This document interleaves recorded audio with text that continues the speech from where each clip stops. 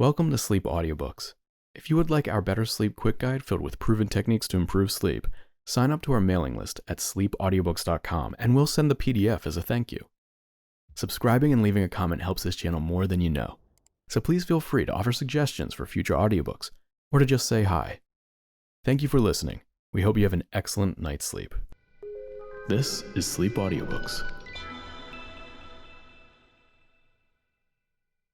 The Green Girl by Jack Williamson. Chapter 1.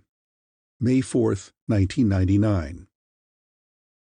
At high noon on May 4th, 1999, the sun went out. It had risen bright and clear. The summer sky had had an unwonted liquid brilliance. The climbing day star had shone all the morning with unusual intensity. But just at 10 o'clock, an intangible mist obscured the sky. A pale and deepening film stole over the crystal infinity of the heavens. The sky assumed a dull, almost copper tinge that developed into a ghastly scarlet pall. In 5 minutes, the sky changed from a soft and limpid blue to an intense, darkling scarlet. In the appalling suggestion of blood in the dusky crimson depths, there was a grim omen of the fate of Earth.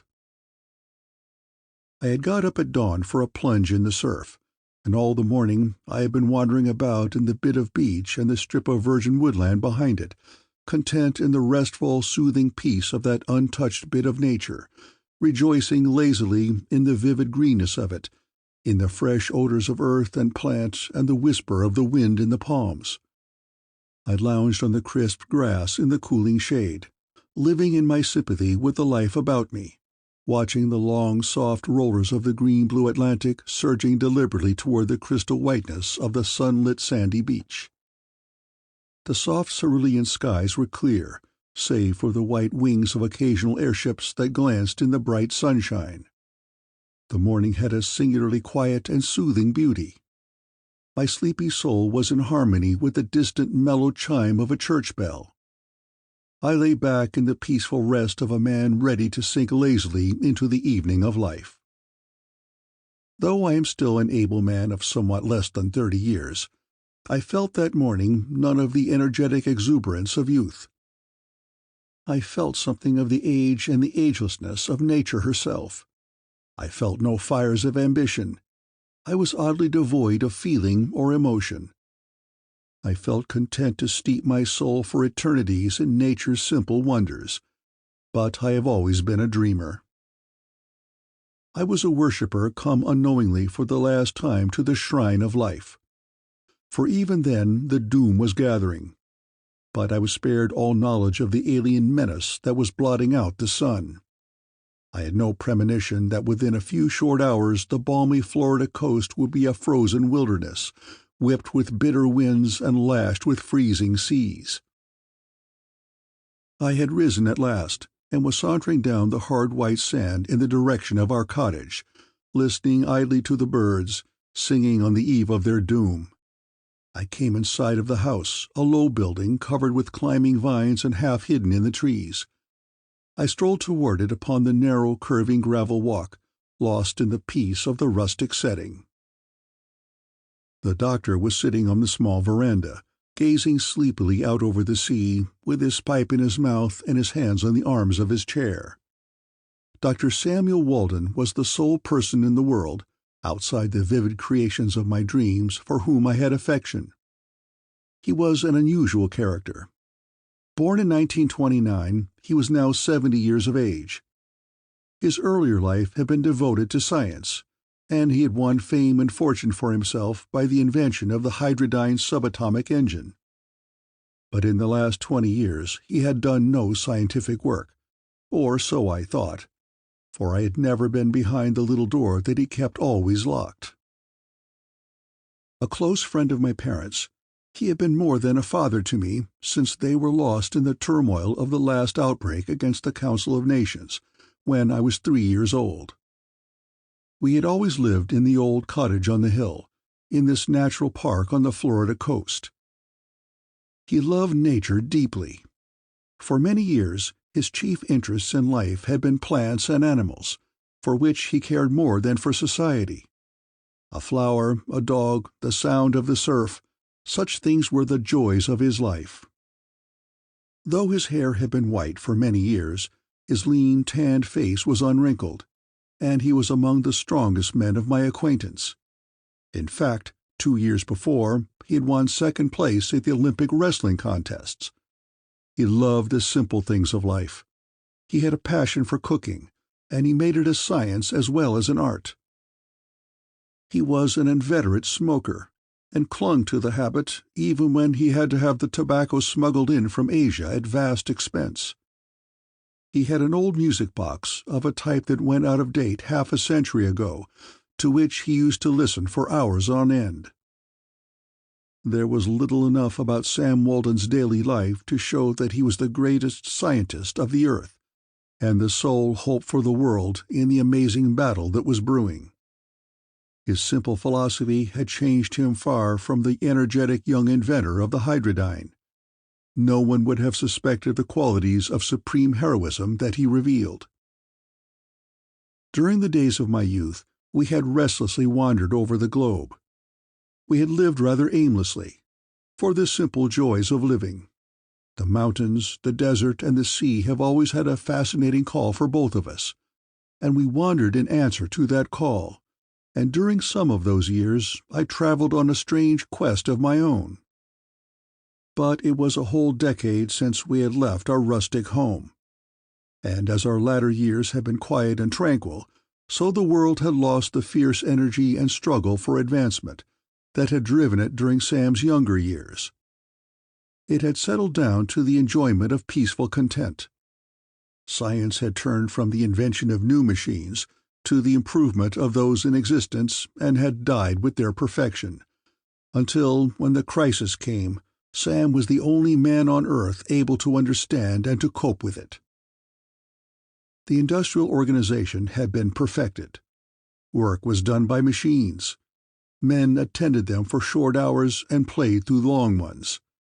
There were no rich and no poor.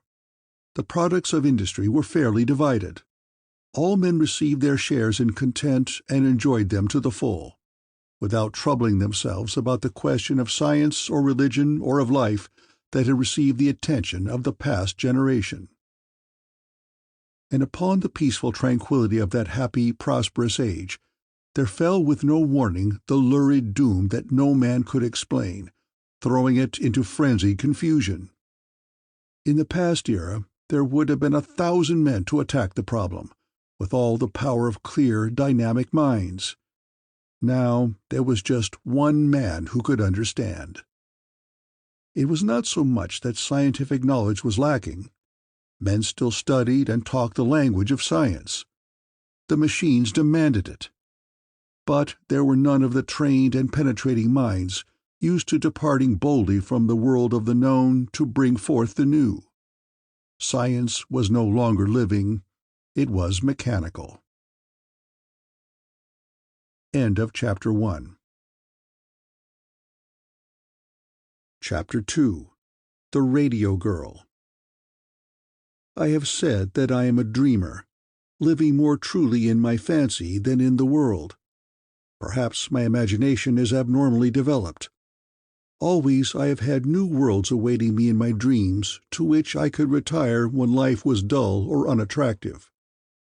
My visions have always had a singular reality, such a definite concreteness, that it sometimes seemed to be the truth. The old wonder stories of Wells and Verne and of the pseudo-scientific writers of the first part of this century have always appealed to me. I had a vast collection of ancient volumes and tattered magazines, full of those old stories, which I read and reread with passionate interest.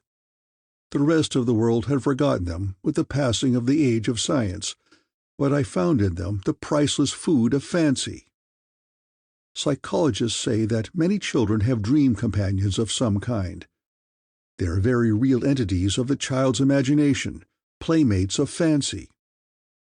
They usually fade and are forgotten as the adolescent child becomes absorbed in the activities of life, and the imagination atrophies. Since the days of my earliest recollections, I have visited in the world of my dreams a wonderful playmate. It is a girl, with dark brown hair, deep warm violet eyes, and clear skin, so I thought, slightly tinged with green, though the lips were very red. I have always thought that she was very beautiful, and she has always been very real to me. And the vision did not fade as the years went by. Still, I visited the green girl, as I call her, in my fancy, and she replaced many of the normal childhood interests that I might have had. It is because of her that I have always been happiest when I was silent and alone. It is because of my dreams that I have been inclined to avoid the society of others.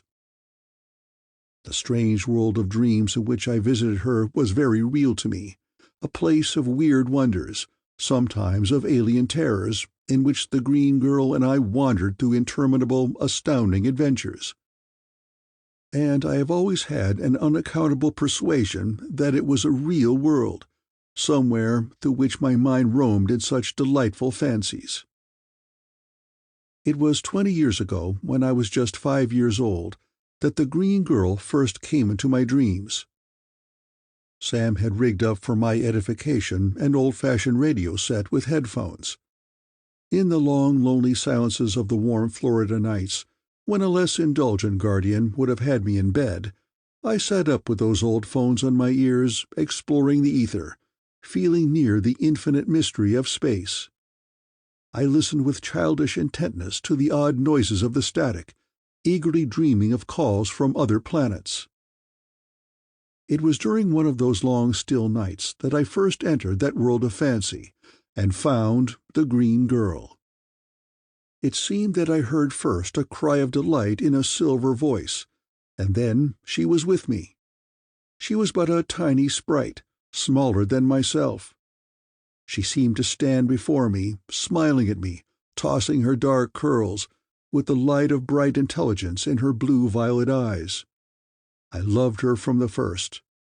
She was very beautiful. Her skin had just a tinge of green, like a tinted photograph. It did not seem a strange color. The vision was very real to me. When she spoke, and I half imagined her words were really coming over the ether, there was a childish lisp in her voice, but still a ring of confidence and courage. Her words were strange, but I soon grew to sense their meaning, almost by intuition. Night after night, when I put on the phones and tuned in on the strange noises of the ether, that vision came back. It was not long before I could speak that strange tongue as fluently as I could speak English. With childish reserve, I told Sam nothing about my wonderful dream, until one day he heard me chattering in the language I had learned. He questioned me eagerly, and I shyly told him all about it, and even supplied material for a grammar of the language. He took a keen scientific interest in the matter when he learned that the vision came only over the radio, and he began to formulate theories of telepathic suggestion and mind control by ether waves. The matter was written up by a prominent psychologist to whom he reported it.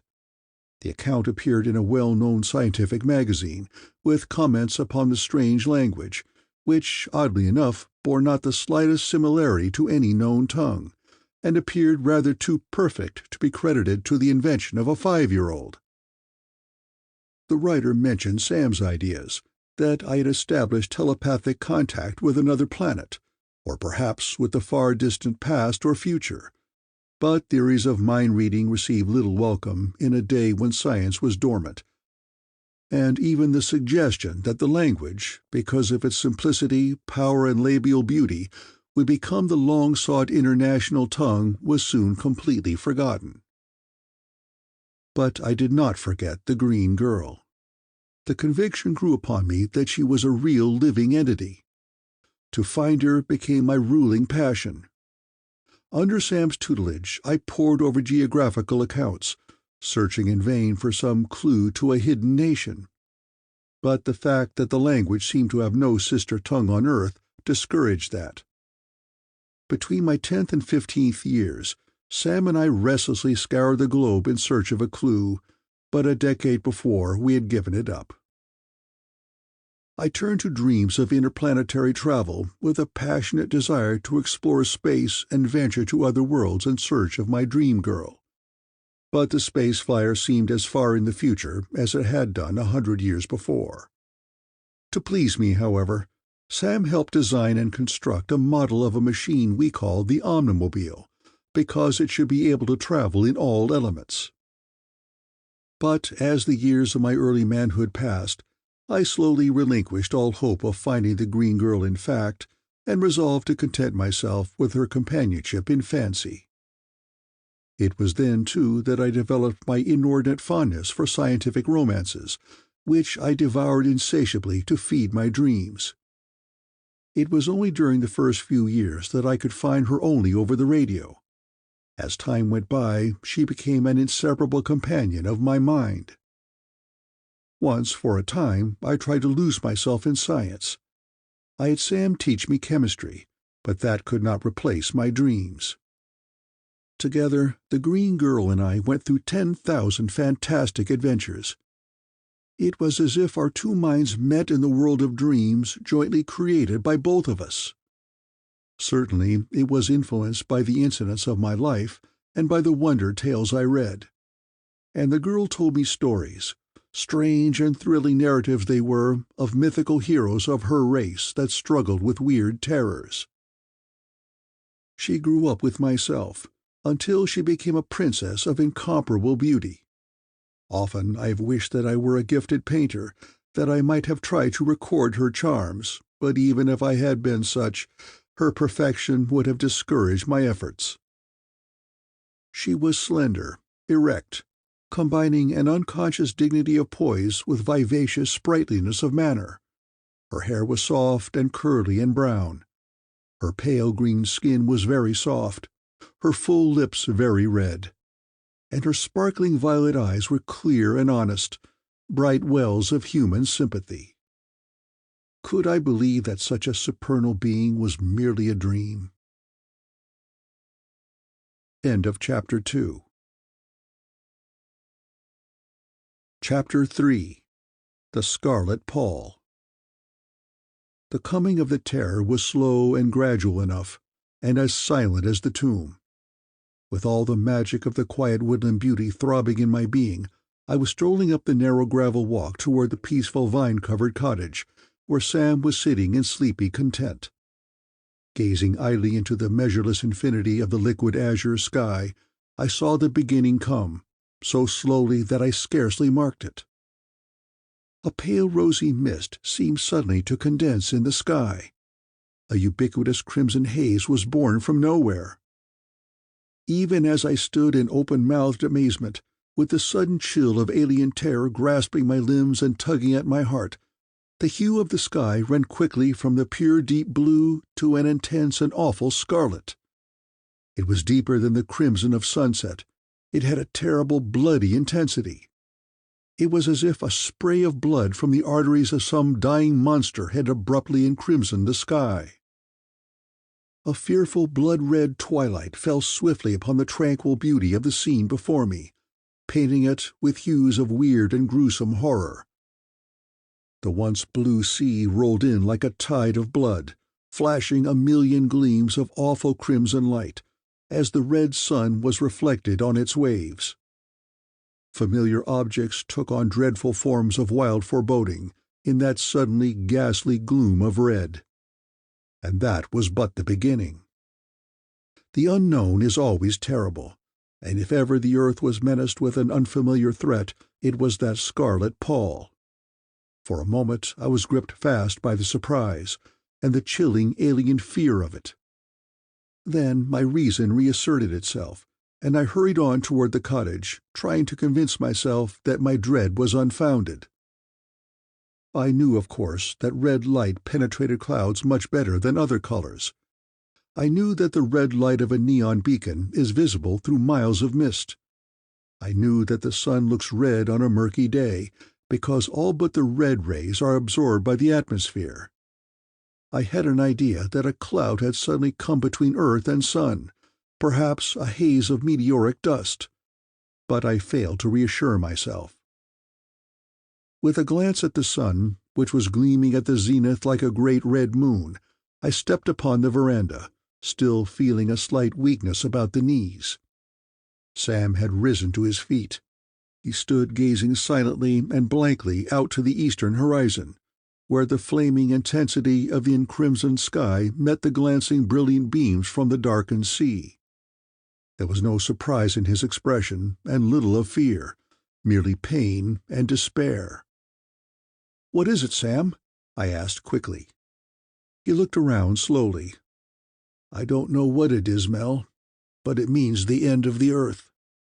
I've known for years that it was coming, but I hoped it wouldn't be so soon." "You knew that this was coming, and you didn't tell anybody, not even me?" "It would have done no good. What would be the benefit to mankind to know that it was doomed to die like rats in a trap? A few more years, and I might have been ready to save the earth. As it is, there's just a chance, a bare chance." "But what does it mean? It's uncanny." He sat down again wearily. There were lines of age and care on his lean face that I had never seen before. But even in the dull red light, there was still energy and determination in it. "I've never told you, Mel, but ever since the radio brought you your dream of the green girl, I have been working, building delicate apparatus and exploring the ether. And I found a strange force at work, a force that is battling to control the ether. For 15 years I have known that it was working to freeze the earth." "To freeze the earth?" "It seems so. What it is a mystery, whose solution has resisted all my efforts. I can hardly conceive a reason for it. But I know that something is at work to cut us off from the sun. You know that light waves of different phases and the same frequency interfere with mutual extinction. The diffraction grating is based on that fact. And interfering waves have been setting up such a disturbance in the ether about the earth as will ultimately cut off the sun's radiation. The principles of it are a bit abstruse. Even now, of course, the effect is only partially complete. In fact, the red and infrared rays carry most of the sun's heat." "Then there's no immediate danger?" "No man knows at what moment the force may be synchronized. When it is, within a short time the temperature of the earth will fall to absolute zero. And even as it is, life could not go on long under this red pall, for all life depends upon the actinic rays in the ultraviolet spectrum." "And you have kept a thing like this to yourself for years?" "It would have done the world no good to know that any day might be its last. I have spared no efforts to find means of averting the catastrophe, and it has been terrible to know. Every day that I have walked among our trees, or listened to the birds, or watched the wonder of the sea, I have known that in a day it might all be frozen death." "But you say there is a chance? There's something you can do to save the earth?" "I've built a machine to broadcast vibrations to interfere with that other force. It will upset it, I hope, for perhaps a few days. But think, Mel, what it means. Think of the vastness of the power that would be able to cut off the sun. Earth, mankind, would mean nothing to it. It would soon get around my interference. I must save my machine for the last emergency." End of Chapter 3. Chapter 4. The Amazing Night. The only difference between red and blue light is that the waves of the red are about twice as long as the others. There must have been a sort of screen in the ether that somehow intercepted all but a narrow band of frequencies in the red, the other wavelengths being either cancelled or converted into vibrations too long or too short to be perceptible. If there was such a screen, it was slowly altered, so that the lengths of the penetrating waves became shorter and shorter. In other words, the color of the sky slowly ran through all the colors of the spectrum toward the blue. The sun changed from a vast round blood ruby to a blazing yellow diamond, flooding the earth with a sodium light. To an emerald, huge and supernally bright, coloring the sea and the sky with a dim and ghastly green radiance. The green melted into a cold and awful blue. The frozen sapphire slowly turned violet. And the violet sun grew soft and dim, until it went out utterly. The heavens were black at midday. The sky was an empty, illimitable chasm of darkness. The night was almost tangible. It seemed to have an oppressive weight. It was blacker than any photographer's darkroom. Trees, cottage, sounding sea had vanished. It made no difference to close my eyes or to put my hand before them. A great dizziness came over me, and I groped blindly for the post of the veranda and clung to it helplessly when I found it. The sounds that came to me were oddly reassuring. The rustle of the wind in the palms, and the plaintive chirp of a few birds in the unseen trees, and the dull, ceaseless rumble of the waves. Then I heard a heavy sigh from Sam, and the scraping of his shoe on the floor. Then a match scratched, and a pitiful little yellow flame lit the veranda, showing Sam's lean, earnest face very clearly against the wall of night. "Thank God we can't see it burn," he muttered. "If they had exhausted the ether here, the jig would have been up with my electrical machinery." "They? Lord, do you think somebody—" He looked toward me, holding up the blazing splinter. "There is the possibility, even a probability, that we have to deal with a force directed by intelligence." "Who do you think?" "I didn't say human intelligence." "You mean Mars, or—" He grinned in the feeble light. "No, nothing out of your stories. The human imagination is limited by human experience. And there are plenty of things possible that human beings have never experienced." "What do you mean, Sam?" I gasped in utter bewilderment. "I don't know what it is that is attacking the Earth. Possibly it is something so strange, so alien to my purely human experience, that it would wreck my mind to know." Abruptly, he turned toward the door. "I must go in and get to work on the machine." The match had burned out, and the utter blackness had fallen again. I heard the old scientist get briskly to his feet and walk into the house. He reached the light button, and the hall was flooded with cold white radiance. The bright, slender beam thrown out across the veranda comforted me immensely. But I still stood against the post, trying vainly to think out what Sam had said. The breeze grew cooler. In 10 minutes a thin, cold wind sprang up from the north. I drew my light garments close about my body and shivered a little. For a while I did not go in. Presently I felt a cold mist on the wind. Suddenly a snowflake splashed chillingly against my face, an omen of the frigid doom that lay before the earth. I got up and stepped inside the door to escape the icy wind. In a few minutes it began to rain because, of course, of the chilling of the air and condensation of the moisture.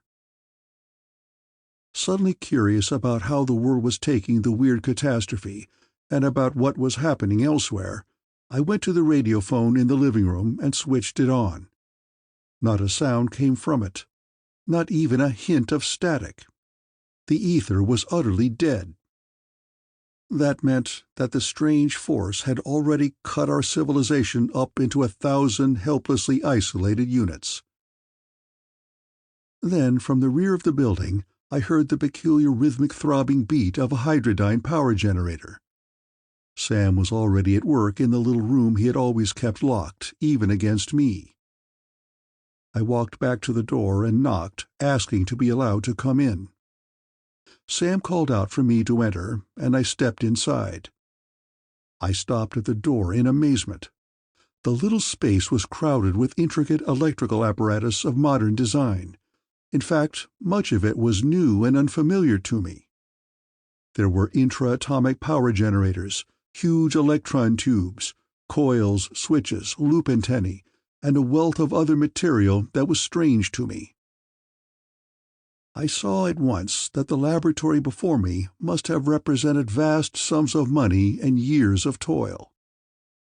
Sam, clad in a pair of greasy overalls, with a great smudge of grease already over half his lean face, was working intently over a huge complex device in the center of the room. Evidently it had been recently and hastily assembled from the materials at hand, and was not yet quite finished. In fact, a desk by the wall was still littered with the plans and calculations from which it had been set up. It was evidently founded on an adaptation of Sam's great invention of 40 years before, the Hydrodon subatomic engine. The Hydrodon is based in principle on the cataclytic disruption by means of a radioactive salt of water, the products being hydrogen and oxygen gases, which are burned in the cylinders, the steam formed being condensed and pumped back into the coils. The actual energy comes from the disintegration of hydrogen atoms, and the efficiency of the device is shown by the fact that the great generators on the transoceanic aerial liners require only half a pint of water as fuel per trip.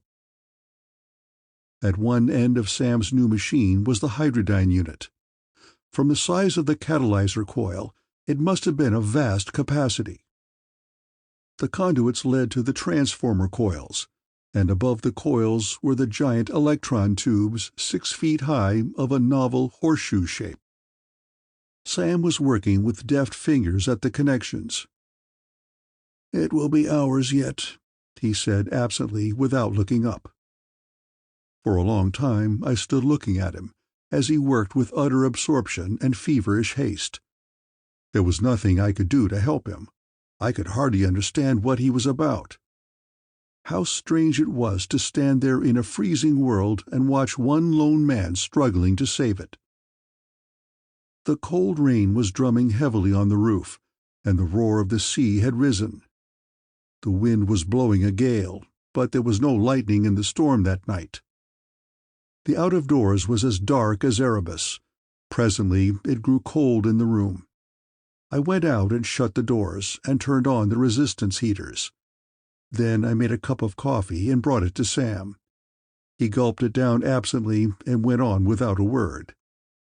I went back to my chair by the wall, and I think I must have fallen asleep. End of Chapter 4. Chapter 5. The Etheric Storm. The next thing I knew, Sam was shaking my shoulder. I sat up, rubbing my eyes, a bit dazed at first, and uncertain whether I could credit what I remembered to be a vivid nightmare. But when I looked at the utter fatigue and the intense anxiety on the old scientist's face, I knew that it was not a dream. "I've got it adjusted now," he said. "Suppose you go outside and watch. We need to know exactly what happens, and it may fail." As I got up awkwardly, stretching my tired limbs, he climbed on his stool before the complex array of instruments on the wall and began to manipulate the switches and dials. "I have just to pick up their vibrations and synchronize mine with them," he said in a voice dull with fatigue. "In 5 minutes we'll know. With these instruments I can pick up and analyze any disturbance in the ether, whether it be Hertzian or wireless wave 2 miles long, or any of the shorter waves that extend down to heat or infrared through the visible and ultraviolet spectrums, and even below to the cosmic rays. I can pick up vibrations that other scientists have merely reasoned ought to exist. I will analyze the force that is being used, and then put my vibrations against it. I hope to set up an effective interference, temporarily at least." In 2 minutes I was standing out of doors with a rug about my shoulders, in a blackness that was almost palpable. The bitter wind still blew a little, but the rain had stopped. The ground was frozen, and a light fall of snow crunched underfoot. Drawing the rug close about me, I groped my shivering way to the front of the yard, thinking of the misery and death that the cold must already have brought to earth, realizing for the first time how dependent human welfare is on the whims of nature. For a few minutes I waited in the frozen darkness, and nothing happened. Then began a fantastic thing, a veritable storm in the ether. A faint living light of violet, blessed dawn of reborn day, came in the south. Thin misty streamers of violet flame flashed through the unutterable midnight of the heavens. Violet fire flickered and burned in a pale and nebulous aurora that ran with lightning speed to the four corners of the heavens. It danced, it wavered, it marched in gleaming pointed lances of pulsing flame. And then the violet became a ubiquitous, lucent background for a weirdly glorious and terrible play of bright, coruscating tongues of polychromatic fire. Suddenly, a great blade of vivid, flaming green cut through the flowing violet, flashed across the sky in amazing splendor, and burst into 100 blazing globes of brilliant emerald that rolled down misty tracks of flame to the horizon. A flickering, many-tongued sheet of amber was born in the east, spread over the violet haze throughout the heavens, and died into a pale saffron sheet that slowly changed and warmed to a rich glow of rosy mist. And from it grew a flickering wall of serpent tongues of orange and scarlet and blue that danced and spread and wove themselves into a curious crown of throbbing flame at the zenith. All that wild and astounding storm of flame was as still as the grave. The chill wind had died. The air was keen and quiet. The snow-covered earth lay vast about me, queerly lit by the changing colors in the sky. Even the sea was silent, but living in the wonder of reflected light. All the world was quiet, as if the sun had been utterly gone and it had been frozen indeed. Brighter scarlet and green and purple lights burst up about the horizon in great fountains of wonderful fire, and poured through the sky in cyclonic whirls of burning splendor. It was like some vast pyrotechnic display, but the fire filled the heavens, and shone with incredible splendid, living radiance of every color in the spectrum, and pure and dripping essence of molten light. Thin feathery tongues of soft prismatic colors, great bars of intense and vivid fire, huge and rippling sheets of blinding brilliance, vast globes and vague shapes of bright and mist-edged flame, all interwoven in a titanic storm of throbbing, flashing, iridescent light, a whirlwind of coruscating flame, splendid as a cascade of rubies and diamonds sweeping down in a sunlit stream of molten gold. A pulsing mist of woven, flaming rainbows. And suddenly there came a spot of pure supernal blue at the zenith. Wonderful sight! It spread in a growing circle of blessed light. In a moment the last faint tinge of crimson fire was fading on the northern horizon. The skies were blue again. The sun was far past the meridian. It had been hidden 30 hours. Its clear, warm rays poured over the snow-clad landscape, sparkling in white brilliance on the frost and dancing on the silent sea. It was wonderful to see the world again in daylight, to feel the genial warmth of the restored sun. Sam had won. He had torn down the curtains in the ether and lit the sun again. I went back in the house and found him slumped down in a chair fast asleep, with the vestiges of a happy smile left on his face. I had not realized the strain he had been under.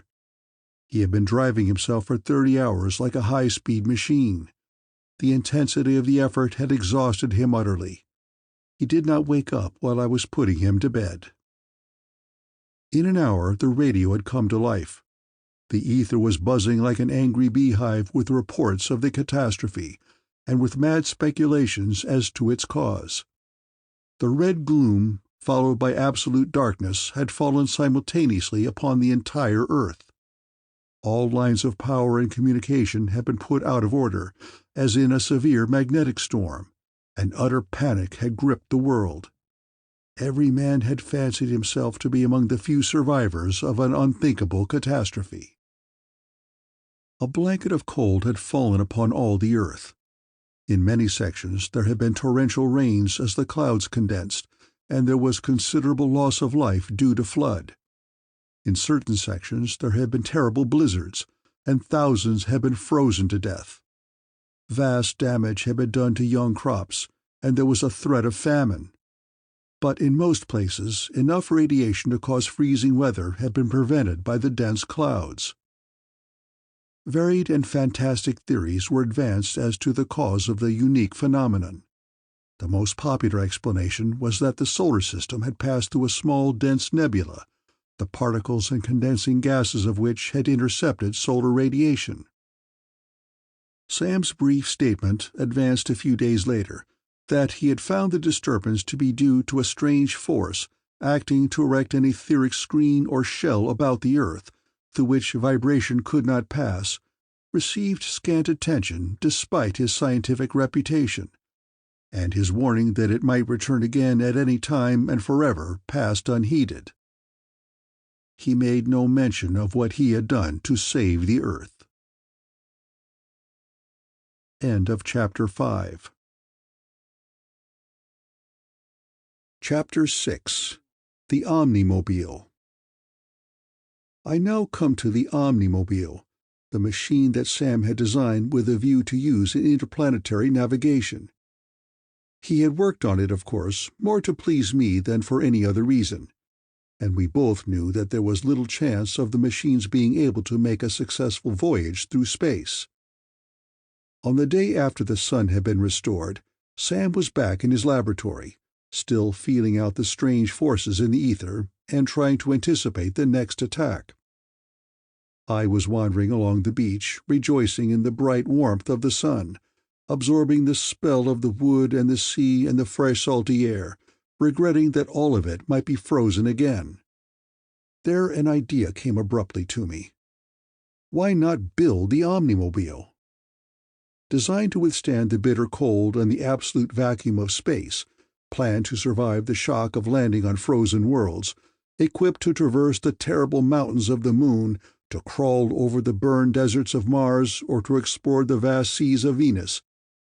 Even if it would not be able actually to leave the Earth, might it not preserve our lives when the frozen night came again? A bitter existence it might seem to spend one's years shut up in a metal cylinder, in a dark and frozen world, traveling perhaps in absolute night, over still, unseen cities of the dead. But I had my books and the Green Girl. I could live on with that wonderful princess of my dreams and forget the doom of my kind. It seems selfish to think of it, but my love of the Green Girl was so great that I would have given my all for her, even to dream of her. When I reached the cottage, I spoke to Sam of my idea, and he agreed with an alacrity that surprised me. We tested the little model again, and he made revisions and alterations in the design. In a few days we began construction on the beach 200 yards below the cottage. There was no lack of funds, and we pushed the work with all speed. We had 100 workmen on the spot, and shops all over the country were busy turning out the parts and instruments which were rushed to us by air. I superintended the work myself, since Sam still spent most of his time in the little laboratory working with that mysterious force. The Omnimobile, conceived and designed by Sam, would have been worthy of a Jules Verne's creative mind, and the great adventure into which it led us was far more weirdly amazing than any of those old wonder tales to which I had so passionately devoted myself. Without the Hydrodon and a dozen other inventions of Sam's, the machine would have been impossible. Certainly it merited the name Omnimobile, for it was hard to imagine a place to which it would not be able to go. The vessel was of a tapering cylindrical shape, 10 feet in central diameter and 45 feet long. The construction throughout was of the strongest modern alloys of aluminum and beryllium. The hull was ingeniously braced to enable it to withstand tremendous shocks or immense pressure. The ship carried an equipment of Hydrodon generators totaling more than 500,000 horsepower, An absurdly large power plant, it seemed to me. The machine had a caterpillar tread for travel over land or over the ocean floor, screws for propulsion over the water, vanes and rudders for diving, and another more unusual feature: rocket tubes to drive it through air or through empty space. They were of Sam's invention and of novel design. They were loaded with water and contained resistance coils through which a tremendous current could be sent from the generators, heating the special metal tubes to a temperature of some thousands of degrees, and converting the water into superheated steam at enormous pressure, which, escaping at the nozzles, would propel the ship by reaction. According to Sam's figures, the machine should be able to hurl itself 100 miles in 10 minutes, but it seemed very unlikely that it would ever be able to develop the speed of 7 miles per second required to get clear of the Earth's gravitation. Amidships, above the control cabin, was a low revolving turret or conning tower, containing a second instrument board, so that the machine could be driven either from there or from below.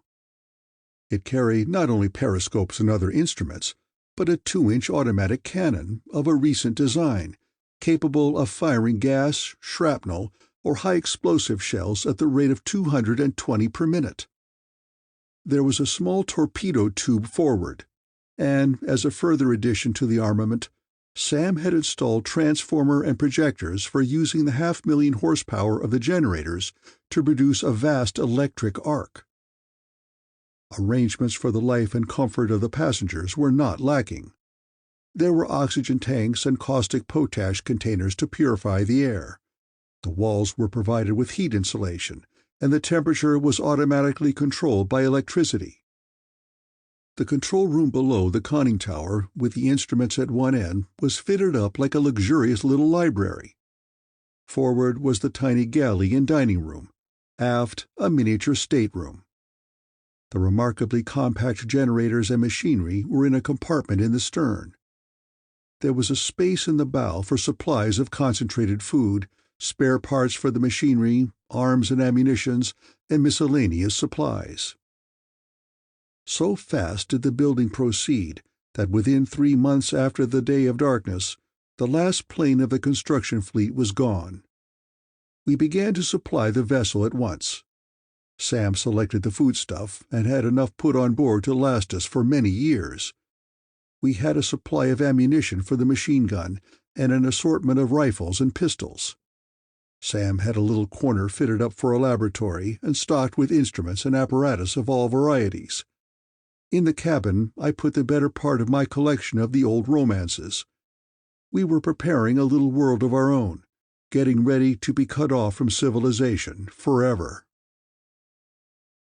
Last of all, Sam set up on board of our craft the great machine with which he had battled the strange force in the ether to bring back the sun. He had not given up.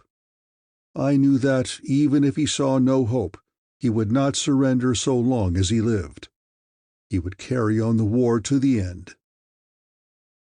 As it stood on the beach below the cottage, the Omnimed Mobile was a strange-looking machine. Gleaming like silver in the bright sunshine of those last days, it looked like a vast metal monster. It was bulky, almost clumsy-looking. But it had somehow the air of an irresistible strength that could force a way through forests and surmount mountain peaks. In its resistless power, it suggested the old saurian lords of the jungle. With its low, thick body and the massive strength of its construction, there seemed little doubt that it might go almost anywhere it chose, and be able to take care of itself upon arrival. The last day came. For 2 weeks we had been ready to move aboard whenever the alien force brought the frozen night again to Earth. I had been living in it, while Sam spent most of his time in the laboratory. I whiled the time away by wandering on the beach, bathing in the surf, or dreaming idly. I tried to believe I did not care too much. I tried to think I could go on serenely, the last man alive, forgetting the dead Earth, happy in my dreams of the green girl. End of chapter 6. Chapter 7. The Globe of Crimson Doom. For some time I had felt that Sam was afraid of something, of a danger more personal than the freezing of the earth. He had said little about it, but from his hints I gathered that he thought the mysterious force he was struggling against might do something to sweep him and his machine out of the way. He spent hours alone in the little room, with the apparatus that registered new force in the ether, manipulating his switches and dials with the phones on his ears and his eyes fixed on the color screen, listening and watching intently. For what? There was no man on earth with enough knowledge of science to follow him. None could have understood his explanations even if he had given them, so the world will never know. It was just after sunset that the amazing thing took place that showed the full power and alertness of the incredible force that menaced the earth. I was sitting in a folding chair on the narrow white metal deck of the machine, leaning back against the squat conning tower with the black muzzle of the little gun sticking out over my head. I had a book in my hand, but it was closed, and I was gazing out at the sea. Sam was still at the house, although it was past our usual supper time.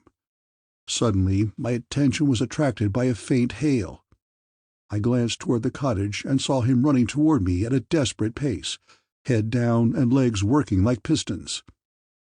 Though I was unable to imagine what the matter might be, I got up, opened the hatch, carried down my chair, and started the motors, in case he might want to move the machine.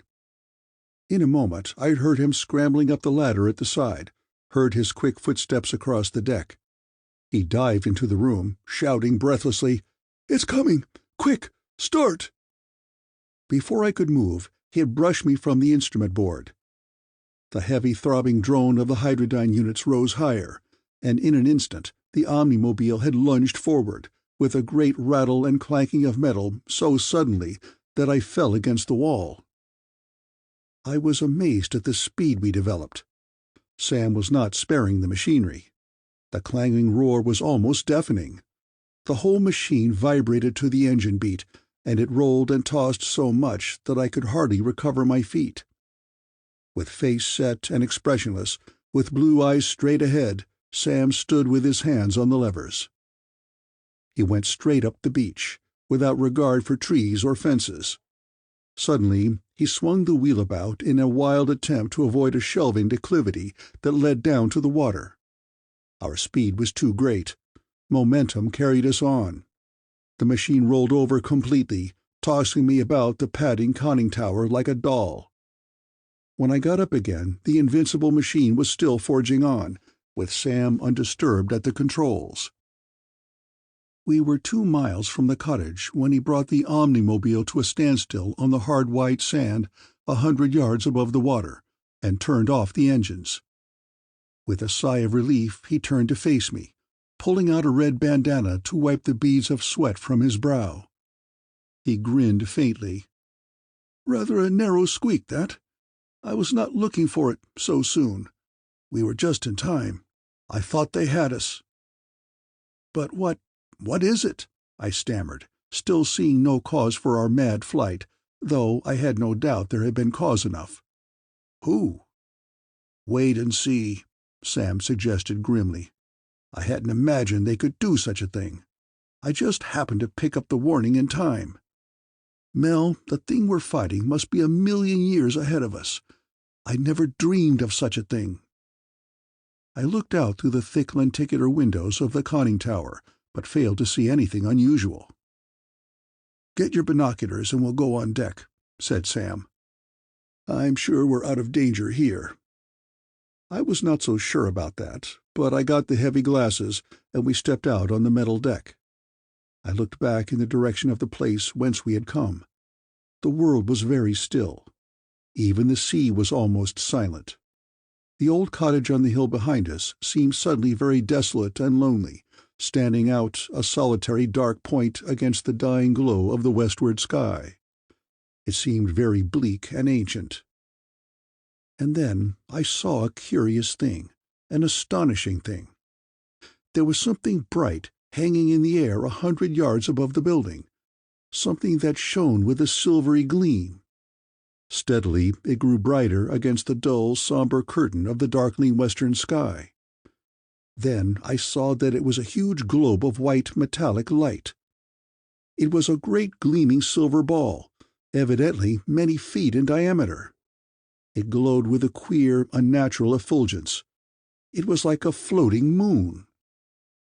In a moment I saw that a faint greenish haze was gathering about it. With astonishing swiftness, a veil of glowing green mist was drawn about the sphere of shining white. It became a vast, luminous green cloud that swirled and shifted in thin, feathery streamers, drawn around the shining central globe. It swam and swirled and grew. It wheeled madly, dizzily, ever reaching out. It was a mist of flame like the photosphere about the sun. A strange, weird light shone from it, lighting the sea and the beach and the woodland about the doomed building with an uncanny radiance.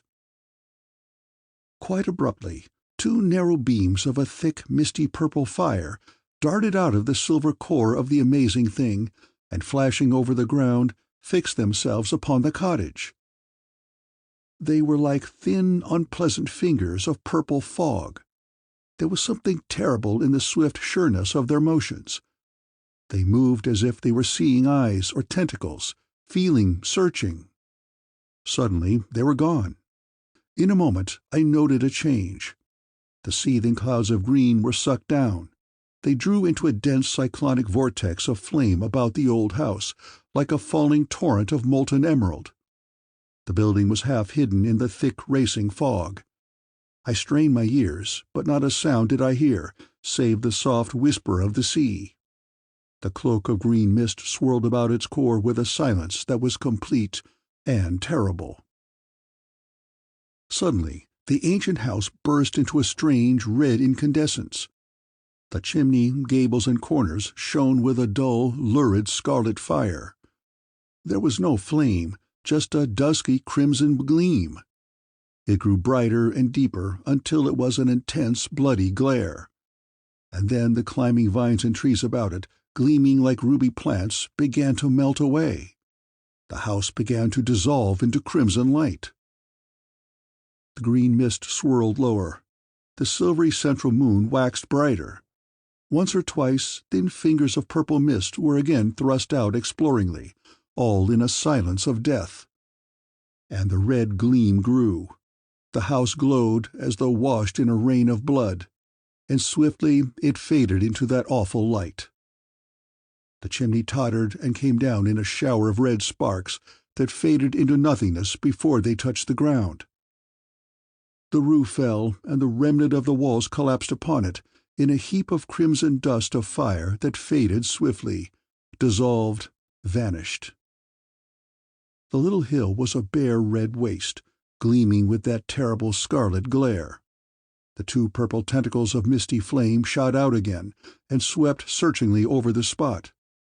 Suddenly the green mist stopped its seething motion. Its fires died out. It grew dim, faded, was gone like a cloud of dissipating steam. The white glow of the silver globe waxed dull, and suddenly it too was no more. Quickly the red glow faded from the weirdly denuded hilltop, and the night fell in a heavy mantle. I stood wrapped in a spell of amazement and terror. End of Chapter 7. Chapter 8. Out of the Sea's Abyss. "Well, how was the show?" Sam's voice was a little weak and strained. Suddenly I was conscious of an unpleasant tremor of the knees. I went into the conning tower and dropped myself weakly on a seat. I tried to speak, but my mouth was very dry. I swallowed twice. "What was it?" I contrived to articulate at last. The old man stood erect in the opening, with a hand upon his thoughtful brow. "I don't know," he said. "I didn't think they would come. They must have mastered secrets of time and space that we know nothing of. They have conquered our limitations of distance. They must be ages ahead of us. But the house, it just melted away." "As for that, The emanations of the green cloud must have disrupted the atoms, allowing the electrons to fall together to make neutrons, formed of united protons and electrons, so small that they fell through the ground toward the center of the Earth. That is easy enough to understand. In fact, I could probably have developed a similar ray myself, as a result of my work on the Hydrodon. The strange thing is how they got here. The thing just seemed to appear and vanish. Possibly we could see it only when it was lit with the radiation of the green. It may have just slipped up and away in the darkness, but it is more likely, judging from the etheric disturbance it created, that it did not come through our space at all, but moved by the distortion of hyperspace, came through the fourth dimension in effect. And they seem to know just where to strike. Yes. They must have found that by triangulation on my interference waves I was doing the same trick for them when the apparatus warned me. You were what? I have been working a long time to get the direction of that mysterious force. And you succeeded.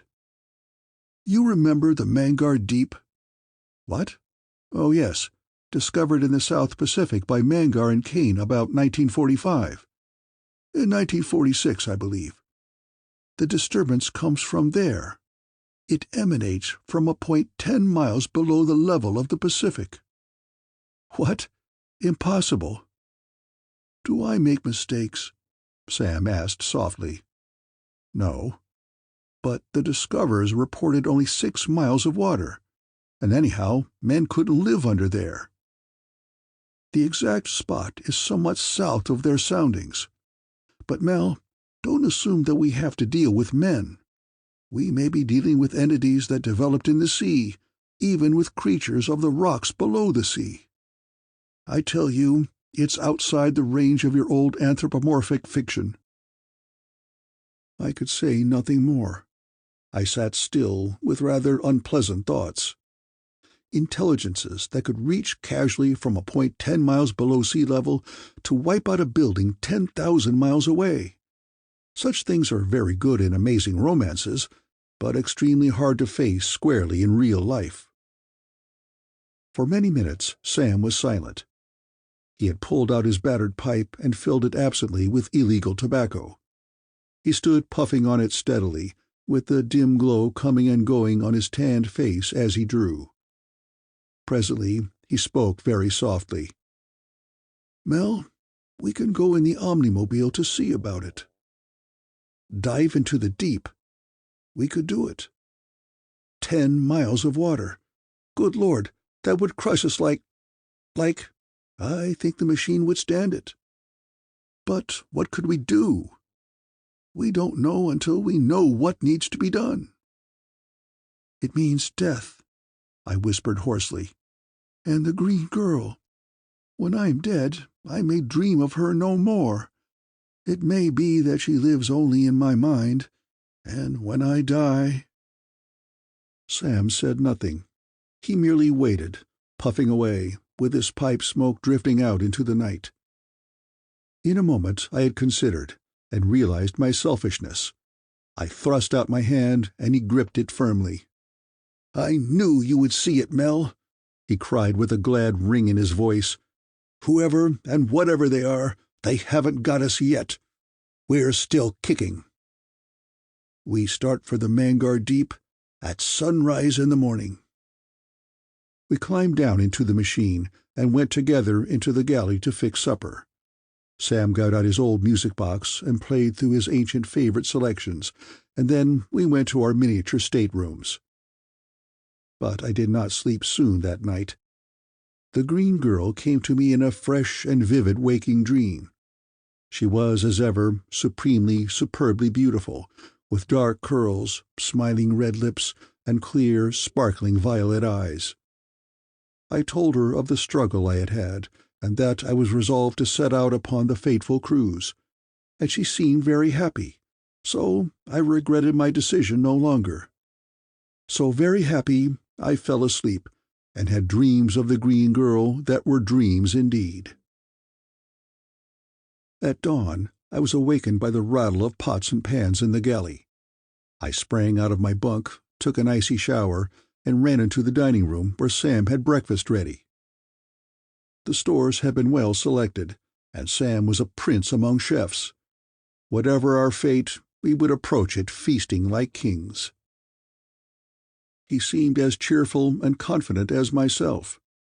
Now that the issue was determined, the uncertainty of action was removed, and we both felt oddly relieved.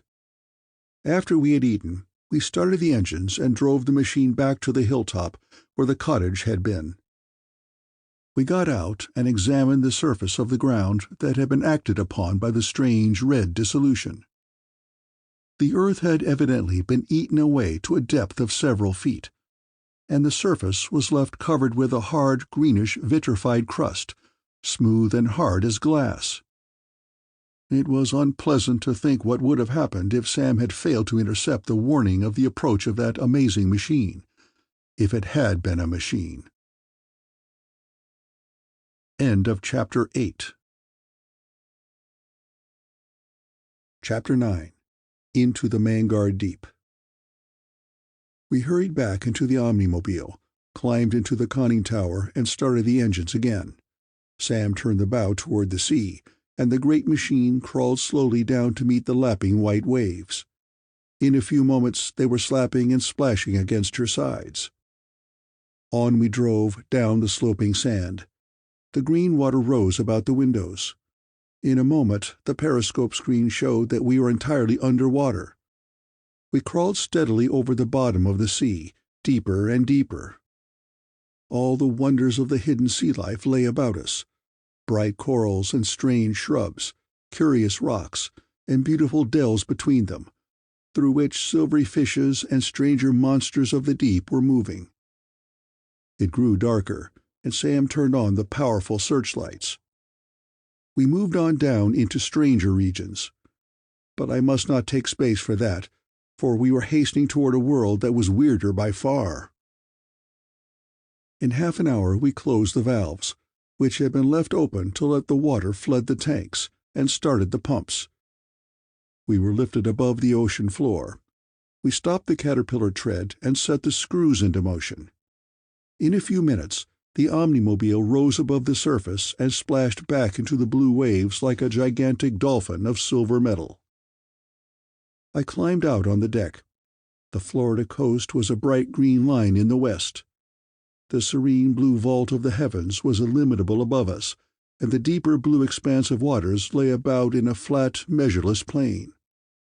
The machine throbbed almost imperceptibly with the motors, and the prow sent out 2 white wings of water. The plates were wet and slippery with the spray. I thrilled to feel again the motion of a powerful craft beneath me, to smell the salty tang of the air, and to feel the tingle of the salt mist upon my skin.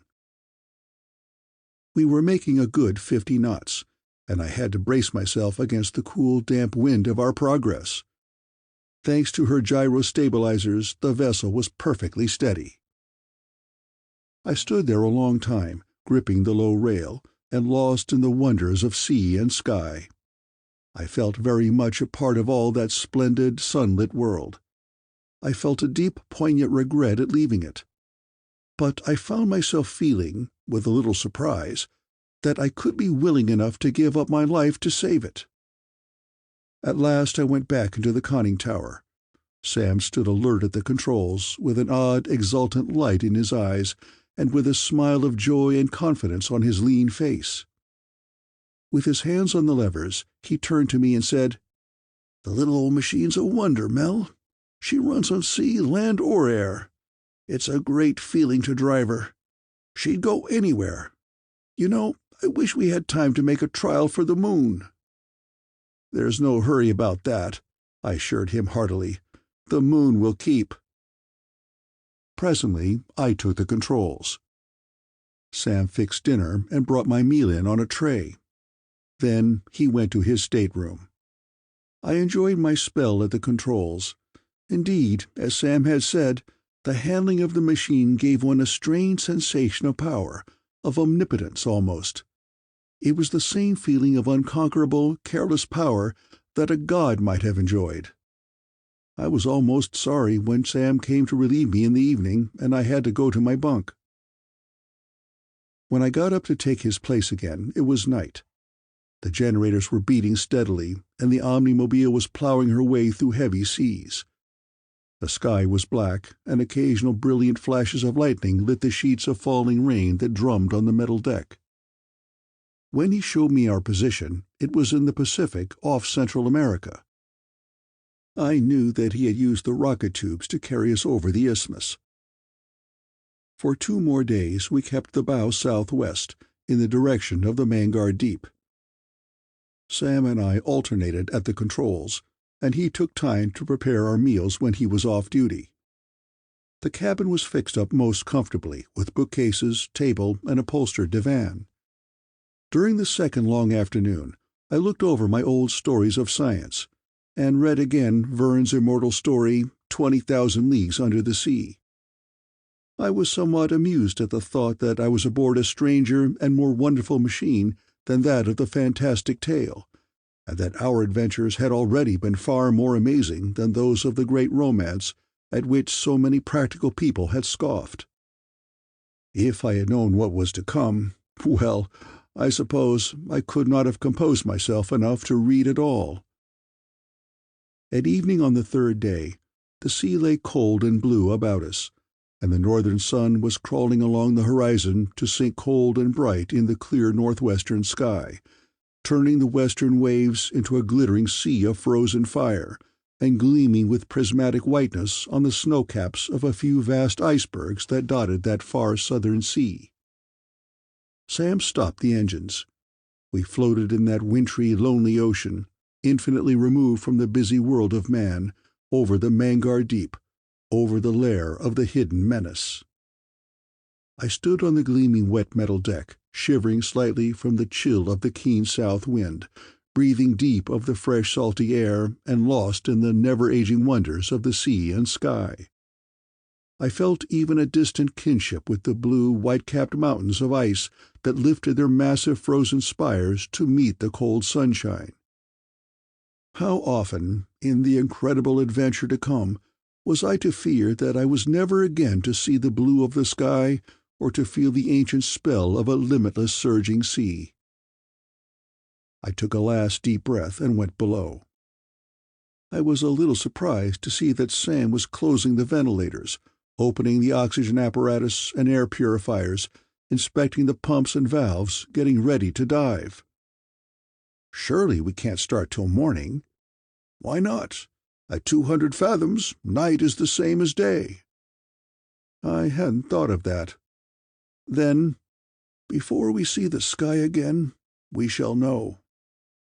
With a queer tightening in my throat, I saw the manhole close for the last time upon the fresh, cold air of the sea.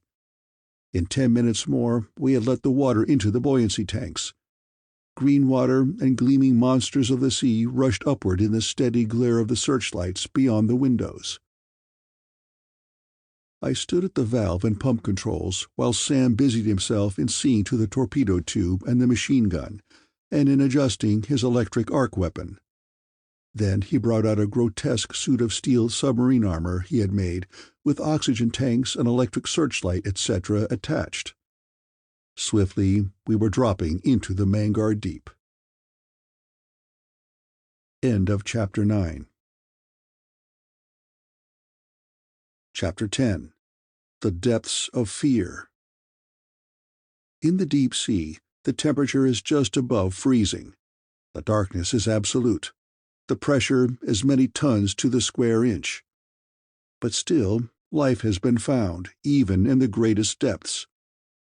It is a strange life, to be sure, for the organisms must be developed to withstand the great pressure and to generate their own light. It is an odd truth of nature that there is some form of life adapted for each locality. There are mosses and reindeer of the frigid north, the cactus and lizards of the burning deserts, the blind creatures of the mammoth cave, the stranger things of the deepest seas. May it not be that there are entities living out in space or in the Earth's interior of which we may never know? Such were my thoughts as we dropped to meet the menace that had risen from under the sea. We sank swiftly, and steadily the manometer climbed. The water was dark but for the bright beams of the searchlights, and very cold, though with the insulation and the electric heaters we felt no discomfort. The pressure on the plates must have been terrific beyond conception. It seemed impossible that metal, even our cleverly braced plates of the wonderful beryllium bronze, could withstand so much, when even the rocks of the ocean floor creep and bend beneath the water's weight. Thousands upon thousands of feet we sank, and still the sea was dark and cold. In our wild plunge downward, I caught fleeting glimpses of many of the weirdly grotesque creatures of the deep, flashing past in the gleam of our lights. At last, Sam had completed his preparations for the emergency that might arise when we reached our goal. He came into the conning tower. I looked at the manometer. In fact, I had been looking at it most of the time. "Pressure, 4,000 pounds," I read. "That means we are nearly 8,000 feet down. I wonder how much longer." "Remember," Sam said softly, "remember that we have to go 10 miles down, 50,000 feet." 50,000 feet! Every cubic foot of water weighs 65 pounds. 50,000 times 65 divided over 144 square inches, that is about 22,000 pounds to the square inch, 11 tons. "Somewhat more, I fancy, say 23,800 pounds," Sam observed calmly. "What's the difference? Nothing could live or move under such a weight." "The thing we have come to investigate lives there, if it is a living thing at all." I said nothing more. Somehow I did not feel inclined to conversation. I could think only of the terrific weight of water so near, pressing so mercilessly upon the thin plates, thinking only of how cruelly it would crush and tear us when it found its way in. I gazed at the little needle with a sort of fascination. It crept slowly around the dial, counting up the pounds of the irresistible pressure that surrounded us. The minutes dragged by. The little needle showed a depth of 15,000 feet, almost 3 miles, the height of a good mountain, and still it crept up. And yet we were not a third of the way. Suddenly I heard a splintering crackle that grated roughly on my strained nerves. I looked down. The unconscious grip of my hand had splintered the top panel of the back of a chair by my side. Sam was looking at me, grinning. "I'm glad you didn't have your hand on me, Mel." I glanced back at the needle, and shouted in surprised belief. "It has stopped!" Truly, the pointer stood still. As we watched it, it hung still a moment under my riveted gaze, and then crept back. "It's a turning point. The pressure is getting less." "It couldn't be," Sam said, "unless we are rising. No, see? The buoyancy tanks are still flooded." "The duplicate pressure gauge?" "It turned back with the other." "Look, yes, we are still sinking." He pointed to the windows. "See, the fish are still flashing upward in the light." In speechless wonder we stood and watched. Still we were evidently sinking. Still the dark waters rushed up about us, and still the needles crept back. Suddenly Sam seized my shoulder in a hand of iron. "Look," he whispered hoarsely, pointing out through the heavy lenses. "Can't you see? A light, a red gleam beyond our searchlights." A switch clicked under the nervous fingers of his other hand, and our lights went out. In a moment, as soon as my eyes were accustomed to the darkness, I saw that he was right. The sea was not black. There was a pale, roseate glow suffused through it. Steadily it grew stronger. We were coming into a region of light, and of decreased pressure at the bottom of the sea. Of all wonders! The red light grew stronger, until it seemed that we sank through a sea of molten ruby, through an ocean of blood. Intense red light poured in through the lenses until I had to hide my eyes. With shaded eyes, Sam bent over the manometer. "Only 200 feet!" he cried. "50! 10!" Suddenly, the floor fell away from beneath my feet. We seemed to have dropped from the sea into a lake of fire. A blindingly intense red glare poured in the windows. I was very sick. The ship reeled about me, the floor sank, dropped away. I grasped dizzily for the table, drew myself blindly toward it. I remember hanging limply and helplessly to the table for a moment. Remember Sam pushing me suddenly away. I have a dim memory of a crashing thunder of sound that reverberated deafeningly and seemed to roll away to infinite distances through the fiery mist. And with that strange deep sound, my consciousness faded away. End of Chapter 10. Chapter 11. The Roof of Waters. The next thing I knew, I was lying on the floor, with a torrent of icy water falling on my face. I sat up, sputtering. Sam was bending over me with a relieved grin on his face. "Care for any more?" he asked, emptying the pail. "That's quite enough, thanks," I sputtered. "Where are we?" "Right here." "Talk sense," I pleaded, trying to get up, and rubbing the bump in my head. "Really, I hardly know," he said soberly. "It's rather queer. We're afloat on a smooth, warm sea. The sky is red." I stared at him stupidly. "It's a good thing we had the rockets. If we hadn't used them, we'd have hit this water like a concrete pavement." "Queer, you say? My eye. We're both crazy. It can't be." "You might get up and see for yourself." "You say we've fallen through the Pacific and into another sea?" "I only know what I see." "We did seem to come out of the water into a red mist." "So it seemed." "But the Pacific Ocean overhead. We must have come through 6 miles of water. And water won't float on air." "We have several interesting questions before us." I got uncertainly to my feet, walked past the calm old scientist, and climbed out on the narrow deck. Indeed, it was a weird and incredible sight that met my eyes. Overhead arched a great dome of crimson fire. In all directions it reached down to the dark, warm sea on which we were floating. Nothing in sight but red sky and dark waves. There was a light, hot breeze, but the strange sea was very still. Its color was a blue-black, splashed weirdly with the reflected light of the crimson sky. It stretched out on every hand to where the red sky rose utterly lifeless, lonely and dead. We had fallen into an unsuspected and incredible world. Miles of water lay between us and our fellow men.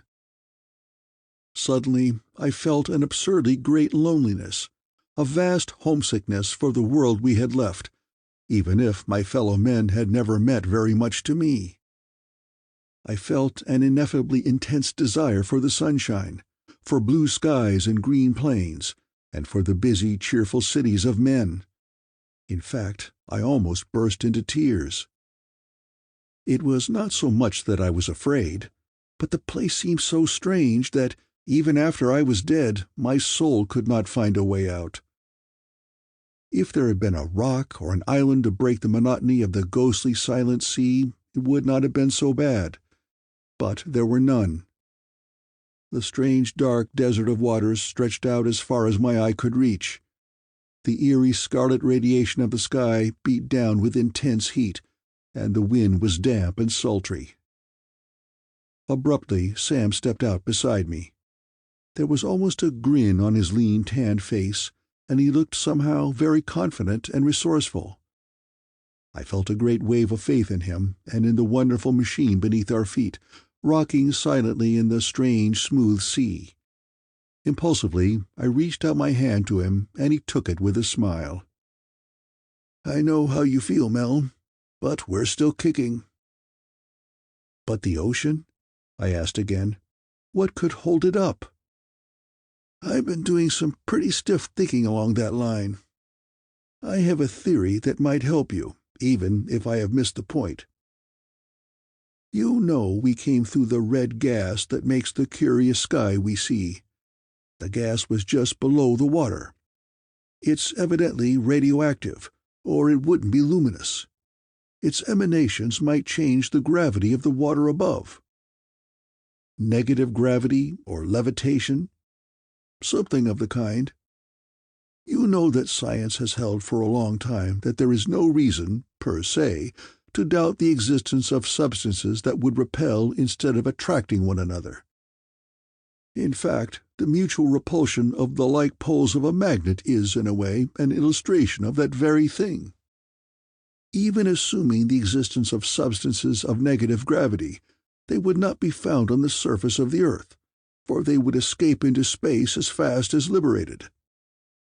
The phlogiston of the old alchemists, by the way, was supposed to be such a substance. But suppose the gravity of the water is negatived by the gas. Water, you know, has the property of becoming radioactive after it has been exposed to radium emanations, and it is logical enough for it to assume the qualities of the gas. The water next to the gas may support that above. But it looks as if the gas would bubble out, like air under water, I said. That was the principal objection to the theory. But we know from our pressure readings that the water is not resting heavily on the gas. If it is supported by the negative gravity of its lower stratum, the equilibrium is very delicate, but it would be naturally maintained. Suppose the roof of water is lifted.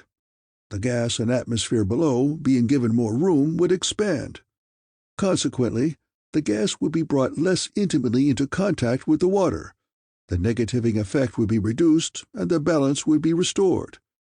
Conversely, a sinking would compress the gas, increase its effect, and bring back the balance. Even if the water sank in one place and was lifted in another, the difference in the density of the gas at various altitudes would maintain the equilibrium. Yes, I believe I see. 1,000 thanks. It makes me feel a lot better to see how it could be, I said, admiring the wonderful readiness with which he had formulated his theory. But can you say how the gas came to be here, and how there happens to be breathable air beneath it? Both may have been manufactured by the intelligences we have come to investigate. More likely, however, the gas comes from the disintegration of the radium in the earth, and has been rising out of fissures in the ocean floor and collecting here for ages. The oxygen of the air may have come from the decomposition of rocks. The Earth's crust is nearly 50% oxygen. This place may be as old as the sea. That alien power may have been growing up in here through all the ages that man has been developing outside. You think there may be living things here? No reason why not. In fact, this is the logical habitat for your green girl. Red and green are complementary colors. If there are people here, green would be the natural color for the protective pigmentation against this red light. End of Chapter 11. Chapter 12. The Second Sea. Leaving to me the visions and the flights of wild hope that his last words induced, Sam went below. In a few minutes he called me to eat. Suddenly I realized that I was very hungry. I looked at my watch. It was 8 o'clock. Why, is it just 2 hours since we left the surface? No, it's 14. Forgetting the intense red sky, the strange smooth sea, and the damp hot wind, I went below to meet Sam's wonderful biscuit, with fresh steak and fruit from the refrigerator. A very mild and colorless beginning for adventurers newly fallen into an unknown world, but a very sensible one. After the meal, each of us took a turn on guard in the conning tower while the others slept. Nothing happened. The soft hot wind blew steadily out of the south, the bloody glare of the weird sky was changeless, and the sea lay about in a motionless desert. The thermometer outside registered 115 degrees, but on account of the automatic temperature control, the machine was comfortable enough, though the heat and humidity on deck were stifling. When we had rested, we turned the bow of the Omnimed Mobile toward the north and cruised along at a speed of 4 or 5 knots. I stood in the conning tower at the wheel, while Sam busied himself with making an analysis of the air and of a sample of water from the sea. Presently he came up out of the little laboratory with his report. "The air shows to be 31% oxygen," he said, "and 64% helium, with the remainder a mixture of various other gases. The barometer pressure is only 11 pounds, which compensates for the excess of oxygen. The helium is a good indication of the radioactivity which must have produced the gas overhead, since helium is one of the ultimate products of radium disintegration. The oxygen must have come largely from the breaking up of carbon dioxide by plant life." "Then there is life?" "There were microscopic organisms, both animal and vegetable, in the sample of water I took. The water, by the way, carries only 1.23% solid matter, mostly sodium chloride, less than half as much as the sea above, which has 2.7%. For several hours longer we moved slowly over the surface of that warm, silent sea. In all directions it lay flat as far as my eye could reach, its blue-black depths glancing with the unearthly crimson of the sky. Sam was still working in the laboratory and looking after the machinery. And then I saw the first living thing. My roving eye caught a tiny black speck against the gleam of the bloody sky.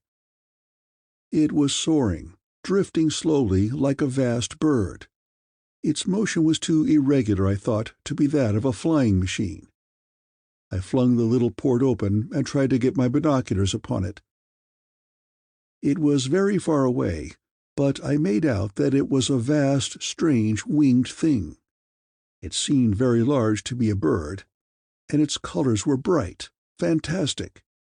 It seemed, I was sure, that its wings were green, but it seemed to be moving faster than I had thought. I never got it clearly into focus, and suddenly it dived and was lost beneath the horizon. "Sam! Sam!" I called sharply. "I've seen something! Something alive!" In a moment he was climbing up into the conning tower with a question on his lips. I described my confused impression of the thing as best I could, mentioning the strange colors.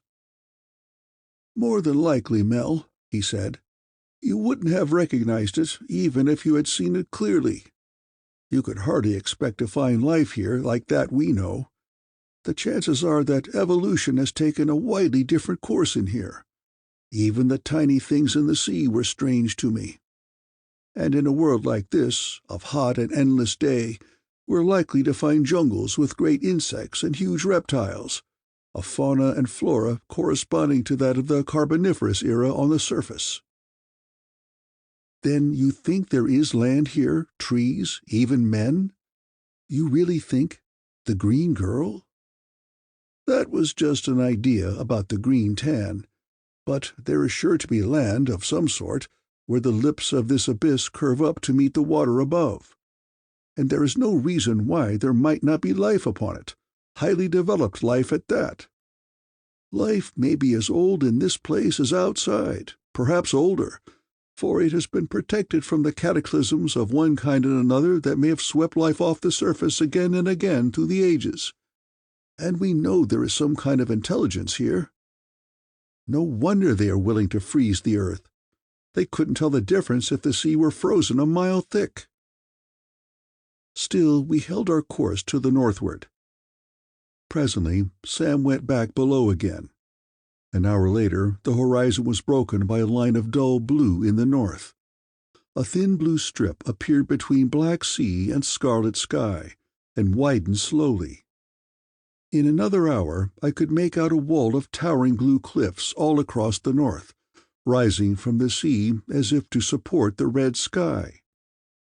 They were veiled in the mists of infinite distances. When Sam had made his observations, computed his angles, and completed his calculations, he announced that they were 100 miles north of us, and met the red sky at a level 4 miles above us as we floated along. That meant that we were 9 miles below the level of the Pacific, according to Sam's figures. The seat of the menace we thought to conquer was a mile below us yet. As the hours went by, and we still went northward at our crawling pace, we went slowly because Sam thought that the use of the engines at full power would create an etheric disturbance that would reveal our position to our mysterious enemy. The jagged rim of the abyss rose steadily out of the sea. The cliffs, when I focused my powerful glasses upon them, seemed composed of sheer columns of blue rock, reaching up to meet the red roof of waters like gigantic prisms of blue basalt. At last my searching eyes glimpsed a patch of green below the blue. A vast slope of green hills drew up out of the red-black sea. They gleamed with the pure verdant emerald of well-watered grasslands. Here and there they were marked with huge, strange splotches of purple. I was ever amazed anew at the vastness of the weird world about us.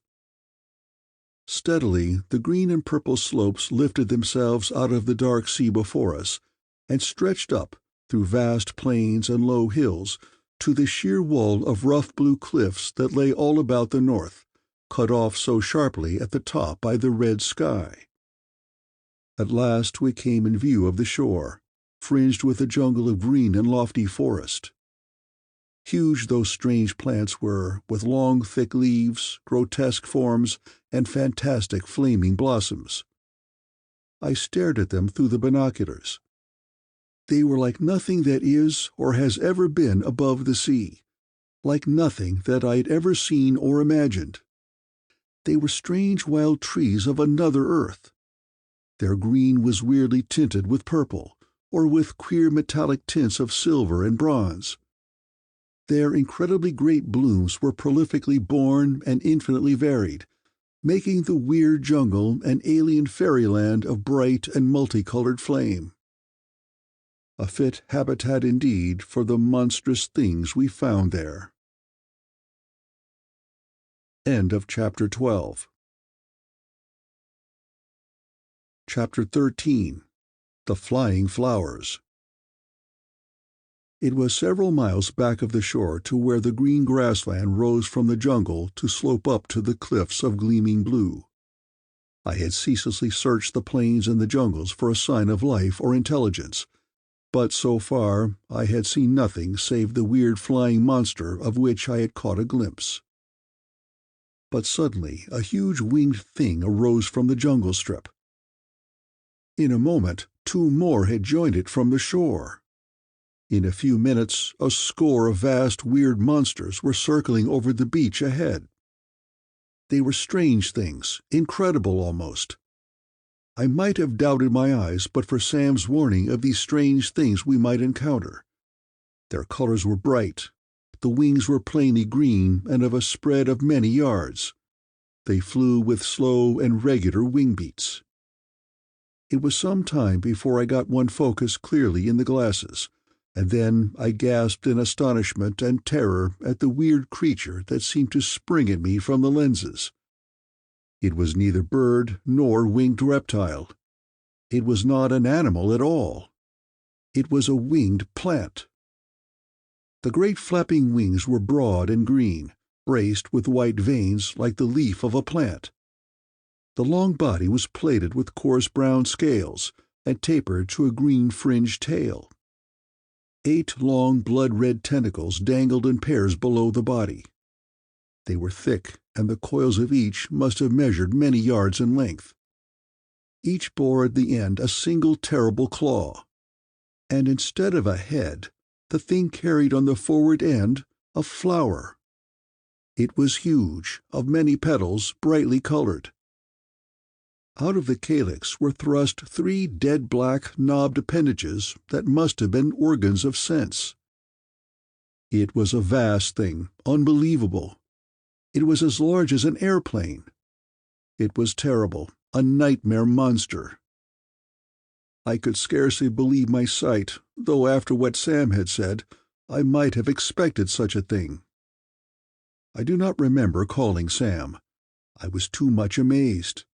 But suddenly he climbed up beside me and took the binoculars from my unconscious hand. With a fearful gaze, I watched him raise and focus the instrument, trying to read in his lean, tanned face the meaning of the astounding things. I saw keen interest reflected there, surprise, intense concentration, but nothing of the strange terror I felt. A sensation of immense relief came over me, and I made a half-hearted effort to smile as he lowered the glasses and looked at me grinning. "Don't let it get to you, Mel," he said. "I was expecting something of the sort, or more so. They are no more terrible than the old winged saurians, probably. At any rate, the Omnimobile can take care of herself. We're likely to meet something worse before we're through." "I hope not," I said piously. "But the things are plants." "Possibly. But the idea of animated plants is nothing new to science. The line of division between the plant and animal kingdoms is rather vague, and it seems that both developed from a common ancestor. Even today, there are living things that can be classified neither as plant nor animal. Take, for instance, Euglena viridis, the microscopic organism that colors green scum on freshwater ponds. It is a plant because it contains chlorophyll and utilizes sunlight in the manufacture of food from carbon dioxide, and it absorbs salts dissolved in the water.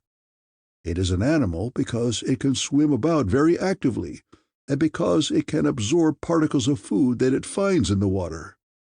Carry the evolution of such a thing to the nth degree, and you have the flying things before us."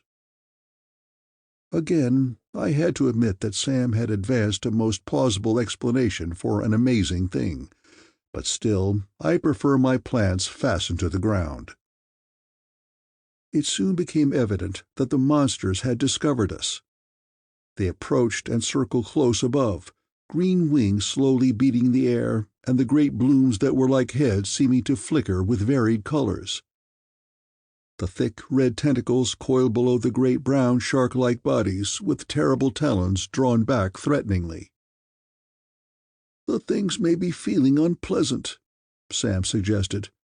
"It might be a good thing to fix 'em a hot welcome." That had already occurred to me. I let Sam have the controls and ran out and loaded the little cannon. Through the thick windows of the little conning tower, I watched the monsters flying above us. They followed as we kept up our deliberate advance toward the jungle-covered shore. Suddenly, one of them dived down upon us. The impact of its heavy, shark-like body shook the machine, and its great claws grated over the metal plates with an unpleasantly suggestive sound, as it strove vainly to rip them open.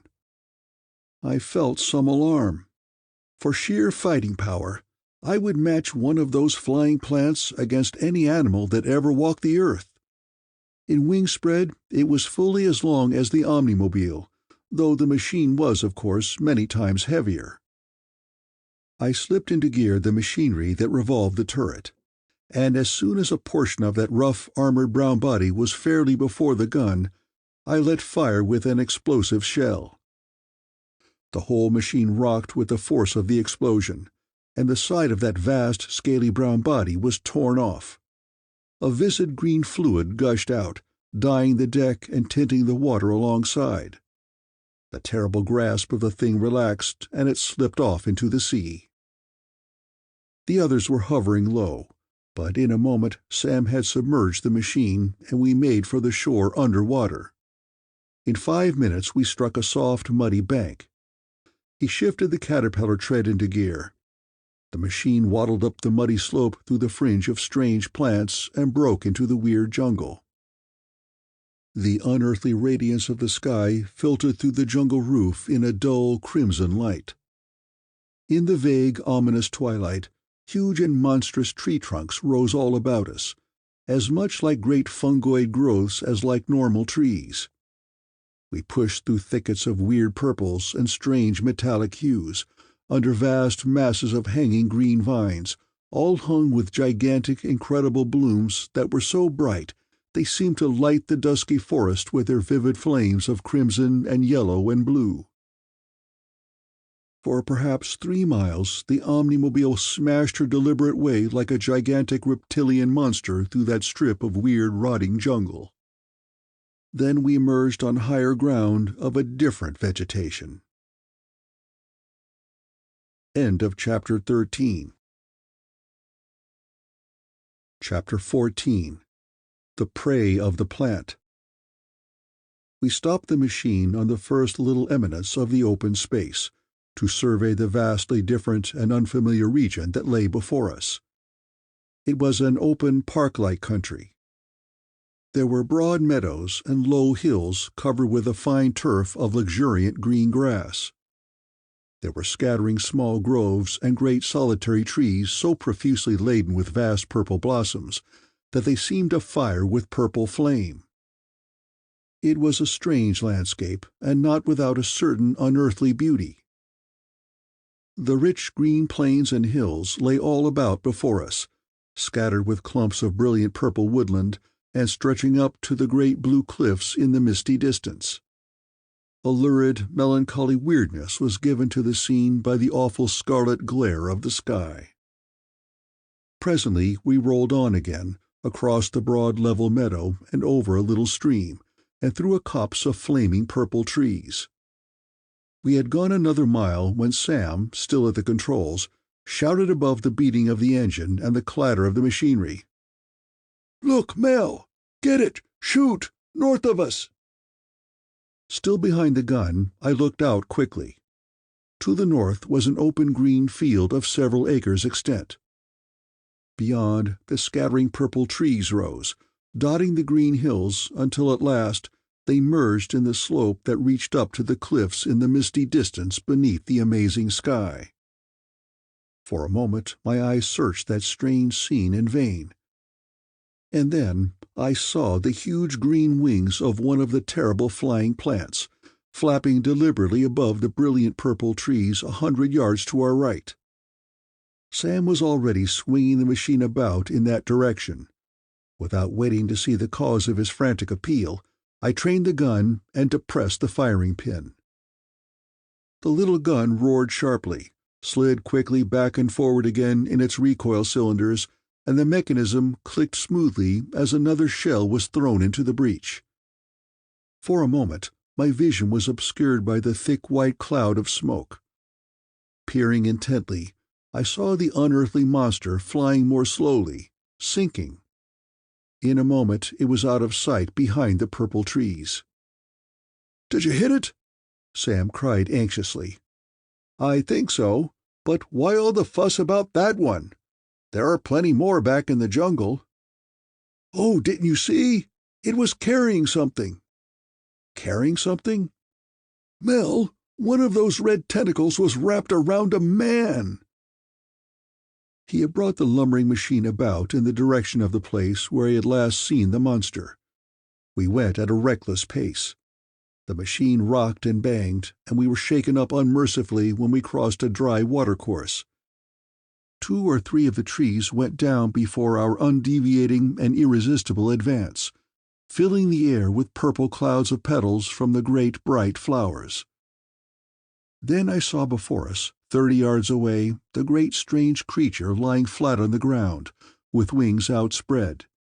Beneath it, in the coils of one of the thick tentacles, I saw the gleam of a naked human body. The machine jerked to a halt, and I threw open the manhole and sprang out on the deck. In a moment Sam was beside me. He had buckled on an automatic pistol of the latest design and the heaviest caliber. He handed me a duplicate weapon with ammunition belt and holster, with the warning, "We've got to expect the unexpected, and must be quick on the draw." I fastened on the gun and led the way down the ladder to the ground. In a few seconds we stood by the dead monster. Seen at close range, it was an appalling thing indeed. It was very strange, and even the dead body of it showed cruel strength. The green wings were like tough green leather stretched over a metal frame. The body was armored with thick, rough brown scales. The tough scarlet skin of the tentacular limbs were smooth and rubber-like. Already the weird flower at the forward end was withered and black. The ground about the thing was stained with a flood of green liquid from the terrible wound the shell had torn. I hurried around it. Only the shoulder and arm of the human prey were in sight. Yes, it was a human being, and the skin had the clear smoothness of youth. I bent closer, and perceived, with an odd admixture of feelings that made my heart beat wildly and then pause until I reeled, that the skin had a soft greenish tan.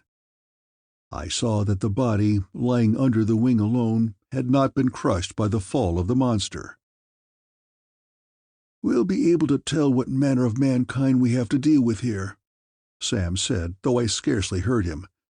"If our man was at all civilized, there ought to be ornaments or remnants of clothing. I hardly expected human life here, but it may be a human science that is threatening our world." He stumbled over the end of one of the thick red tentacles. It moved uncertainly, and he stopped in a sort of fascinated horror. "God," he muttered. Indeed, it was a terrible thing. The slick red limb, 4 inches thick, ended in a suction cup with a hideous claw, a good 12 inches long, fastened at the side. It made one's flesh creep to think of that terrible claw ripping and tearing flesh, or of the cupped end of the tube sucking blood from it. I pulled at the still white form beneath the wing. One of the crimson tentacles still clung closely about the young body. I tried to pull it free, but at my touch it seemed to tighten with a sort of aimless reflex action. Sam got out his sheath knife and cut at it. It was very tough, and the viscid green slime flowed from the abrasions in its rubber-like membrane, but presently we cut it in two. I drew the body from under the wing. I echoed Sam's exclamation. "It's the body of a woman!" End of Chapter 14. Chapter 15. The Green Girl. It was, indeed, the form of a woman, rather of a girl. The eyelids were closed and still. There was no breathing and no perceptible beating of the heart. But the body was very beautiful. The hair was soft and dark, the skin white with just a hint of the green coloration. The features were regular, classic, perfect. The lips were still very red. That form was familiar to me. It was the dearest shape of my dreams. It was the Green Girl. There could be no mistake. This was the flesh and blood reality of the delightful vision that had been the joy of my life. At last my supreme wish was granted. I had found the Green Girl. But too late. She was so white and still. As Sam remarked, his words reaching me faintly through a gray haze of despair, she seemed to have belonged to a rather highly developed race of people. In fact, so far as physical perfection goes, she was without parallel. And physical and mental endowments usually go hand in hand. The wide white forehead betokened a keen intellect. Sam had expected to find ornaments on the body, but no such things as we did find. There was a thin band of metal about the waist. The twisted fragments of a strange metal object were upon the back, fastened to the white shoulders with metal clamps that gripped them cruelly. It was evident that something, recently torn away, had been fastened to the back of the girl. Sam brought a file from the machine. I helped aimlessly, mechanically, and we cut the metal frame off. As we worked over that white body, with its soft tints of green, I saw strange livid marks upon the back that stood out sharply from the warm hue of the skin. I had never seen anything like them. They were splotches of a dull violet color. They looked like burns or stains that must have been caused by the thing that had fastened to her body. "Radium burns?" I questioned Sam in apathetic curiosity. "No, something similar perhaps. Radium emanations whiten the hair, but the color of the skin is not affected except by inflammation. This is the effect of atomic radiation of a shorter wavelength, I think. My hands were oddly stained for months while I was making my initial experiments with the artificial generation of the cosmic ray, which led to the Hydrodon. I found the cause and developed an effective treatment. I imagine that burn is the chief cause of her coma. Coma? Then she isn't— My heart beat madly, and a mist came before my eyes. I think there is hope. She seems not to have been injured by the monster, or to have been seriously hurt by the fall. She is in a profoundly comatose state, due to the electronic burns, and also to physical exhaustion and the terrible hardships of which her appearance gives evidence. If you can save her— I fell on my knees and raised that delicate head in my arms. Let's get her to the machine. It's cooler in there. We'll do what we can. I picked up the silent body, still warm and limp, and carried it to the machine, up to the deck, and down into the cabin. I gently placed it on the divan and nervously urged Sam to haste. He deliberately began his work. He had included medical supplies in our equipment, and he was a doctor of considerable skill, whose special knowledge of the effects of etheric vibration was of greatest value here. I could do little except stand and watch him, or stride impatiently up and down the room. First, he quickly prepared a thick red liquid, with which he bathed the violet-colored burns. Then he made a hypodermic injection, and next administered a small quantity of some kind of gas, a mixture of nitrous oxide or laughing gas with something else that I did not recognize. In a few minutes the beating of the heart had become normal, and the breathing was resumed. He had me cover the patient up, and it soon became evident that she had passed into a deep but natural sleep. I sat by the couch, feasting my sight on the reality of the vision that had been mine so long, in a fever of impatience for the time the beautiful sleeper might awake so that I could speak to her, yet fearful of making a sound that would disturb her. Sam had gone out to examine the dead monster more fully. In half an hour he came back in the cabin, carrying a queer writhing green thing in his hand. He held it up silently for me to see. With a sickening sensation, I perceived that it was a miniature replica of the great flying monster. It was no bigger than a dove. The madly fluttering wings were a bright rich green, very delicate and soft. The thin slender tentacles that clutched Sam's hand, or scratched harmlessly at it with undeveloped claws, were a pale rose color. The thin fish-like body was almost white, and the little bloom at the end of it was now an intense violet in color, while the little black sense organs were thrust stiffly out of it. "Quite a find," Sam said. "We ought to learn no end of things from studying it, if we can keep it alive." "Quiet," I whispered. "Don't wake her. But where did you get it?" "Tore it out of a curious pouch on the back of the old one. A cunning little creature, isn't it?" "Not to my way of looking at it." "I wonder what it eats. Most likely it's carnivorous. The claws would suggest as much. And that assumption would demand that there must be large game of some kind to support the winged plants." Sam carried the little monster on into the galley. In half an hour, since he had not come out, I left the sleeping girl and went in to see him, fearing that he had been bitten or stung by the thing. I found him with the grotesque little creature perched contentedly on his finger, sucking with the thin pink tentacles at a wisp of cotton he had soaked in condensed milk. An odd thing I noticed about it. The little bloom on the end of the body, which had been purple a short time before, was now white, flushed only with a pale pink glow. "It's as friendly as a kitten," Sam said. "I'm going to name it Alexander. No reason why it should not develop into a young conqueror." "Keep it, and give me a pet rattlesnake." And it was well he did keep it. End of Chapter 15. Chapter 16. Zenora of Lothar. I went back to the beautiful sleeping girl and sat down again in my rapt contemplation of the quiet charm of her face.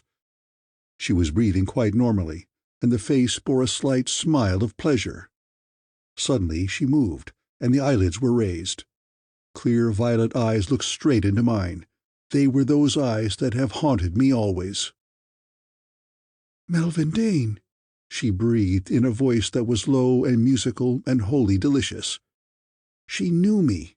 She spoke my name. Truly, it was the green girl. She was aware of the meeting of our minds upon the ether. "My chieftain of dreams." From beneath the light covers she reached a slender rounded arm, white with just a hint of green tan. I took her hand in my own, feeling a strange thrill at the touch.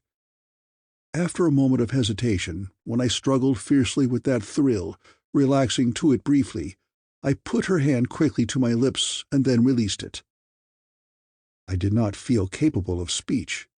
For all the hours since we had found the girl, I had been undergoing a storm of emotions, alternate joy and despair. Now, when the green girl actually smiled upon me, I forgot all my old dreams of how I would cross oceans and voyage through space to take her in my arms. I sat still, with a curious lump in my throat, in incredulous joy, not daring even to surrender to the delicious thrill of her touch. She laughed softly and questioned, "From whence did you come, chieftain of my dreams? Or am I dreaming still?" "It's no dream," I began awkwardly, "though I can hardly feel that it isn't. I came from a land above the red sky. I have always dreamed of you, and now I find you real, living. What is your name? Do you have people?" "I am Zenora. My father was the last prince of the old city of Lothar. My people now are few." "You spoke my name. You already knew it?" "Yes, Melvin Dane. I have dreamed of you since I was a child. Even now, before I awoke, I had a curious dream of you. I thought you were coming to me through the sky in a ship of fire." The poor girl had raised herself on her elbow. Now she lay back on the pillows again, as if she were very weak. "So you have known me always, too?" "Since one day when I was a child. The old lost city was my playground, and even when I was very small, I wandered alone through the great palaces of old Lothar, dreaming of the ancient time when her warriors were great. One day I found a strange machine in a ruined tower room. Curious sounds came out of it when I put it to my ears. And then came the vision of you, of the white prince of my dreams. Day after day I slipped back to dream of you. But even when I could go back no longer, you still came to me in dreams. But now they are dreams no longer. You are mine," I exulted. I thought there was something wistful in her smile, a hint of sadness in her sparkling violet eyes. "Yes," she breathed, "even for a little time it is real, a little time before the end." She rose a little, resting on her elbow. I took her hand again. How slender and small it was. She still smiled, a little wanly. "Don't speak of the end," I said, unconsciously lapsing into the strange tongue in which I had so often conversed with her. "I have found you. You are safe. The flying thing is dead." For a moment there was frank admiration in her violet eyes that went oddly to my head. "You killed it. You are like the great warriors of old." "Hardly," I demurred with painful honesty. "I did nothing except push down a little pin." "But the Lunac, the flying thing, is not what I fear. It had taken me from a fate that was far worse. It was carrying me from the power of the Lord of Flame." Her eyes dilated as she pronounced the words, as if they were a curse of fatal horror. For a moment she seemed to struggle fiercely with some terrible fear. She sank back, rigid and unconscious, to the couch. I sprang to her and lifted her in my arms. I started to call Sam, but in a moment her body relaxed, and her breathing had resumed, though she did not open her eyes. Still, I felt no haste to put her down. I brought her a little closer to my heart, and my lips were very close indeed to hers when suddenly her violet eyes opened wide. I almost dropped her in my speechless confusion, and I felt myself turning red. Embarrassed more than I care to say, I hurriedly departed for the galley. I found Sam whistling cheerfully and busy making apple pies for dinner. I have known several men who called themselves scientists, but Sam is the only one of them who had mastered the science of cooking.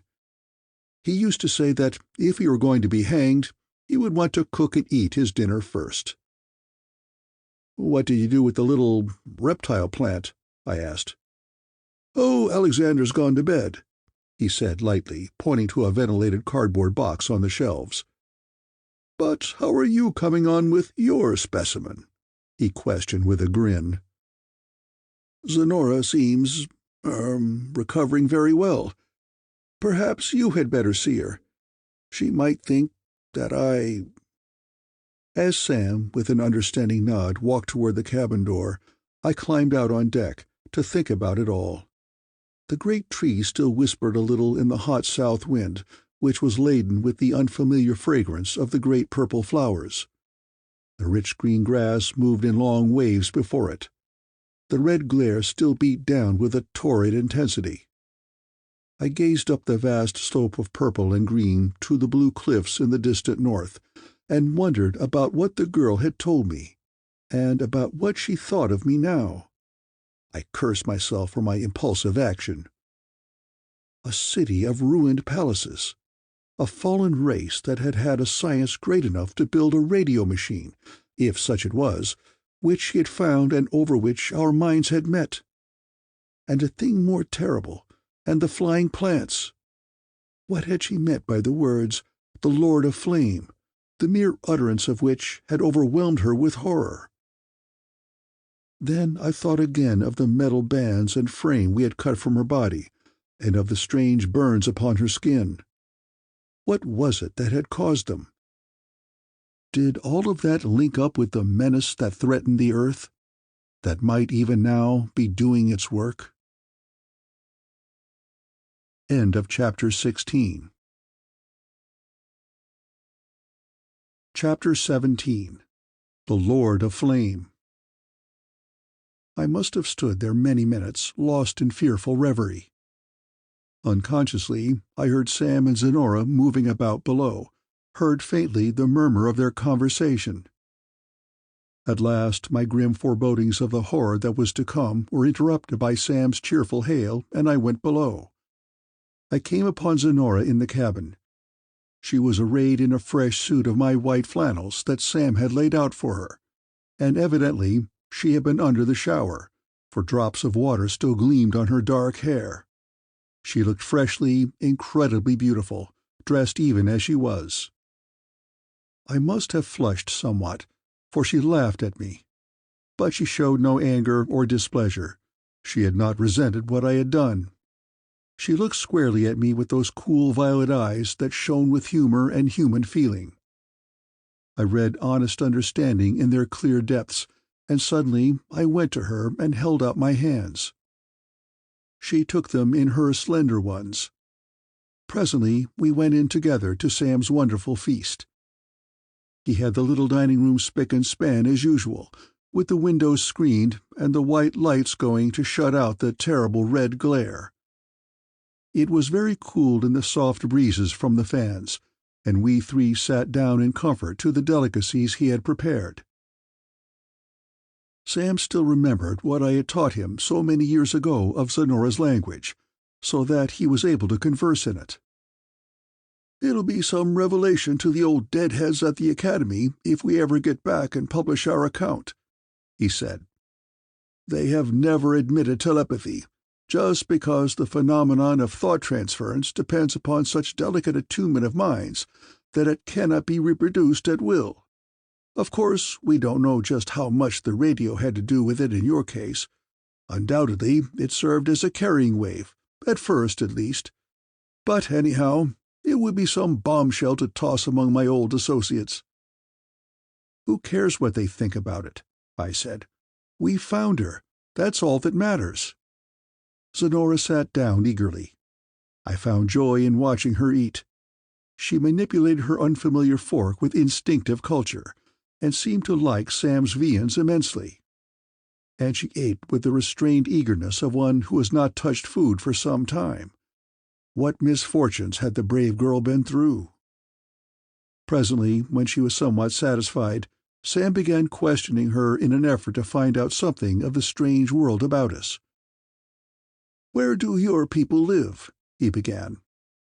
"Once Lothar was an empire that girdled the Central Sea, but many lifetimes ago the evil power of Mutron arose, and our people were conquered by the slaves of the Lord of Flame. Now there are but a handful of my race, living in the forests by the northern cliffs. And even they are taken to serve the Lord of Flame." "The Lord of Flame? What is that?" Sam cried in amazement. "It is a dreadful thing, a serpent of green fire that dwells in the violet mists of the chasm of Zath," she said hastily. "But let us not speak of it. No man speaks of the Lord of Flame, for it hears. Stay. Oh, horror! Do you not feel it?" And indeed, at her words, I felt a strange and alien thrill, as if the revealing searchlight of some dreadful power had been suddenly thrown upon me, as if some strange wind of fear had blown upon my soul. I shivered involuntarily and crouched closer to the others, trying to drive the horror from my mind. "God," Sam breathed hoarsely, "what can we be up against?" In a moment the girl went hurriedly on, as though to change our thoughts to other things. "Many sleeps ago I was taken by the men of Mutron and put in the power of Zath. They sent me on a ship to fight the Lunacs. We fell in with a vast number of them, and they brought the vessel down. The fire crystal was torn from my back in the wreck, and I was free. I ran for the trees, but the Lunac caught me, and that was the last I knew, until I woke from my dream of... She turned to me with a little smile, as if such weirdly incredible adventures were to be taken as a matter of course.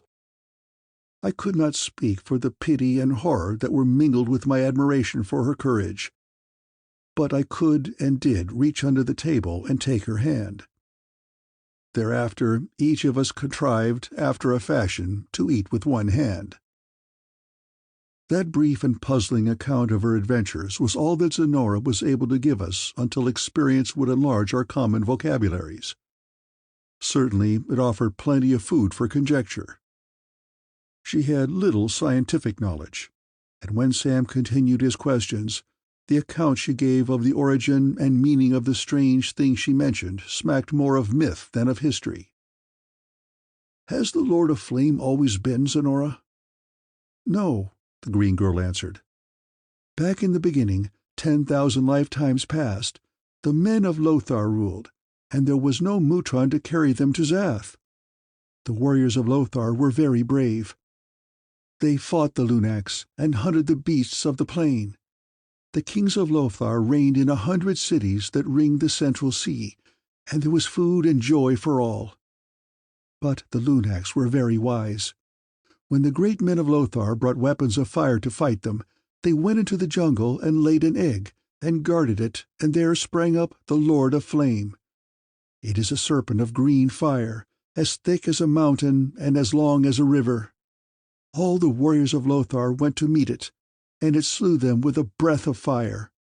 It took slaves of our people and carried them into the fire pit of Zath.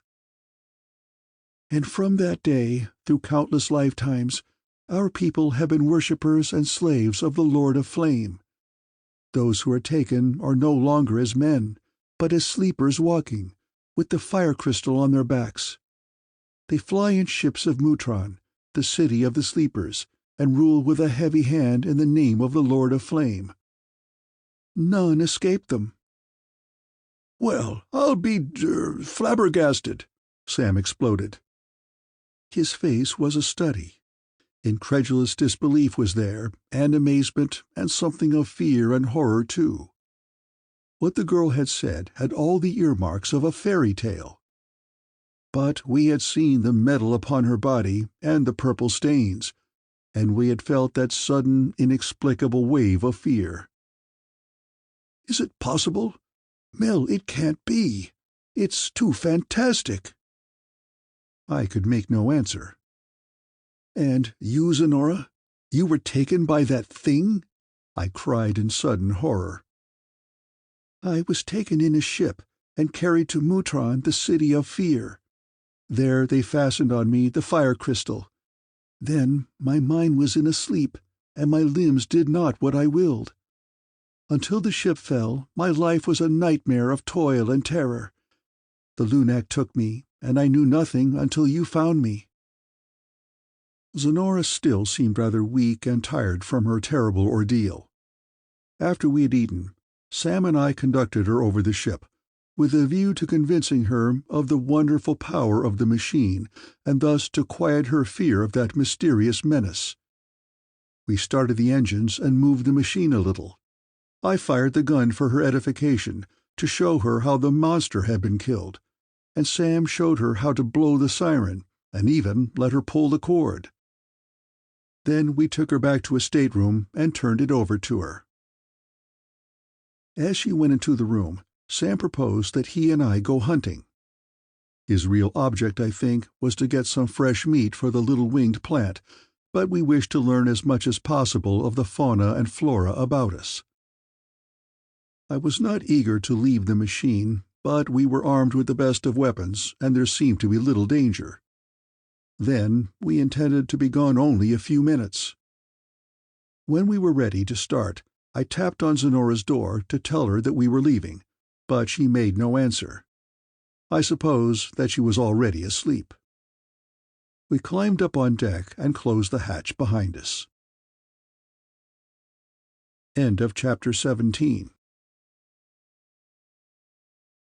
Chapter 18. Lost in the Purple Forest. We walked off east through the level green meadows, beneath the scattered trees that were bright with purple blooms. For my own part, I was much more interested in the vegetation than in any game we might come upon. In fact, I would not have been greatly disappointed if our hunt had been in vain. The leaves of what I have called grass were really so wide and thick that it was hardly grass at all. The higher stems of it bore myriads of tiny bright red flowers. The great trees were, in shape and foliage, somewhat like the oak, though the rich profusion of the purple flowers almost concealed the leaves. They bore small fruits, in appearance a little like the date, which, as we are later to learn, were edible. But in all the time I was in that strange world, I found no single plant that was exactly like any I had known above. Indeed, that was a strange hunt, under a flaming scarlet sky 9 miles beneath the ocean, through forests of the purple trees that burdened the air with their unfamiliar fragrance, in search of we knew not what in the way of game. We trampled steadily eastward over the green meadows for perhaps half an hour, rewarded with the sight of no living thing. The Omnimed Mobile had long been out of sight. We crossed a low greasy ridge and made our way out across another broad smooth valley. At last, as we looked from a screen of brush at the edge of a little meadow, we saw an odd-looking creature gazing unalarmed 100 yards away. It was somewhat larger than a hog, with gray, hairless skin and long white tusks or horns. It had an oddly heavy, barrel-like body. It must have winded us, for it threw up its head with a peculiar squeal, tossing its great tusks. Sam and I both fired. We have never agreed which of us hit it, but it slumped over on the green vegetation. We hurried up to it. It was quite dead. It had great claws and somewhat resembled a sloth, although it was exactly like nothing that I had ever seen. Sam took out his knife and skillfully removed half of the skin, wrapping up a piece of meat in it. The beast had thick rolls of fat along the back, but the flesh beneath looked so nice and tender that he took some of it to try for steak. "We'll try some of it broiled when we get back," he anticipated, smacking his lips. "Let's hurry on," I said. "We've been gone longer than intended already. What if Sonora wakes up and we're not there?" "Let's see," said Sam doubtfully. "The wind was from the south, wasn't it?" I looked around in sudden panic. I was almost sure that I knew the way back to the machine. Almost. The strange world about us was suddenly very alien and cruel. The plains were lonely and flat and dead. The trees were suddenly wild and mysterious, as if they concealed strange monsters. There was a ghastly, unearthly menace in the red gleam of the sky. In all directions the country looked much the same. There was no definite landmark. We stood there for a time, scanning the unfamiliar panorama in the beginning of panic. There were half a dozen groups of trees, any of which might have been the one from which we fired. It occurred to me that it would be very inconvenient if one of the flying plants came along, and I began to think of other things that might happen. I came to a tardy realization of our helplessness and utter ignorance of the dangers that might surround us. The purple trees and the scarlet sky seemed to leer at us, to gather closer, to laugh in fiendish joy at the unnamable doom they might have in store for us. Unconsciously, I drew my pistol, and my muscles were involuntarily tensed, so that I started when Sam spoke. "Of course, we can see the wall of cliffs in the north. That will give us the general direction. If we can get up on that hill, we might be able to see the machine." He pointed toward a round, bare, green hilltop that rose several hundred feet toward the red sky. It was perhaps a mile away, in the direction of the hazy blue cliffs. He slung the piece of meat over his shoulder, and we set out over the open field. It was very hot, and the perspiration was dripping from us. I had hardly noticed the damp, hot wind before, but now it felt like a blast from a furnace. The intense scarlet radiation of the flaming sky dried up our energy. The steady beam of heat brought over us a growing languor, a depressed and spiritless weariness. The whole weird region was very still. The only sounds were the soft sighing of the wind in the trees, and the thrashing and rustling of our feet in the rank grass. The tiny scarlet flowers danced before the wind almost like little insects, and a few brilliant petals blew sometimes from one of the sparsely scattered trees. "Phew!" Sam whistled, stopping to mop his brow with the huge red bandana he had tied around his neck. "This is beginning to feel like the Sahara. I'm glad I didn't happen to be a native of the place. You bet the machine will look good when we find it." "If we find it," I could not refrain from saying. In 5 minutes more we were far up the side of the little hill. The side of the eminence was bare of the great flowering trees, so the strange forest lay about us southward for many miles. Eagerly we looked in the direction that should have been southwest for the Omnimobile. A vast stretch of the rolling plateau lay before our eyes, low verdant hills and vast green meadows, scattered with the brilliant purple trees, singly and in groves. Far away, all across the southern horizon, stretched the black sea on which we had landed, glancing with the crimson light of the sky. But nowhere in all that vast, strange expanse did we catch a glimpse of the machine. "It must be just in a low place," Sam said hopefully. "Or I think I remember now that there was a little grove just north of it. We will see it in a minute if we climb higher up." "I hope so," I said, raising my binoculars for a better look. "And we have compasses and instruments to guide ourselves around the world, if we just thought to bring them." "It's no use," I said. "Let's go on to the top." End of Chapter 18. Chapter 19. The Hill of Horror. We climbed up the last few yards to the summit and gazed across toward the dim blue cliffs that rimmed this world on the north. We stood on a great divide. A vast valley lay before us, stretching away until it was veiled with a faint rosy haze. The curious checkered expanse of green plain and purple woodland sloped far, far away to the north. Perhaps 20 miles away was the vague outline of a great silver lake, dyed with the light of the crimson sky. Just back of the lake seemed to be a shore of low black cliffs, and beyond those ragged peaks and beneath the towering and rugged columns of blue that threw themselves up to the bloody sky was a strange sight indeed. There was a weird flicker of dancing lights in that far-flung crimson mist, as if it reflected strange infernal fires in a pit behind the low black wall. There were faint and moving gleams of violet, of pale violet flames that changed and rose and fell. Vague tongues of violet fire wove themselves throughout that distant rose-colored mist, with a writhing, rhythmic motion. They formed curious shapes of flame that faded strangely and came again. But my description is futile. The important thing was not what we saw, but what we felt. A curiously unpleasant sensation of helplessness and of strange horror came over me. I felt as if I were stealing a forbidden glimpse of an ancient and incredible hell. Fear swept over me, alien, inconceivable terror, like a keen and bitter wind that numbed my brain. I felt the horror of a sentient force, utterly inhuman, devoid of all human knowledge or understanding, as cold and remote as the frozen night of space. It was terrible, an intangible aura of fear that reached out of that pit and tugged at our souls with the icy hand of stark horror. I can give the world no conception of the overwhelming terror of it. Nor would I if I could, for such things are better forgotten.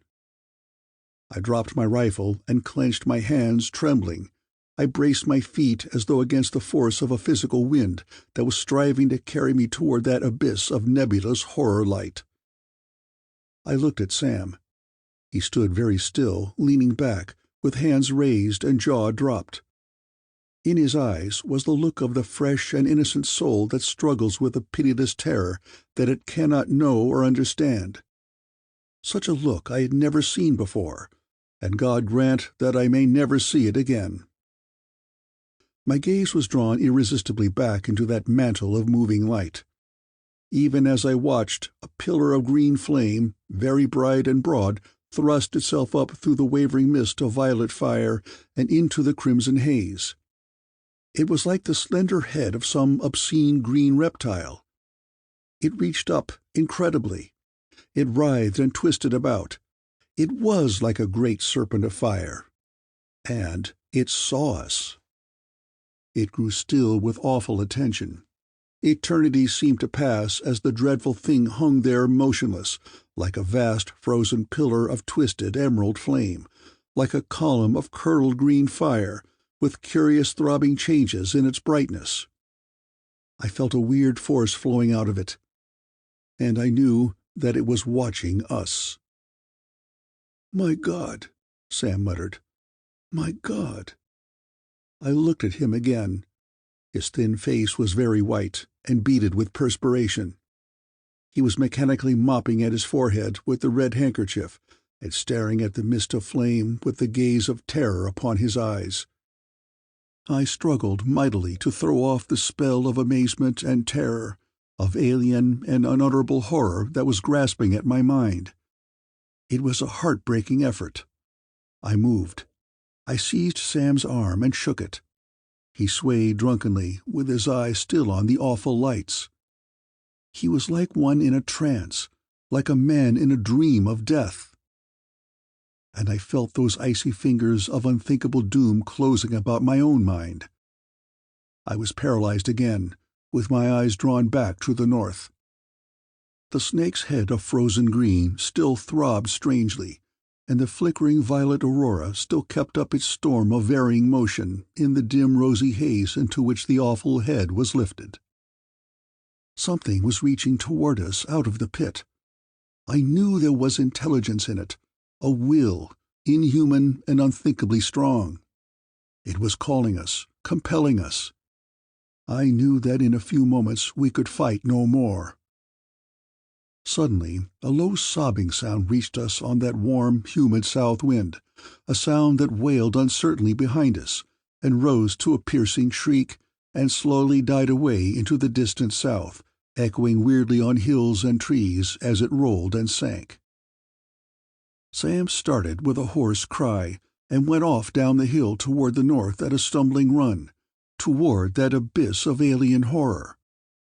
A moment more I struggled desperately, but that pitiless power overwhelmed me. I followed in his tracks. And then a clear, rich voice reached me from beyond the hill, a shout in Zenora's rich and ringing tones. It had a clear human overtone of confidence and courage. "Come back, Melvin Dane! Come back, Sam!" The old scientist stopped uncertainly, passing his hand dazedly before his brow. Abruptly, the terror was gone from my mind. The love and the courage of the brave girl flowed into me. And suddenly, with the green light still pulsing through it, as though sent by a mighty heart, the terrible thing in the north dimmed slowly and faded away. Still the violet lances flickered through the rosy mist, but the green thing was gone, and we were free. I took Sam's hand, and we turned our backs on the amazing play of fire above the incredible pit, and hastened to the trees from which Zenora's voice had seemed to come. We reached the little grove, but I did not see the girl. Suddenly I had the persuasion that I had not actually heard her with my ears after all. "Zenora! Zenora! Are you here?" I called uncertainly. Sam was still trembling and mopping at his forehead. "She wasn't really here, I think, Mel," he presently said in a strained voice. "She must have reached us with telepathy." For a long time then we stood there under the flowering trees, very close together, feeling all the awful mystery of the strange world about us, and thinking of what had happened. "What was it?" My silent lips at last formed the question. "The Lord of Flame," Zenora said. "The Lord of Flame.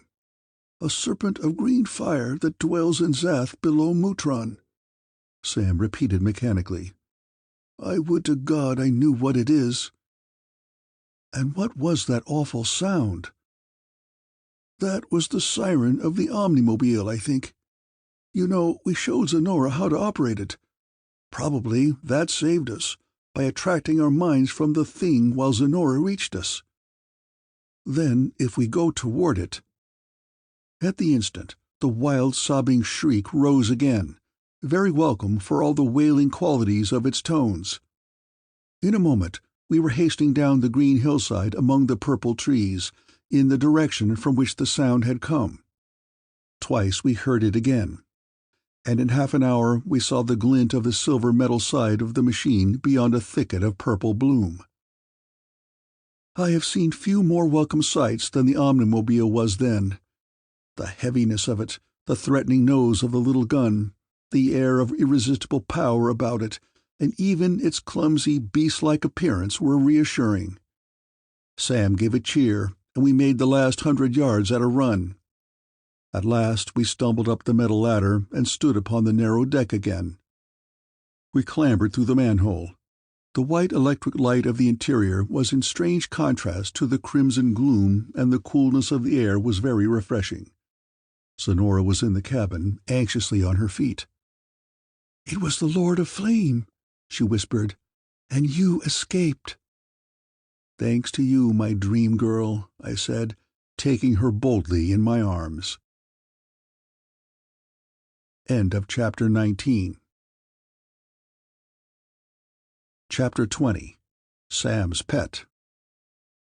"I felt it watching you, calling you, and I pulled the cord that makes the great cry," Zenora whispered after a long, long time. "Thank God you did. It saved us. We were lost." And I told her of the amazing storm of flames, of the thing that had risen out of them, and of the irresistible spell of terror from which she had awakened us. "Yes," she said, "it was the Lord of Flame. He watches the world from Zath. He knows the acts of every man." I must have reeled a little with fatigue, for suddenly the girl looked at me with quick sympathy brimming in her eyes. "But you, my white prince of dreams, you are very tired. You must rest." Abruptly, I realized that I was tired, dead with fatigue, with an unutterable weariness not only of body but of mind, for the horror had exhausted my emotions. I heard Sam splashing water under the shower. I followed him into the bathroom, and then went to my bunk in the stern, for I had given Zenora my stateroom. I was leaden with weariness, but peacefully secure in the protection of the heavy metal walls of the Omnimed Mobile. I have very little idea how long I slept, for we had let our watches run down. In the absence of the sun, we came to pay less and less attention to the time, though we usually kept the chronometers going. When I woke, I felt greatly refreshed, with my terrorized despair almost gone. But I would not forget the sense of evil and intelligent power that I had got from the pillar of strange green fire that had been thrust so deliberately and purposefully up through the mist of violet flame and into the rosy haze that hung over the hidden abyss in which it lurked. It had seen us. I knew it, and I knew that even if its incredible power seemed withdrawn, it was still not far away. I heard Sam speak, heard Zenora laugh. Evidently they were in the little galley, for I heard the clatter of cooking utensils. I dressed and went in. How beautiful the girl was! Her red lips were brilliant against the light green tan of her skin. Her dark hair fell over her shoulders in a rich cascade, and her violet eyes were sparkling with life. She came to me quickly and took my hand. No words passed between us, for our minds were too near together to need many words. It was enough for me to see the sympathy and love in her eyes, and it seemed again, when our hands met, that a subtle current flowed back and forth between us, setting our minds alight, making our hearts beat faster, raising us together into a higher ethereal plane and fusing our beings into one. In a moment, Sam, with a kind smile of understanding on his face, called us to the table. The steak from the thing we had killed was a great success, and the table was loaded with the good things with which the larder of the machine was stocked. The girl ate heartily, as did Sam and I, and we talked and laughed a good deal.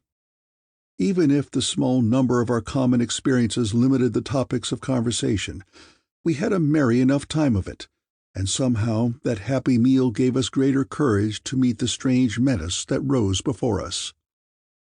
After we had eaten, and all had helped wash the dishes, all in the same gay spirit, Sam got out the box in which he had put the little creature he had named Alexander. I had quite forgotten all about the diminutive winged plant. With mingled curiosity and repulsion, I watched him unfasten the box. I had not yet recovered from my instinctive horror at sight of the flying plants. Zenora seemed to share my antipathy toward them. But Sam has always seemed to care as much for wildlife as for men, and he seemed to consider the little creature as natural a pet as a dog. However, of course, his real reason for keeping it was for scientific observation. The thing fluttered about in the box when he picked it up, and as soon as the lid was raised, it flew out and lit on his hand. Already it seemed bigger and stronger than it had been a day before. The pale yellow of the little fish-like body was darkening. The wings seemed a darker green and stronger. The blood color of the slender tentacles along the sides of the body was growing deeper and deeper. The weird little monster clung to his finger with 3 of its tentacles, holding the thin, petal-like membranes about its head extended, and moving its black, knobbed organs restlessly. At first, the color of the flower-like tissues was almost white, but when I made a sudden motion, they quickly darkened to a deep violet, and the little creature crouched down in Sam's hand as if it were alarmed. Sam smiled down at it with real understanding in his face. He uncovered on the table a dish containing a great chunk of the raw, bloody meat of the thing we had killed. The queer, flower-like head twisted about, and the black, stalked organs moved like eyes. Abruptly, the membrane changed color again, from the violet of its fright to a deep red.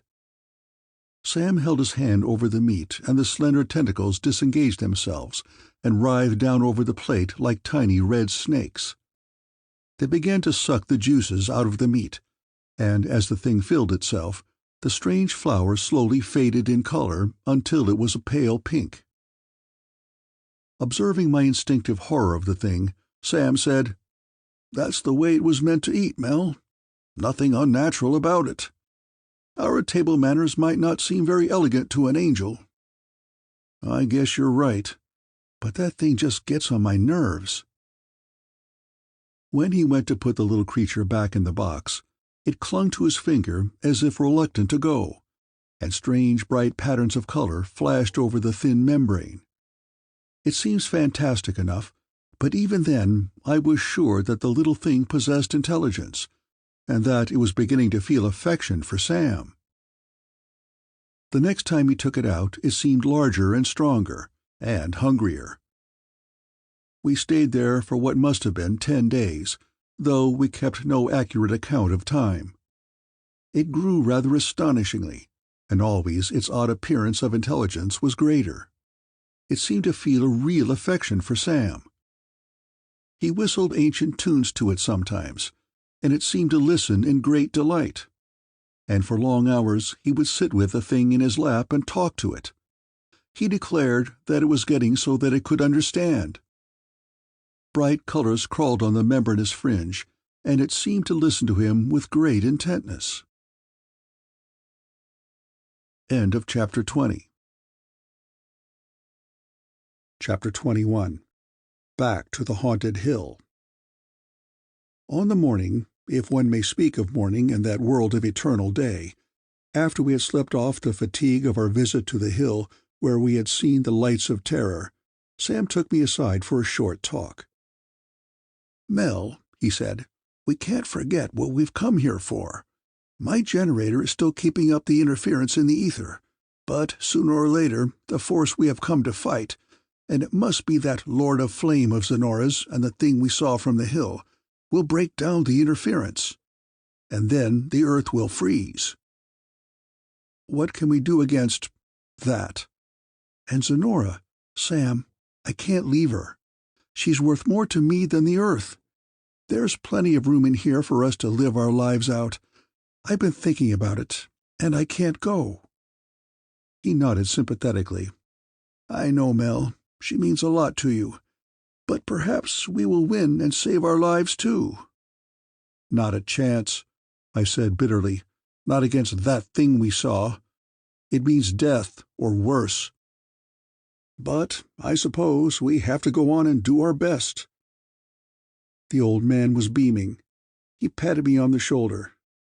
"I knew you would be with me when you had time to think," he said. "Now, when the life of the world is at issue, we can't consider ourselves." "What do you think we can do?"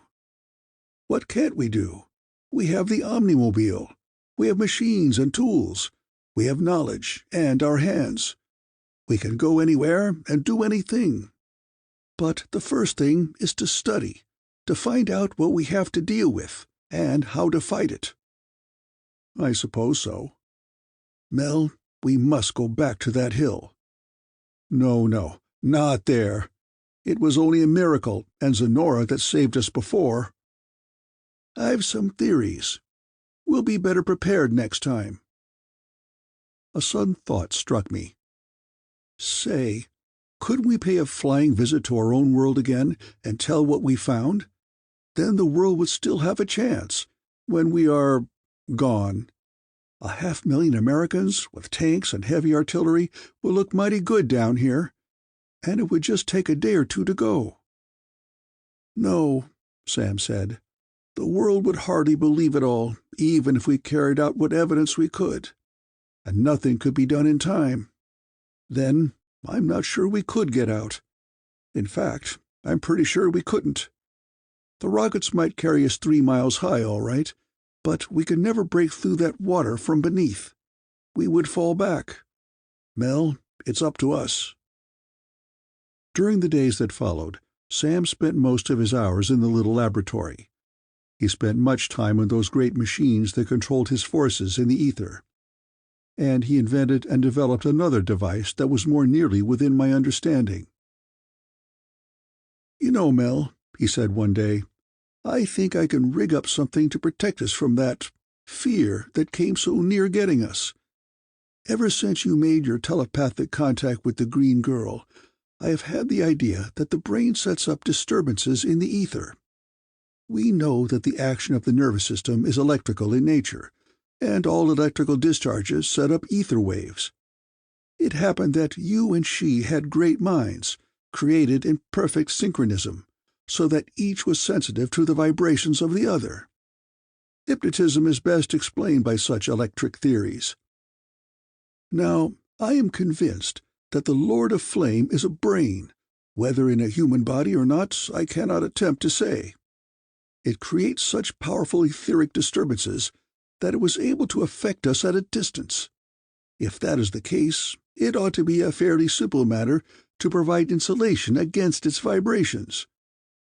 You know that induction or electric action cannot penetrate a conducting cage. I ought to be able to fix a conducting helmet that will prevent the induction of neuronic currents in our brains." A short time after, he showed me 3 helmets, as he called them. They were little more than bags of wire gauze to be put over our heads. He demonstrated that an electroscope draped with one of them remained entirely unaffected by charges brought near it, but it seemed a ridiculously inadequate protection against that terror. We went hunting several times, for the benefit of the little plant. After the first few days, Sam let it go along, hanging on his coat. It was growing very fast and developing remarkable characteristics. It showed surprising intelligence. Sam seemed to have a real affection for it, and it, in turn, seemed to love him. I never ceased to feel the strangeness of those expeditions over the rolling green grasslands, among the sparsely scattered flowering trees, in the hot, damp air and the intense red light. We shot 2 more animals like the first, and 3 others of a smaller variety, which somewhat resembled large rabbits. Very shortly after Sam had perfected his electro-screen helmets, he planned another expedition to the hill where we had so nearly met incredible disaster.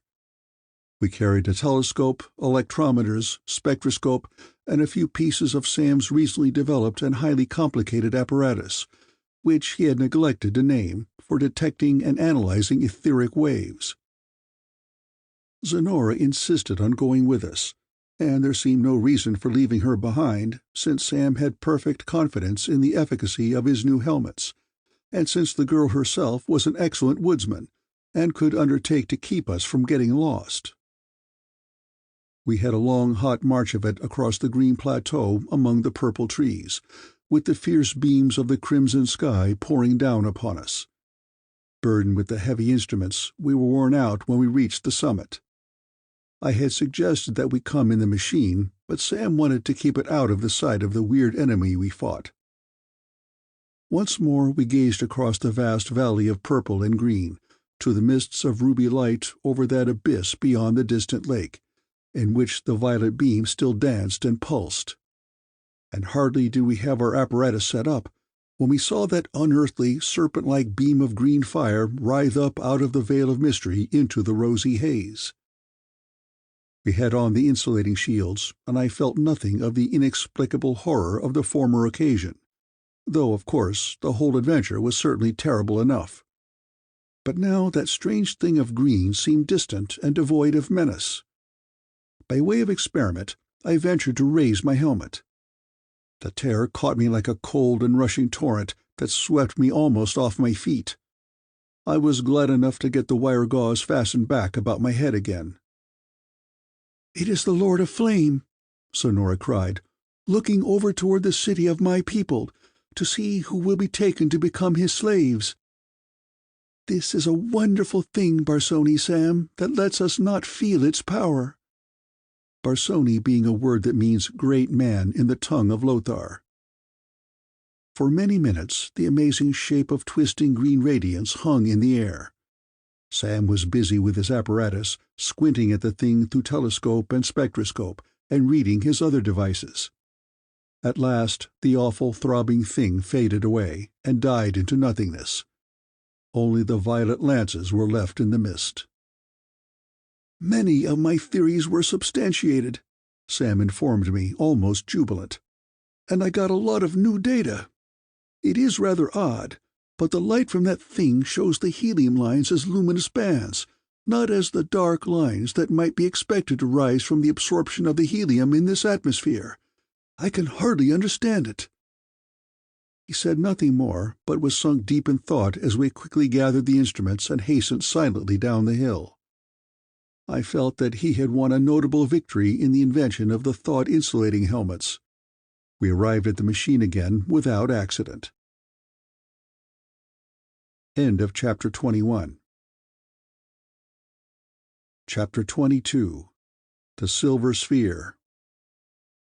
For several days longer, Sam continued his labors in the laboratory. During that time, Alexander, the flying plant, developed remarkably. Before we moved, it had a wingspread of 2 or 3 feet. I have spoken of its intelligence. It soon learned to flutter to the guns when we were preparing to hunt. Sam talked to it incessantly and declared that it could understand him.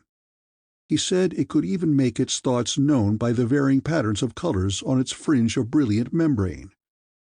Presently he had it trained to dry dishes and to do other similar tasks in the galley. Of course, the thing never learned to speak. In fact, it was devoid of vocal organs, and incapable of making a sound, though its hearing seemed to be good enough. It appeared to communicate its emotions and thoughts by means of changes of color in the tissue-like membrane that I have termed a flower.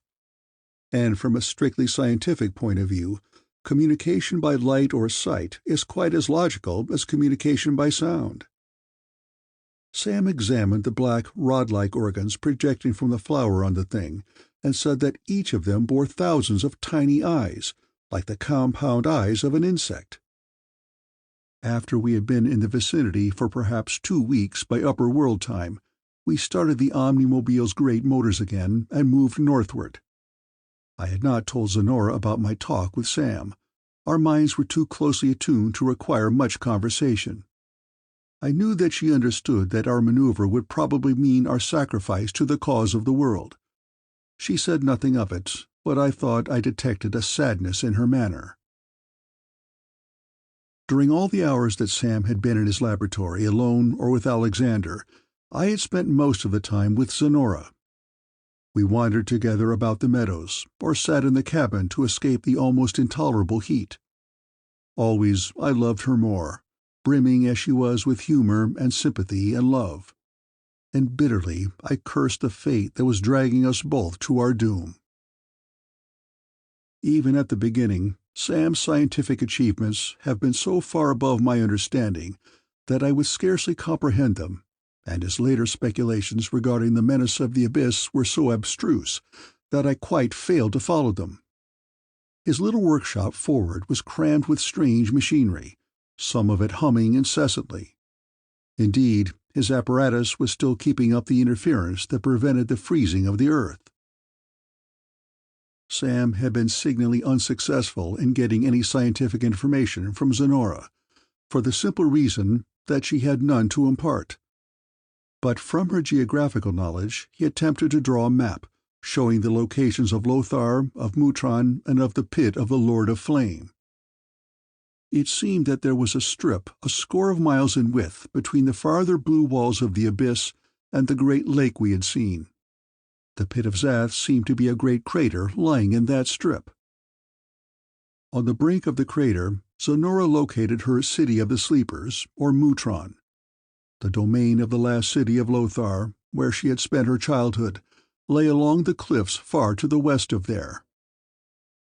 Our boldest plan of action would have been to hurl the machine, by means of the rocket tubes, into the abyss in a direct attack on the Lord of Flame.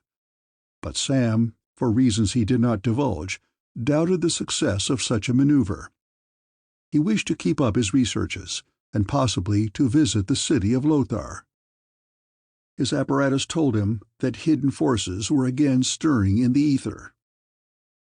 For 10 hours we moved toward the north, making a long detour to westward to keep within a valley and always trying to take advantage of such cover as was offered by the purple trees. The country was, for the most part, rolling and green, with the great flowering trees dotting the hills and plains but sparsely. The blazing radiation of the eternal crimson day was undiminished, but the temperature fell slightly with increased altitude. Zenora and I were together at the cabin control board, driving the machine, and Sam was in the conning tower with a little gun, ready for emergencies. When we had been moving for some 10 hours, we mounted a low, bare hill, and saw in the little green valley before us a thicker forest of the bright purple trees, offering good cover for the machine. We crossed the summit, and I had increased the speed to 10 miles per hour in haste to reach the trees, in spite of Sam's fear that the operation of the motors at anything like full capacity would create a disturbance in the ether that our hidden enemies would pick up. Suddenly I saw a strange thing skimming along over the bright forest before us, in our direction. It looked like a bright silver globe, many feet in diameter. It floated a few hundred feet above the trees, drifting smoothly along like a bright metal balloon in a very swift wind.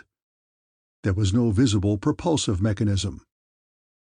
I shouted a warning to Sam through the speaking tube to stand by his little gun. Zenora laid a light hand on my shoulder and said in a tense voice, "It is the sleepers of Mutron, the slaves of the Lord of Flame. They will fight to death. They know not fear." As the silver sphere drifted swiftly and silently down upon us, as though borne by an invisible wind, twice I caught a glimpse of a slender ray of purple flame that darted out of it and moved searchingly over the bare greensward below. And then a rich purple beam fell suddenly and intensely upon the Omnimobile. When that misty finger of purple light discovered us, I saw a strange vortex of pale green fire spring up about the globe and reach out in our direction. Suddenly I realized that this ship was of the same appearance as the weird thing that had destroyed our cottage. Small hope, I thought, if that force of atomic disintegration were to be released again. I heard the rapid crashing of the machine gun as Sam began to fire, and presently bursts of smoke appeared about the gleaming sphere. But to hit a relatively small and rapidly moving target even a mile away is no mean feat of marksmanship. I drove rapidly for the purple wood, but with little hope of getting there before the terrible red disintegration had melted us away. Suddenly I heard the drone of some of Sam's new machinery going into action. He had mounted his switches and dials in the conning tower, so he could control it from where he stood. Vivid blue electric flame quivered and flashed over the metal parts of the machine as his new weapons went into play. The floating globe of silver drifted nearer, and the misty vortex of green fire about us grew more intense. A strange red glow stole over the vegetation around us, and a solitary purple tree ahead burst into crimson flame. Then the sparkling fingers of purple fire reached out at us again from the sphere. I wondered vaguely why the strange force was not acting upon us.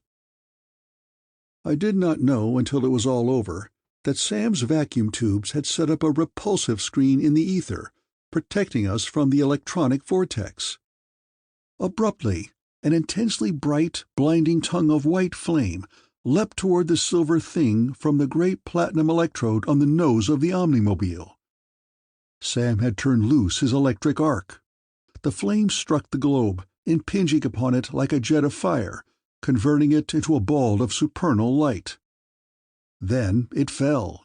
It plunged toward the forest in a gleaming curve.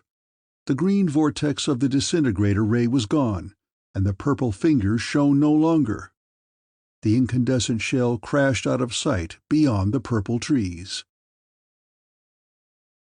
End of Chapter 22. Chapter 23. The Green Slaves. Sam snapped off the arc as the silver ship fell, and the drumming of the generator stopped. For a little time the world was very still. Sonora stood tense and silent beside me. As I turned toward her, I caught the slight perfume of her dark hair. Indeed, the green girl was a beautiful being. The white flannel she wore failed to conceal the delectable curves of her slight and boyish figure. Her rich red lips were parted slightly in the unconscious intensity of her outward gaze. Abruptly, she became conscious of my look and turned to face me with a quick smile on her face. There was a radiant, joyous light in her eyes. The soft green tint of her skin was obscured by the rich, warm flush of her excitement, and she smiled with gladness.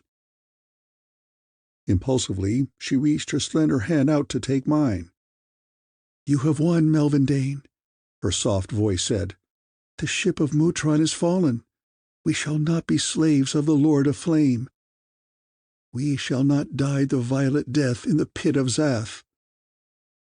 "I hope not, my Sonora," I said. "I hope—" and I stopped in a little confusion. I was not really embarrassed, but I could not go on. Really, talking to a princess like Sonora is quite a different thing from making protestations of love to a being of one's dreams. "What is it that you hope?" she said quickly with an impish smile. Sam saved me by coming in from the turret, begrimed with the smoke of the little cannon. He was a wonderful man. He was still strong, erect, and confident, despite the load of toil and hardship our adventure was putting upon his 70 years. His white hair was tousled, and he was cheerfully loading up his ancient pipe as calmly as if he were in his own kitchen in Florida. "Looks like the Ark did it for 'em all right," he said briskly. "Suppose we get over and take a look. We might pick up something new." "Very well," I assented, and turned to start the motors. I could not resist a grin at Sonora, who was still regarding me with a speculative smile. She laughed back at me, then was suddenly serious. "Be careful. The sleepers of Mutron. They might be alive in the wreck. As long as they breathe, the Lord of Flame rules them." I started the generators, and the Omnimed Mobile rolled heavily down across the green slope and through the fringe of flaming purple trees. In a few minutes we came upon the wreck of the silver car, a great tangle of twisted wreckage, half used by the electricity and bent and torn by the fall. It lay in the little open space, with a great tree splintered and smoking under it, and the ground about empurpled with fallen petals. The twisted metal plates gleamed brightly in the light of the scarlet sky. I stopped the Omnimobile, and we got out and approached the wrecked machine. There was a vast mass of the debris. The globe must have been 40 feet in diameter.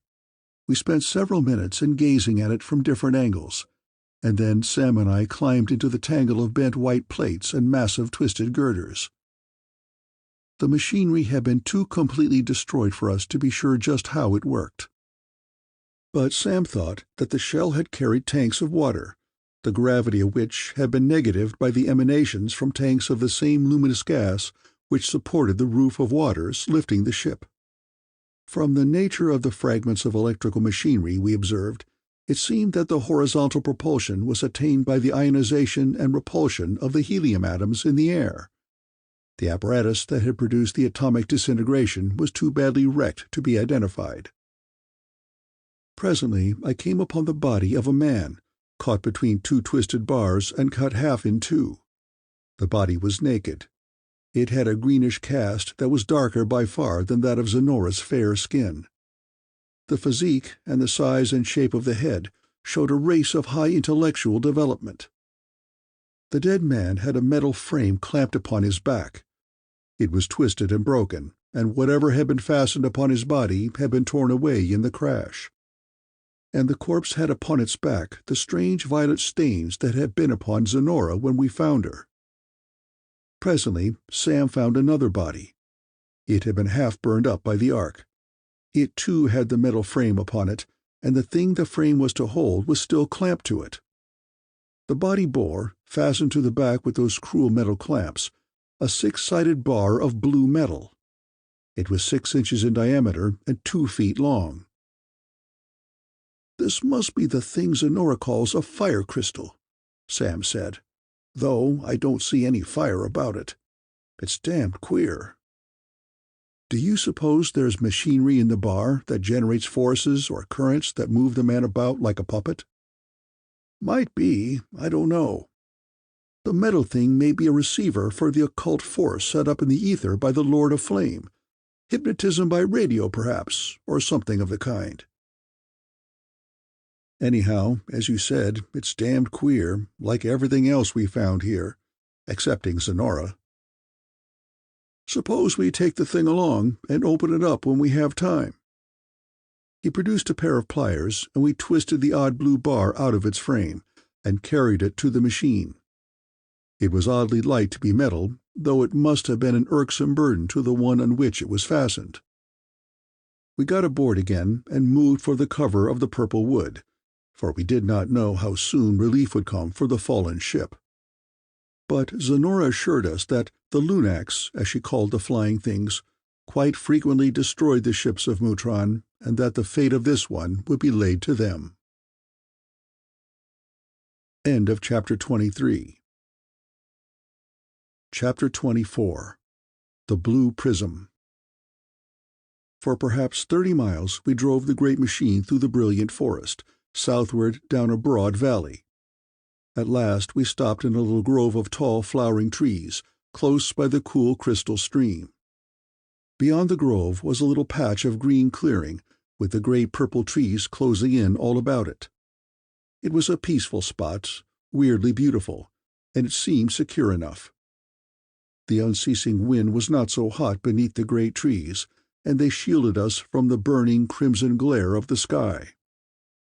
The Omnimed Mobile seemed safely hidden beneath the masses of purple bloom, and whenever we were tired or thought ourselves in danger, we could retire to the quiet security of its cool interior, behind the thick metal walls. Frankly, I hoped that our stay there would be a long one. I tried to forget the menace that hung over the earth. Our life there was simple, and for my part I was supremely happy. Or not quite supremely, for I could not quite still my conscience. I was pretty well resigned to fate, however. With such a girl as Zenora, a man might be supremely happy anywhere. We tramped together about the grove, gathered the tiny, bright red flowers in the green meadows, and bathed in the cool, dark pools, where the river flowed beneath the purple trees. Sometimes she sang to me the folk songs of her people, monuments of the high estate that Lothar had once enjoyed. What would it matter to me if the eternal death came again and forever to the upper earth? What would it matter if the earth did freeze? I forgot in the idyllic happiness of Zenora's companionship, or tried to forget. If the roof of water would change to ice, it would only be more secure. The maiden and I could live out our lives in this strange land without regard to the fate of the world. One of her matchless smiles, or a note of her golden laughter, was worth more than all the earth. Meanwhile, Sam was immersed in his laboratory work, in the examination of the prism of blue metal, and in his curious pet. The plant creature still grew with remarkable speed, and always showed most remarkable intelligence. It was always with Sam, flapping along above him on broad green wings, or walking awkwardly upon its thickening red tentacles. Sam gazed at the flickering colors of the membranes about the head, with the light of strange understanding in his eyes, making strange gestures with his hands. Just to what extent they could communicate, I never knew. It always went with him when he went to hunt for its meat. It was a voracious eater, requiring a kill a day. The great sloth-like animals were plentiful and sluggish. It was not difficult to stalk them. As soon as it was strong enough, the plant creature learned to carry Sam's rifle. Its extraordinary intelligence, or imitative instinct, is shown by the fact that one day it fired the gun itself, when it was flying with the weapon and saw one of the sloths on the run. It showed a very real affection for Sam. Once, when they were out together, it saved his life. One of the tuskers had suddenly charged him from behind, and the creature flew at it and attacked it madly with its undeveloped claws. At the cost of considerable minor injury to itself, it held the beast off until Sam could get in a shot. It always showed an odd delight at his caresses, and it seemed to take a peculiar joy in the music of his old phonograph. As I have said, it grew very quickly. At the time we stopped in the wood, it was somewhat smaller than a hawk. Perhaps 2 months later, time was rather meaningless to us during that one happy period of our adventures in that world of unending day, the creature had grown so large that once, in an apparently playful mood, it was able to lift Sam and fly with him on a circuit of 100 yards, bringing him back to the machine and setting him down very softly. Then its armored brown body was as large as a man, and the green wings were like sails. That was near the end.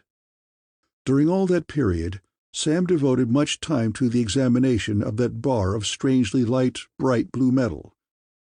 He felt that in it he might find a solution to the mystery of the Lord of Flame. I assisted him as much as I could. The metal was evidently an alloy. Analysis showed that it consisted largely of aluminum. There was a trace of a heavy metal that we could not identify, and the bar was slightly, very slightly radioactive. Perhaps, Sam thought, merely because it had been exposed to intense radium emanations. The density of the bar was only half that of aluminum. For some time we could not understand that.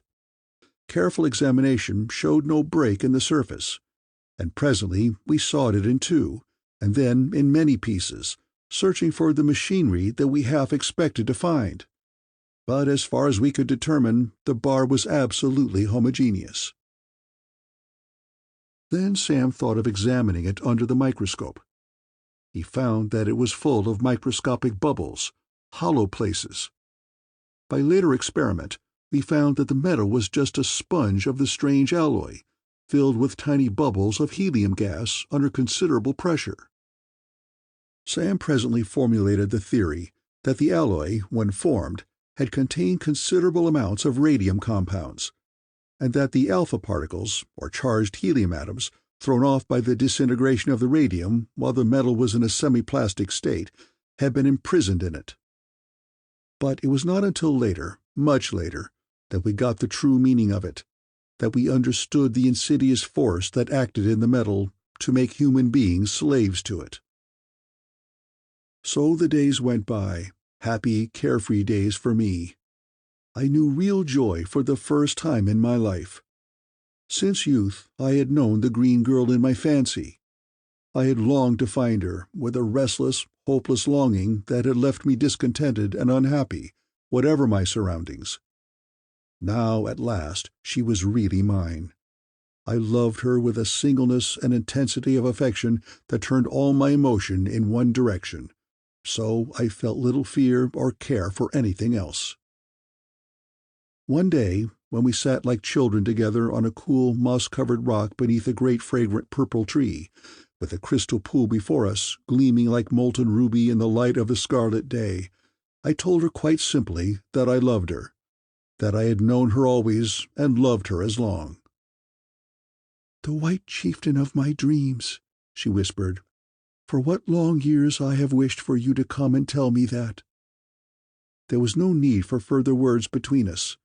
It was a long, long time before we returned to the machine, and then I am afraid we both flushed a little before the smile of tender understanding on Sam's lean face. End of Chapter 24. Chapter 25. The Tragedy in the Purple Wood. Our woodland life was happy.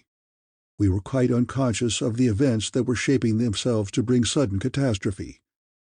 We saw in our simple lives no foreshadowing of the supreme moments of the stupendous drama in which we were involved. The crisis came with little enough warning.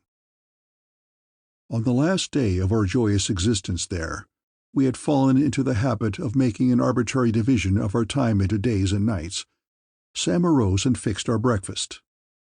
I remember that we had pancakes with maple syrup. Then, since Alexander was fluttering about, eager for the day's hunt, and flickering messages to him with its petal-like membrane, he got his rifle and they departed. As the old scientist walked off through the purple trees, puffing steadily on the old pipe in his mouth, fondly watching the huge winged beast that flew along above him with his gun, little did I dream of the tragedy that was in store. I could not have believed that Sam stood in any great danger. The winged creature that attended him was 2/3 grown. It would have been more than a match for a couple of lions. Certainly it was no feeble bodyguard. An hour after he had gone, Zenora and I took one of my old romances of science and walked a quarter of a mile up the limpid stream to a favorite resort of ours. We laughed and talked much by the way, and gathered a great bunch of the little red blooms. I was teaching her to read. At least that was our nominal business, though it was usually forgotten. The living, wonderful mystery of her sheer perfection, the life and love that sparkled in her eyes, all enchanted me, carried my thoughts away from the page. We sat together on our mossy stone seat, reading a little and laughing and talking much, until we forgot all except each other. When I looked at my watch, I found that we had been there many hours. We got up and started back to the machine, speculating light-heartedly on what Sam would have ready for dinner. We shouted carefree greetings as we approached the machine, and received no reply. We got to the deck and descended to the cabin in vague alarm, but saw no sign of the old scientist. We hoped that he had only been delayed. I blew the siren several times and listened to hear a signal from his gun. But when the echoes of the blast had died away from the silent purple wood, all was still again. We heard no answering shot. I climbed out on the deck to listen. Not a sound disturbed the stillness, save the faint rustle of the unceasing wind in the purple trees above and the crystal tinkle of the little stream. Green meadows and bright trees lay steaming beneath the hot red sky, quiet as death. The stillness was ominous. It bore the portent of doom. Presently, Zenora crept up by me and ran her strong, cool arm through mine. Her violet eyes were solemn now, and her fair face was clouded with anxiety. She had come to share my love for Sam. "I am afraid for him," she whispered. "Many things might have happened. The beast he hunted may have charged and killed him, or a ship of Mutron may have found him. The ships of the Lord of Flame travel even to the waters of the lower sea to do battle with the Lunacs.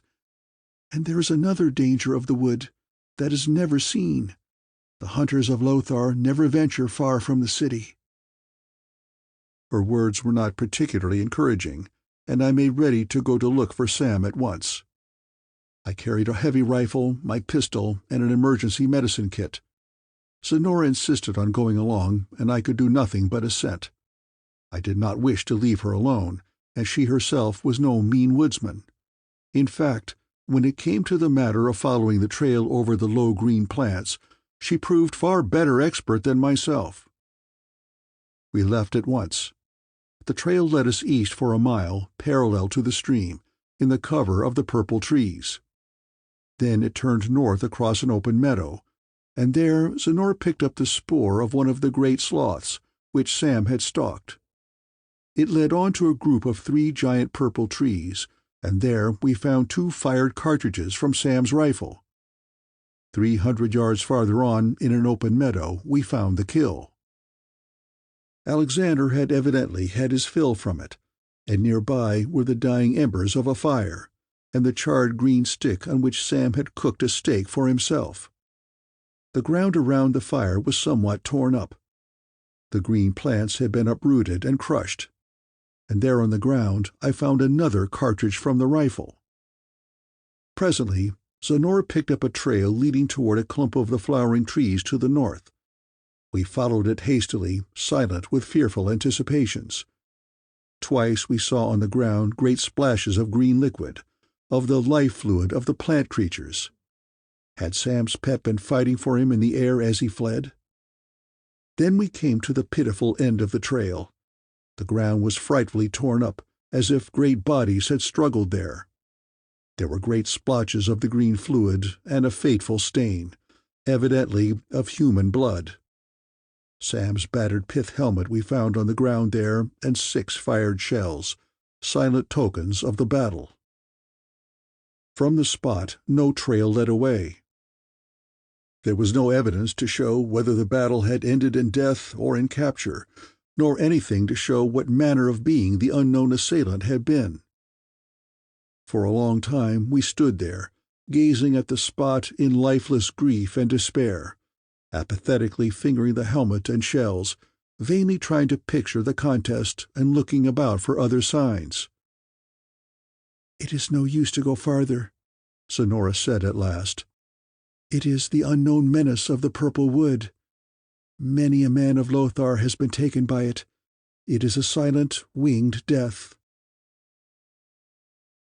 End of Chapter 25.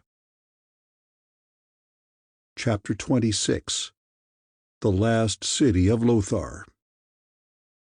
Presently we turned and trudged wearily back to the Omnimobile. There was nothing else to do. I was sick with an aching heart.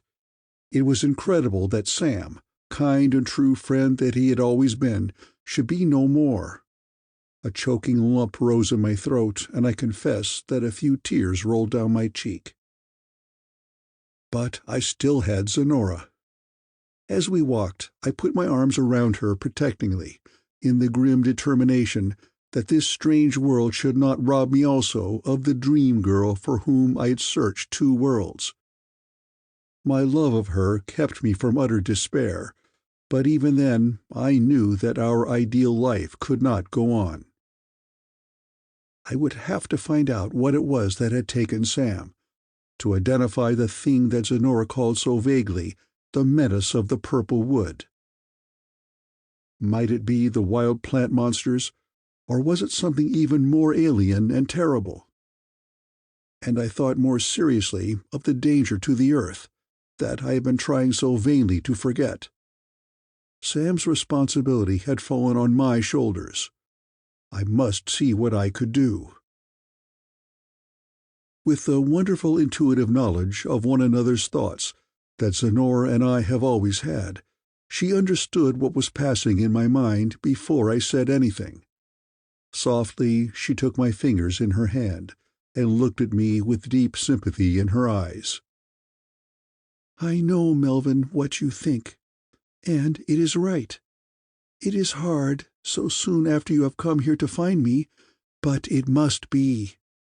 I can guide you to the city of my people. I can even show you to the brink of the pit of Zath if you would go there. You are very brave and true, my princess. I come from Lothar. If you feel that your duty bids you to risk the violent death in Zath, I would not dissuade you. But the Lord of Flame is mighty. No man can fight him. He has power over all." "Except our love," I said. I stopped and took her in my arms and pressed her red, warm lips against my own. In the whole world she was all that was mine. She clung to me fiercely, as if the terrible power of the pit of flames was trying to tear her away. At last we went on, and presently we reached the Omnimobile, hidden in the purple grove. In Sam's absence it looked very cheerless and lonely. We got aboard and made ready for departure. I tuned up the motors and examined the electric weapons, and cleaned and loaded the little cannon again. As I worked, Sonora went in the galley and fixed a lunch. We ate quickly under the silent pall of bitter tragedy, thinking of the smiling old man that should have been with us. Then we climbed into the conning tower, and I switched on the engines. The humming of the generators rose again, and the great machine lumbered clumsily out of the little wood, where it had been hidden for so many happy days. For many hours we held a northwestward course over the green plateaus and through the purple woodlands, with the light of the crimson day shining through the ports. Sonora stood by me and chose the route. For the last few miles we crept along just east of a high, bare ridge of rocks. At last she bade me stop the machine in a clump of trees at the foot of the hill. The last city of Lothar, she said, lay but a mile beyond. I took my binoculars and a rifle, and we left the machine and clambered up 1/2 mile to the top of the ridge. The girl led the way, slipping cautiously through the rocks. At last she threw herself down behind a fringe of the low green plants and motioned me to crawl up beside her. "Look," she whispered, "and see all that is left of Lothar, the proud kingdom of my fathers, under the curse of the Lord of Flame." Indeed, it was a scene of ruined grandeur that met my eyes. A little valley, perhaps 2 miles wide, lay beyond the ridge on which we were concealed. On the low hill beyond, standing out against the crimson sky, was a massive ruined wall. Back of it rose the crumbling desolate ruins of great towers and palaces of stone, covered with the moss of centuries of decay, merely the bare bleached skull of a dead civilization.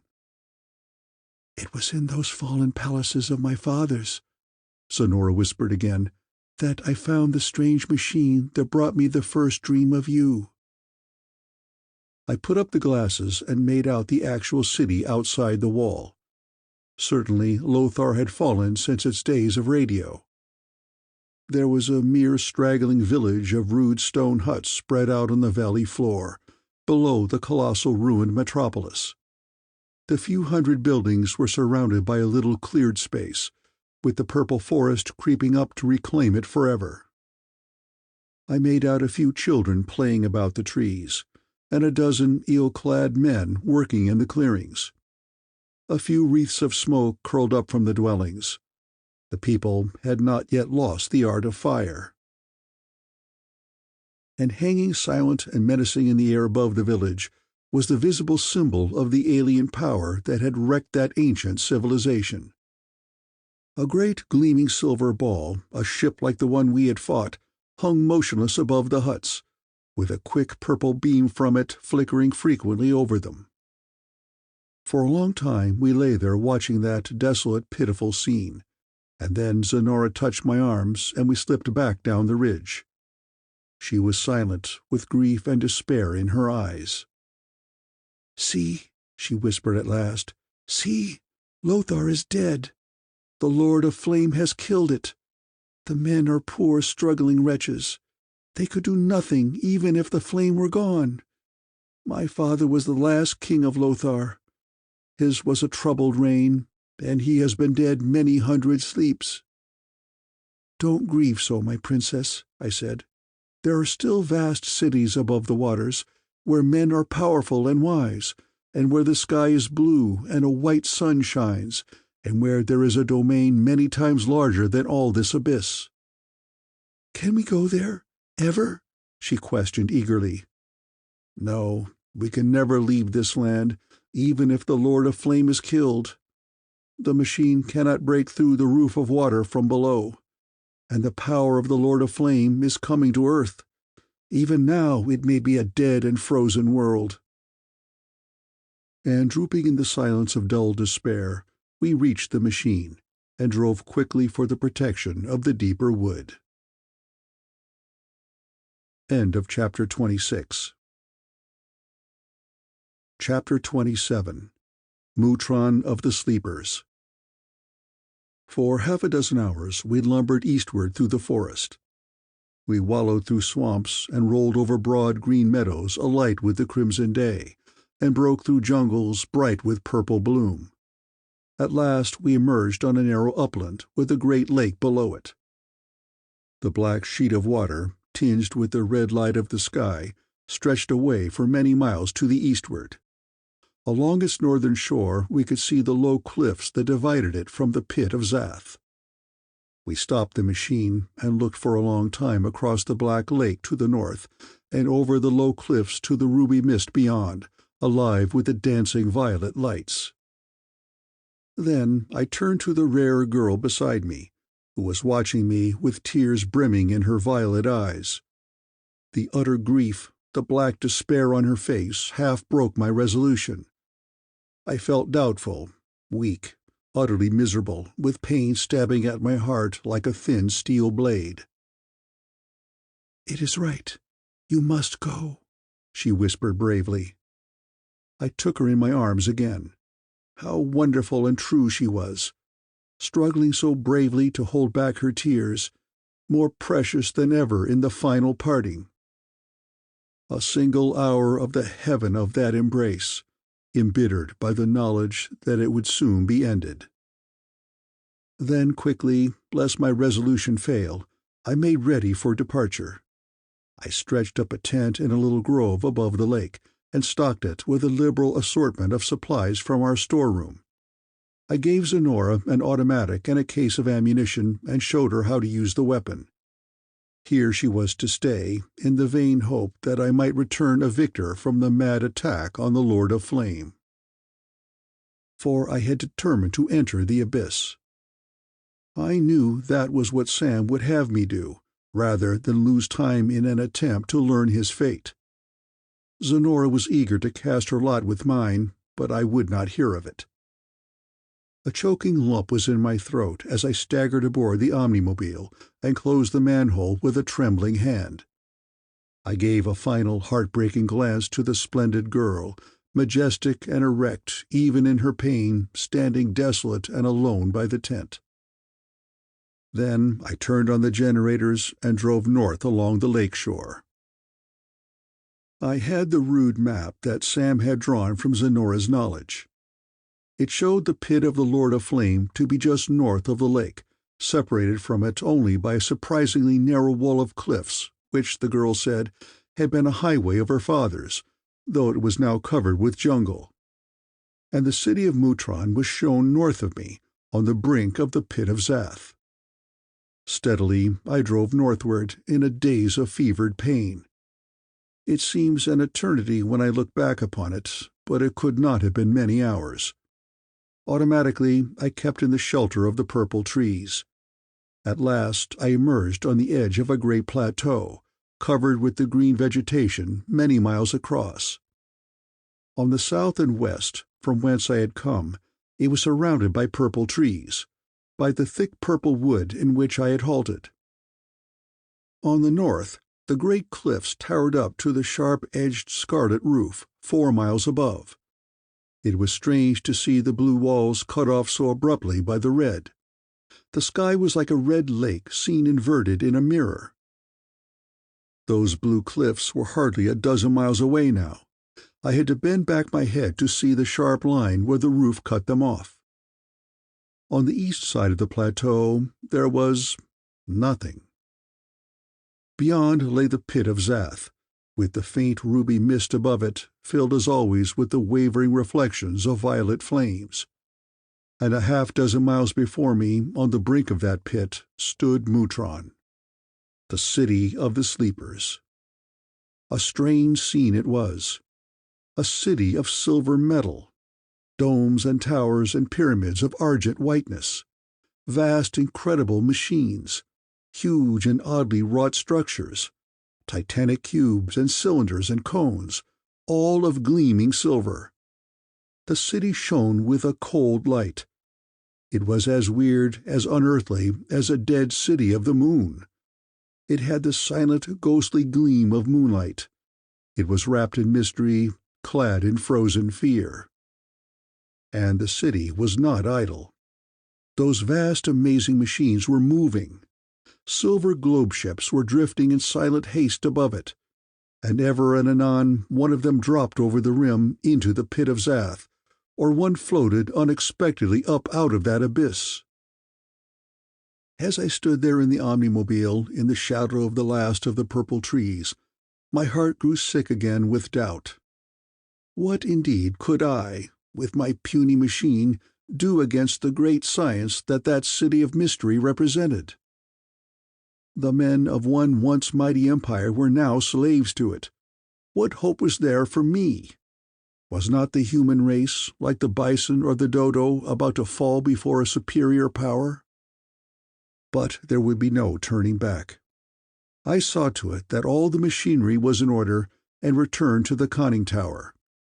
Before me was the instrument board that controlled the electric arc and the rocket tubes, as well as the machinery. I started the Hydrodon generators at their full capacity and then threw the switch. As the 500,000 horsepower went through the resistance coils, jets of superheated steam roared out of the nozzles, condensing in white rushing clouds. The terrific force of the jets uprooted the purple trees, and the machine vibrated to the mighty blast. I was hurled into the air. With a speed that swiftly increased to many hundreds of miles per hour, I hurtled the broad plain, and over the ghostly white city of silver, and into the abyss. The plateau ended abruptly, as if cut off with a knife. The crater fell sheer away from me, stretching to the vast blue cliffs in the north, and to the line of living purple and green that marked the beginning of the eastward forests. Only a thin green line separated the abyss from the lake on the south, which, in the reflected light of the scarlet sky, horribly suggested a sea of blood, ready to flow into the pit. Undoubtedly, the crater was of volcanic origin. I could not determine its depth, nor the state of its floor. It was filled with the thick crimson mist. The wavering tongues of violet fire still flickered through it, throbbing strangely, like the reflection of fires below, hinting unpleasantly of alien life. As the rich green plain vanished beneath me, and I sped high over that busy, strange white city and into the haze of the abyss, an odd feeling of the wildness and the unfamiliar terror of the place stole over me again. I was very thankful for the invention of Sam's, for the thin helmet of wire gauze above my head. Suddenly, a great twisting bar of green fire writhed up like a serpent's head from the nest of flames. It swung and coiled and twisted through the rosy mists with a slow, deliberate motion, like an incredible reptile of flame, raising its head, looking, searching. Despite the helmet, great fear swept my brain like a hot flame. End of Chapter 27. Chapter 28. The Flaming Brain. Mighty winds whipped about me. The roaring jets of steam drove the throbbing machine on over the rosy mists and over the flickering violet flames, and I fell, dropped into the hidden pit.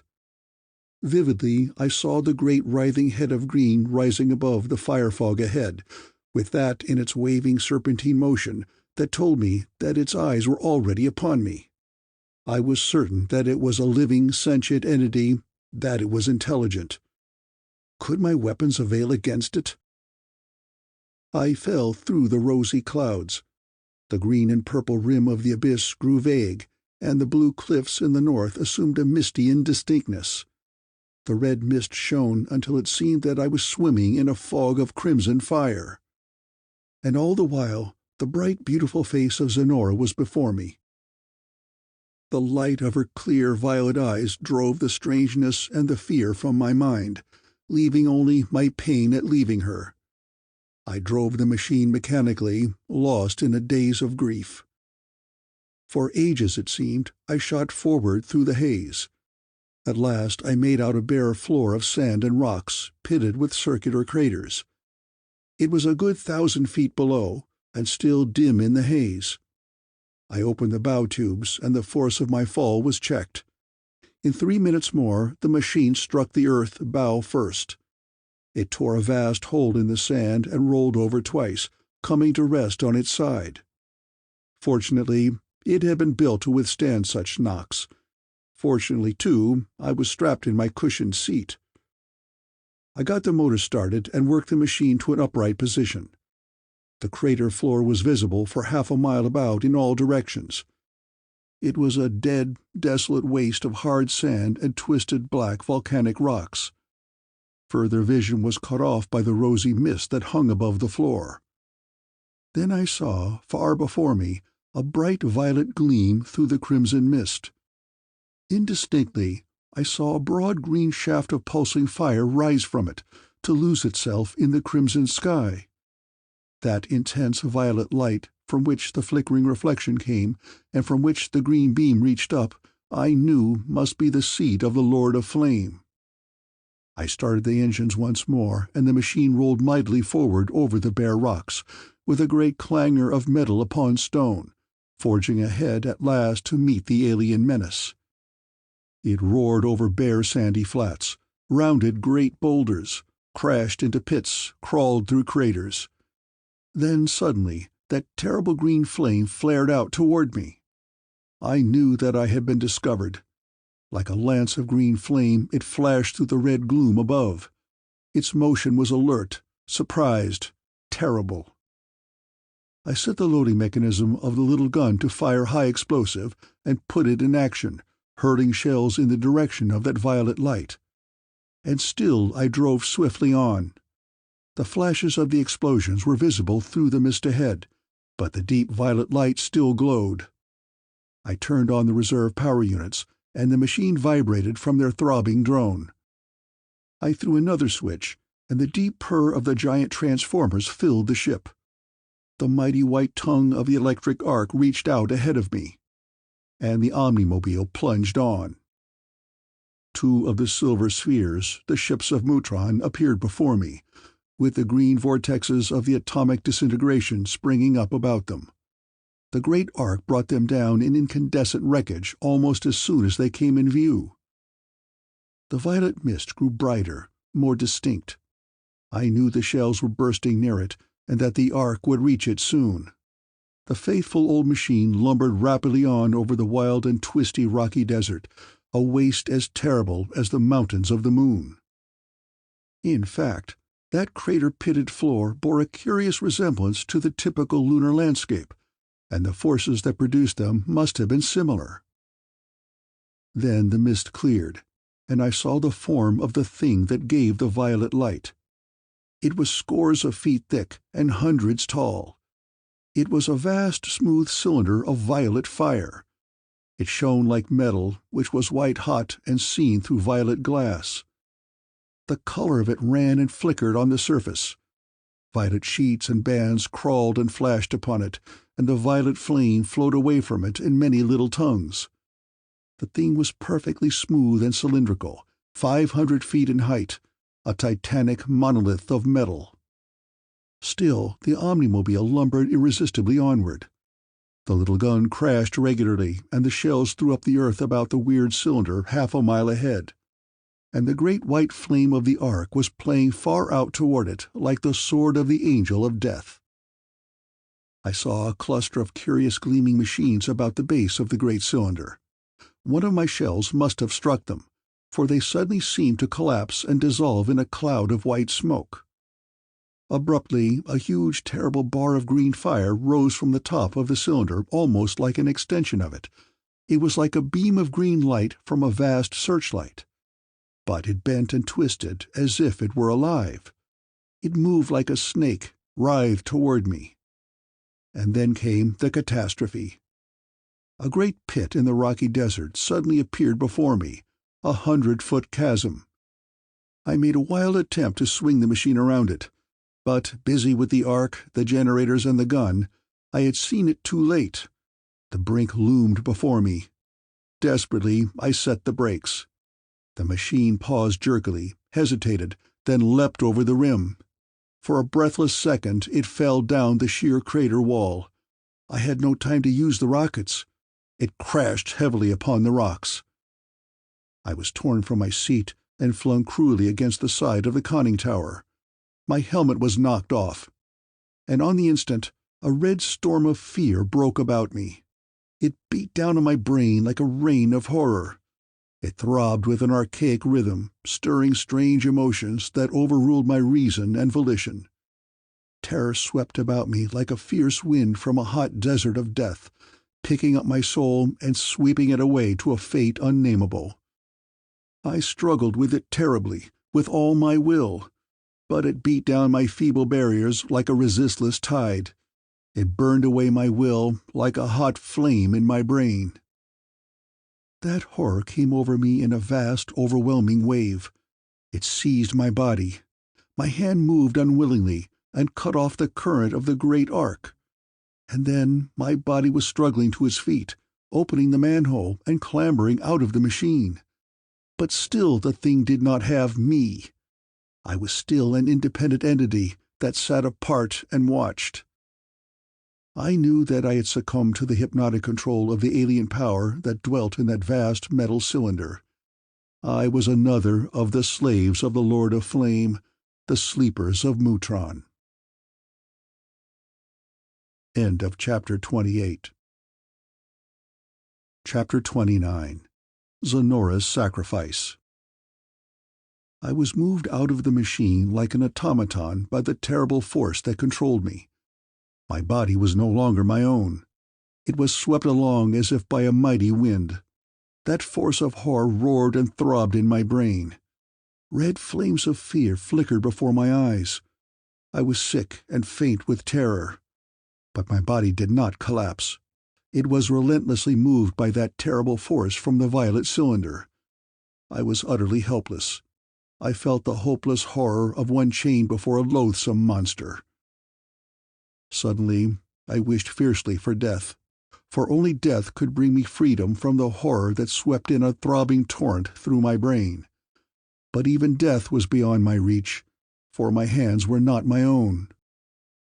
For a moment that power left me standing on the side of the overturned machine. The Omnimobile lay on the sandy floor of the crater, which may have been 100 feet in depth and as many yards across.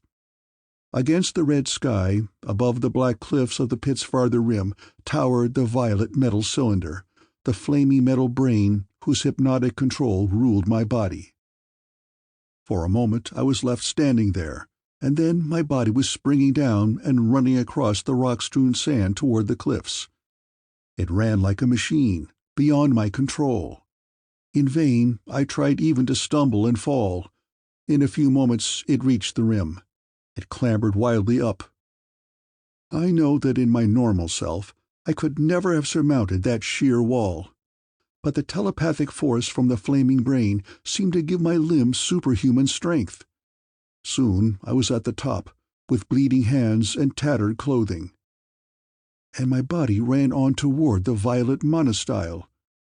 It was 200 yards away, a titanic smooth upright cylinder of metal, the polished surface crawling and flowing with violet flame, with the great, incredible serpent-like beam of green rising from the top. It was astounding, in the strangeness of its aspect, and in its inexplicable suggestion of alien intelligence. But how could there be intelligence in metal? And then I saw the men about it. 2 of the vast silver spheres were stopped on the ground below the cylinder, oddly dwarfed by its vast height. And about them were men. They were the green slaves, the sleepers of Mutron. Their bodies were naked but for tattered scraps of cloth. Fastened upon their backs by their cruel metal clamps, they bore the strange prisms. But those bars of metal were not blue like the one we had taken from the dead man. They shone with the same mysterious violet radiance as the titanic monostyle. They were parts of it, akin to it. The men moved like sleepers, or like machines, as I felt that I was moving, as if their wills were dead. They toiled in tireless haste, without confusion. Many were carrying burdens, and it seemed that some were polishing the surface of the cylinder, or applying some luminous substance to it. Near the ground they were quite plainly visible, clinging to its surface like flies, and toiling furiously.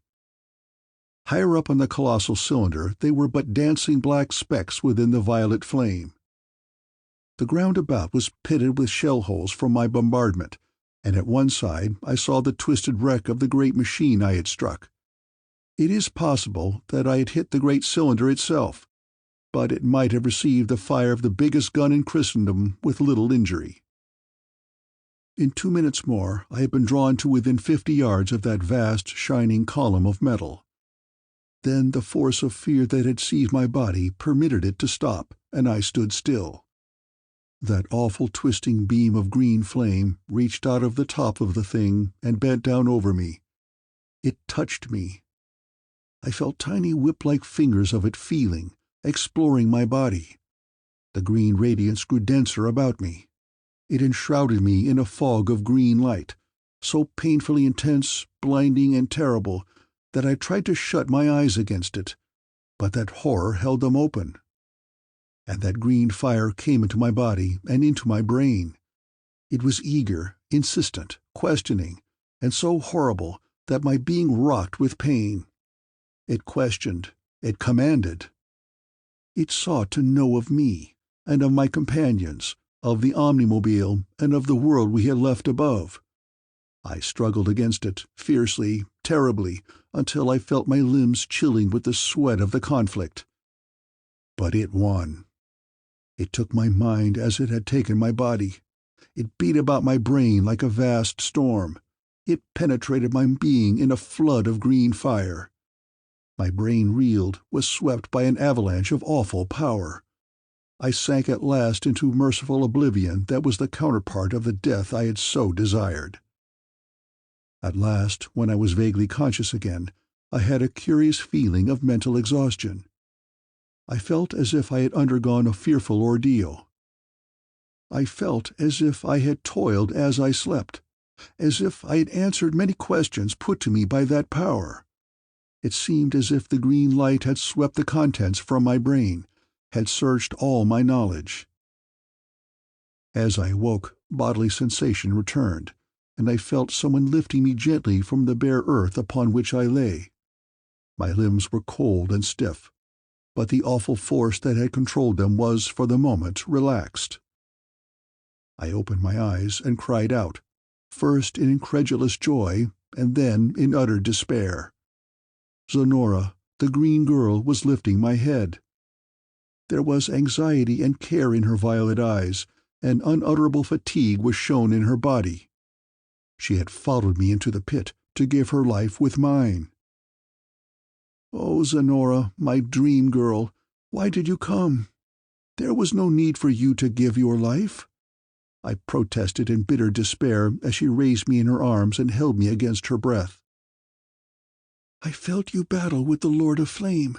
I felt it conquer you. So I left the camp to come."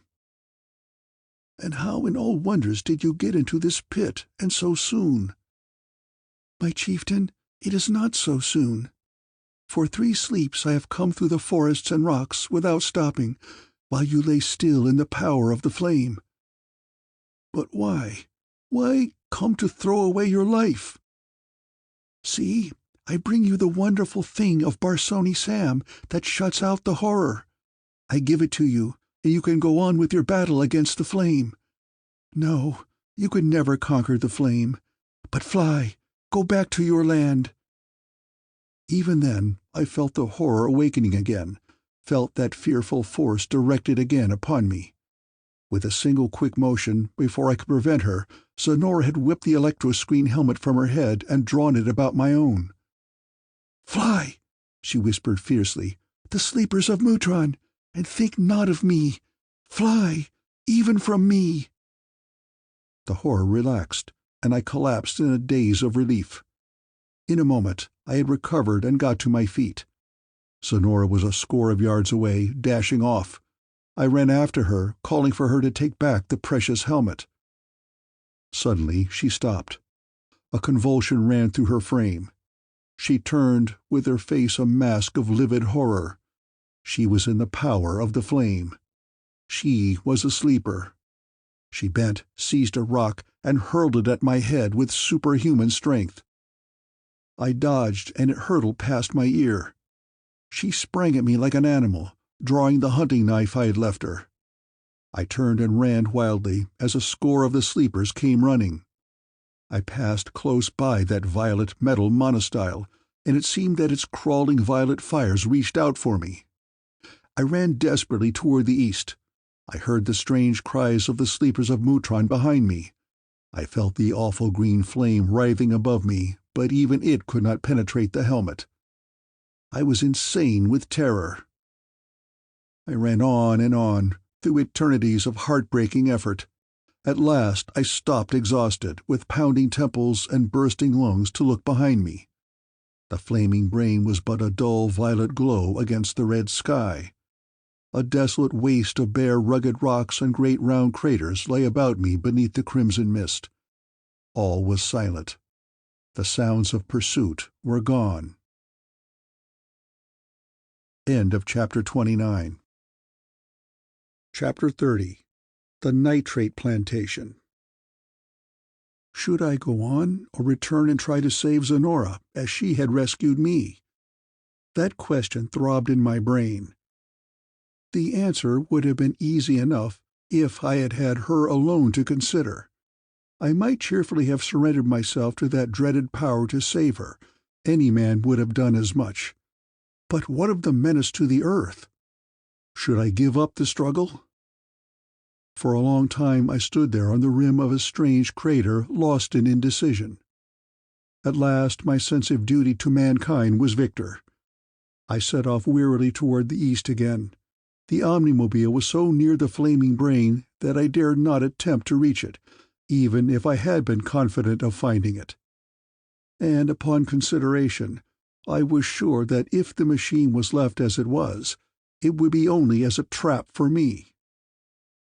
A sorry hope indeed was I for victory in the struggle with that vast alien power for the safety of Earth. A man alone, ragged, without even a pocket-knife, lost in the wilderness of a strange world and possessing only a modicum of scientific knowledge. What folly indeed for one in such circumstances to pit himself against such a science! But that seemed the only hope for victory. With Sam in my place, the outlook would have been brighter.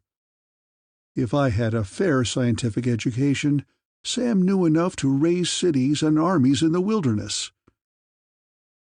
For many hours I struggled toward the east, away from the violet glow, over the desert of rocks and craters, through the ruby mist. And I came unexpectedly upon an explanation for the origin of the crimson haze. Thin clouds of red luminous gas were hissing from some of the craters or fumaroles, escaping from the radium deposits in the core of the earth, to float up and augment the radioactive cloud that held up the waters. I was half dead with weariness when I reached the mile-high cliffs at the crater's rim, and half insane with grief for Zenora, and with angry doubt of my wisdom in deserting her. I have little memory of how I got up that wall of rocks. I remember climbing until I was worn out, of toiling upward with bleeding hands and feet, of fighting on when I was dizzy for want of food and water, of struggling up when my body screamed in pain for me to surrender and drop to merciful oblivion in the abyss. I remember sleeping many times on ledges or in crevices when I could go no farther. But at last I reached the rim. I climbed out upon the flat plateau to the east of the abyss, a strange wilderness of green plains and purple trees, but infinitely welcome after the tortures through which I had been. I stumbled across the meadows until I found a little stream. Eagerly I wet my parched mouth, and presently I slaked my thirst, and ate a few of the date-like fruits of the flowering trees. And then I slept. For a period of many months thereafter, I led a strange wild life, the life of a beast or a savage. It now seems to me that I must have been more than half insane, yet I had cunning of a sort. Wandering about in the woodland in the first few days, before my strength was fully recovered, I came upon a great lump of native copper. With hammer and anvil of stone I set out to shape some tools of it. First I made a knife, and then a broad blade for a wooden spear. With those weapons I soon had stalked and killed one of the great fat sloths. After several weary efforts, I achieved a fire by friction, and feasted upon roasted meat. Many were the mad and impossible schemes that my fevered brain formed for making an attack on the flaming brain of metal, only to reject each upon consideration. As I had hurtled through the air above the pit in my ill-starred attack in the Omnimobile, I had been much impressed by the narrowness of the bridge of cliffs between the great lake and the abyss. Now it occurred to me that I might dig a canal, and let the waters of the lake in to flood the Lord of Flame. With that in mind, I made an expedition to the isthmus, armed with copper pick and spade. I found that my eyes had curiously deceived me from the air. The land bridge was a wall of rock, nowhere less than 100 feet high and 400 thick, covered with a rank growth of jungle. Along it, even as Zenora had said, was a ruined road. Here and there a crumbling stone monument rose from the jungle like a bleached skull of the dead civilization. There was no hope of digging a canal. 100 men in 10 years might have been able to cut a tunnel through that wall of stone with modern tools and explosives. Nitroglycerin! That started me on a new line of thought. I had once made chemistry a hobby. It was not impossible. For Sam, it would have been child's play. But alas, there was no help from my old friend. I set to work at once. For many months I labored. The task was a tremendous one. The first necessity was an adequate supply of nitrates. I was not fortunate enough to discover a natural deposit, as heroes of fiction usually are, so I set out to make a nitrate plantation, such as is used for the manufacture of nitrates in a primitive way. I dug a great shallow pit, lined it with waterproof clay, and filled it with alternate layers of wood ashes obtained by burning the purple trees, and everything I could pick up in the way of nitrogenous animal and vegetable refuse. At last it was filled and wet down with water from my clay bed. I had nothing to do but wait until the nitrogen products of decomposition had united themselves with the potassium bases in the wood ashes. Then I fell to the mining of iron pyrites, and to the building of a furnace in which I could burn my pottery apparatus. After many disheartening failures, I was able to set up apparatus that I thought would suffice for the manufacture of my acids.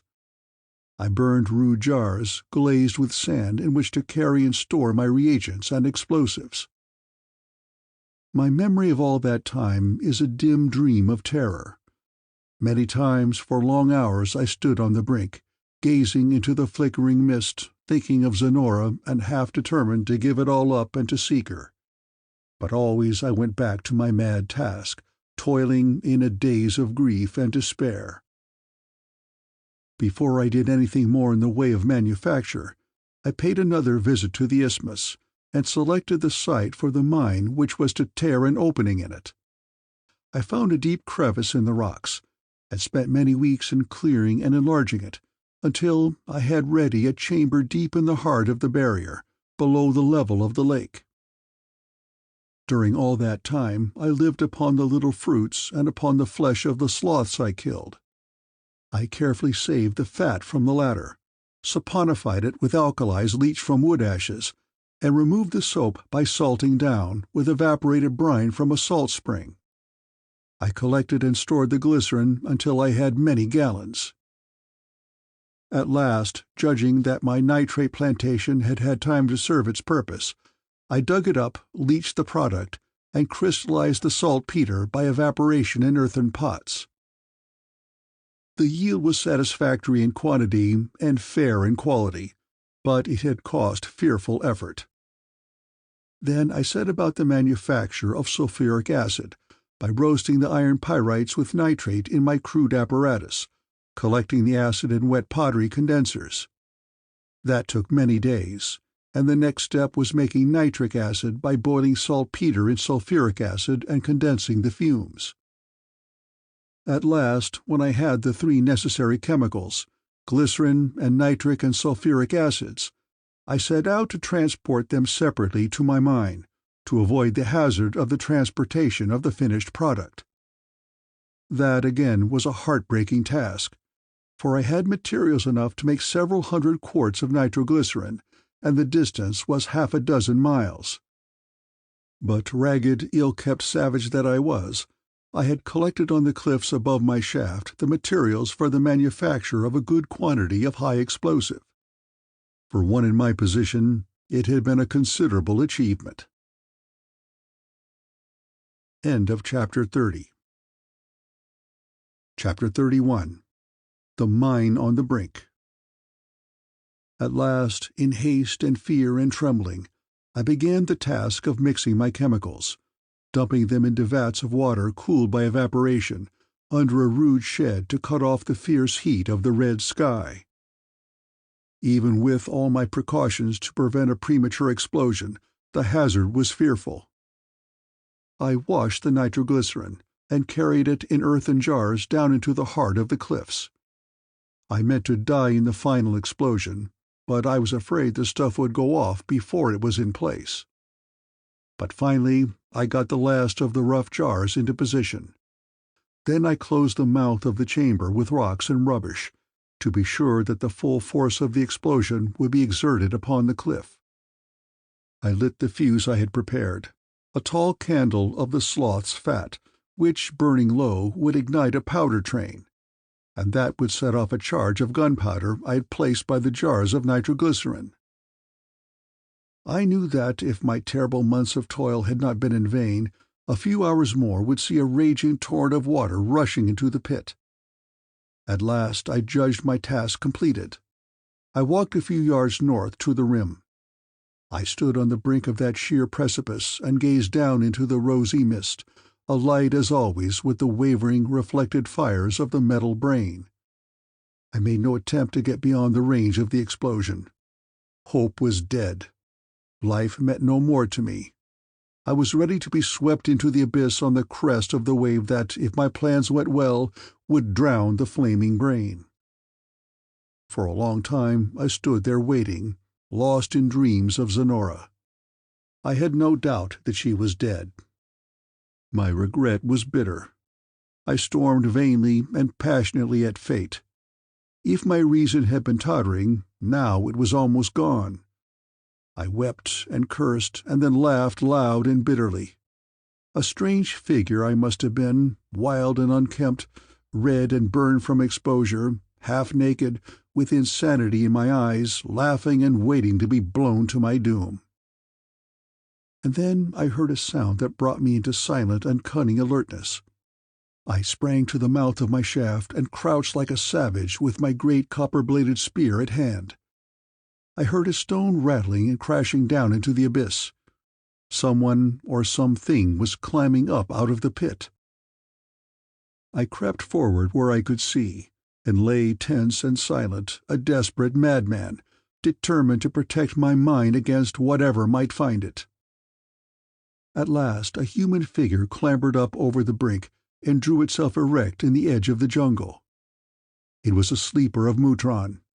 The emaciated form was bent beneath the weight of the bar of gleaming violet metal clamped upon its back.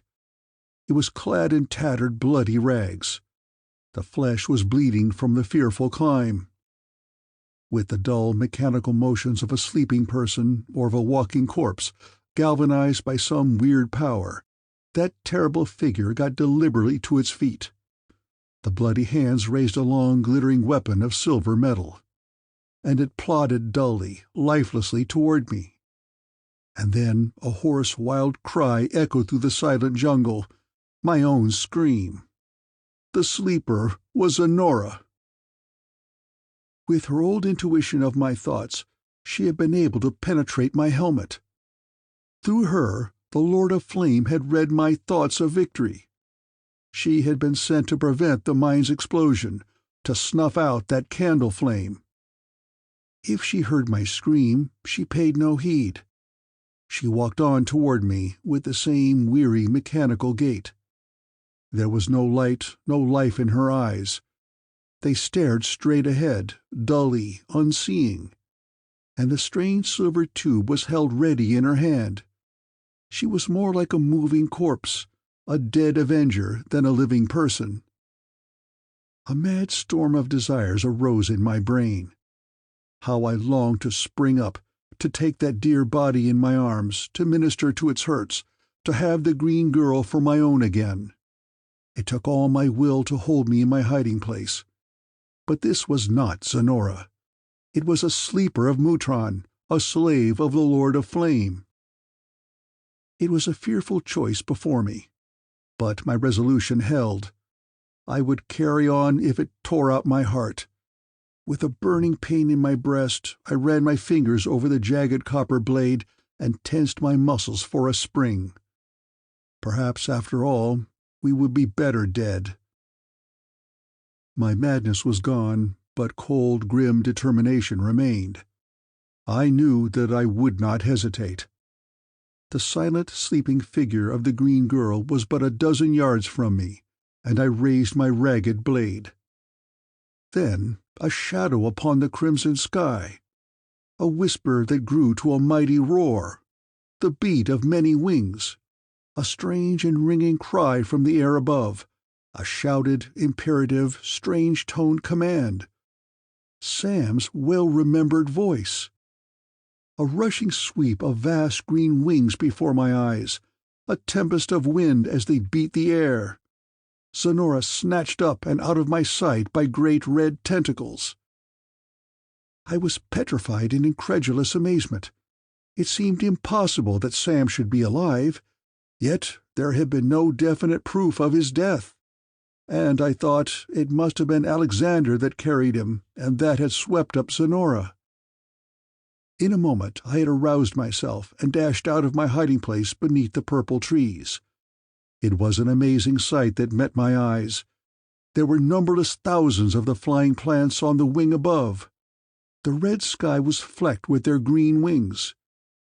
In a strange semblance to military order they flew, like fleets of battle planes. In scores and hundreds they dived and circled in perfect formation. Many of them I saw carried weapons, vast clubs or huge metal-tipped spears or heavy stones and masses of metal.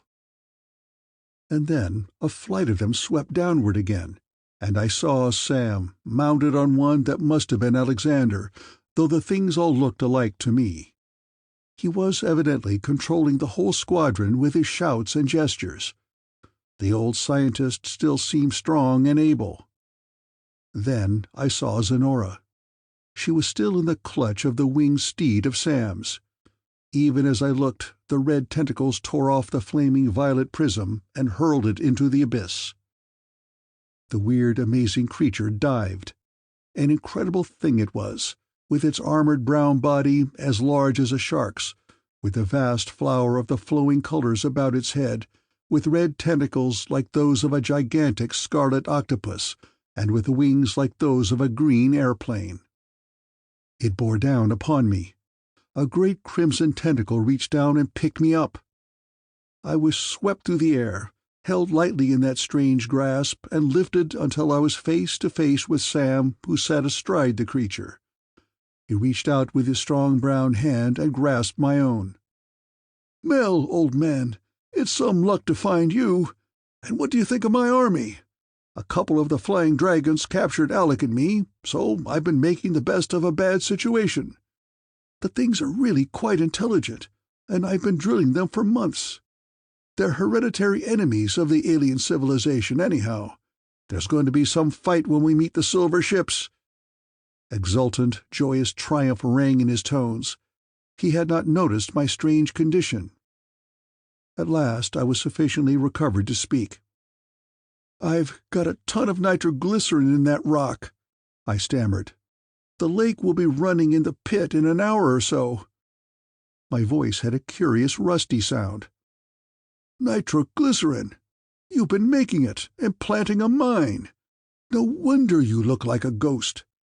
And how comes Sonora to have that damned metal bar on her?"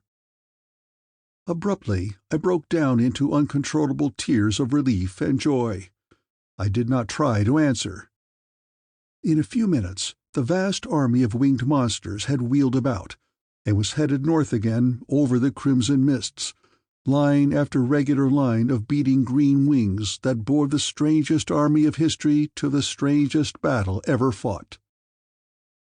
But at that moment I was paying little attention, for I was mounted on another of those vast flying creatures, and in my arms was Sonora. She was limp, unconscious, sleeping the sleep of utter exhaustion. But she was free again from the Lord of Flame. With tears of joy streaming down my face, I tried to dress her bleeding hands and feet. End of Chapter 31. Chapter 32. When the Red Roof Fell. Abruptly, a green light ran through the rosy haze beneath us, and that dreadful twisting bar of radiance, that living alien tongue of fire, the serpent-like head of the Lord of Flame, was thrust up out of the flickering violet. With its strange writhing motion, It swept in a wide arc as though it saw us. It searched the sky and then drew back in alarm. The terrible rhythmic throb of the emerald gleam in it grew faster. And quickly the crimson sky ahead of our flying army of green-winged monsters was filled with fleets of the silver spheres. They rose swiftly, by the hundred, in long gleaming lines, floating, drifting, darting as though carried in swift cyclonic winds.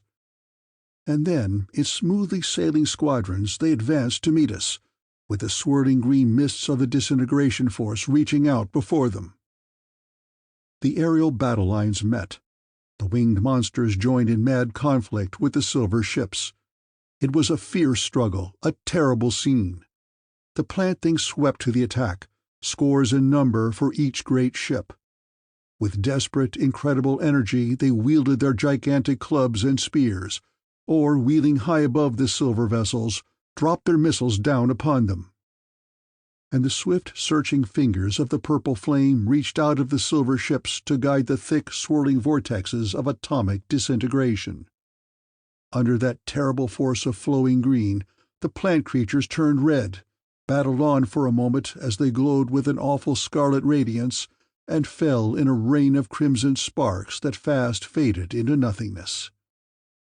And ever the throbbing emerald column rising above the sea of ruby mist below us, the writhing serpentine bar of green that was the Lord of Flame, moved and twisted, directing its armies. The plants battled with desperate ferocity, with incredible strength. In ones and twos and threes the silver vessels fell, in twisted, battered wreckage, fell among the showers of sparks from the vanished creatures that had crushed them. It was a battle of animal strength and courage, of desperate, savage energy against deliberate, inhuman science. It was the battle of the mad elemental beast against silent, pitiless power. And the plants won. As the monsters that carried Sam and Zenora and myself swept along high above the line of battle, we saw the silver ships give way, saw them drop into the red mist with the avenging, victorious plants following close upon them. And then my mind went off. A vast white cloud of smoke and shattered rock rose deliberately above the cliffs, spread into a titanic mushroom shape, and fell in a great rain of debris into the abyss and into the lake. After many seconds the sound of it reached us, a crashing, deafening blast. The great wave of air swept up the green-winged fleet like leaves on a stormy lake. Below the cloud of smoke, where the black cliffs had been, I saw a vast white sheet of waters, a rushing Niagara multiplied manifold, plunging over the brink in a sheer and gleaming arc. Even as I gazed it, in dazed wonder at the thing I had wrought, Sam was suddenly close beside me, shouting something with alarm and urgent command in his voice. "Mel, the roof! Where's the Omnimobile? For God's sake!" "In a crater in the abyss, by the metal cylinder," I cried, wondering. Then I looked up and saw that the flat roof was cupping up, like a vast inverted basin. The waters above were rising. With no further word to me, Sam shouted a strange order to the monsters we rode. Their vast green wings were folded. We dropped like plummets into the crimson mist. The violet gleam appeared, and we made out the crater-pitted floor. I shouted directions, and in a few minutes we settled into the same little crater in which I had met disaster. The Omnimobile was still lying there, just as I had left it. The creatures that bore us dropped us near the ground. Those great red tentacles set us gently down on the rocks by the machine. Sam led the way, and I carried Zenora. Desperately, we scrambled aboard and screwed down the manhole. Sam's mount, Alexander, slumped into a curious attitude of dejection. Suddenly, one of the silver vessels shot into view above the crater's rim, drifting swiftly toward us. The machine was watched. It had been left as a trap. The thing flashing beams of purple flame reached out eagerly, found the Omnimobile. The whirling spirals of thick green mist extended toward us. Sam fumbled with the dials and made a hopeless gesture. Then I saw Alexander spring into the air and fly toward the terrible gleaming thing. With mad, desperate speed, the plant creature dashed straight into that fearful, swirling mist. It charged on through it. Already glowing red with the disintegration beam, it struck the white machine with terrific force.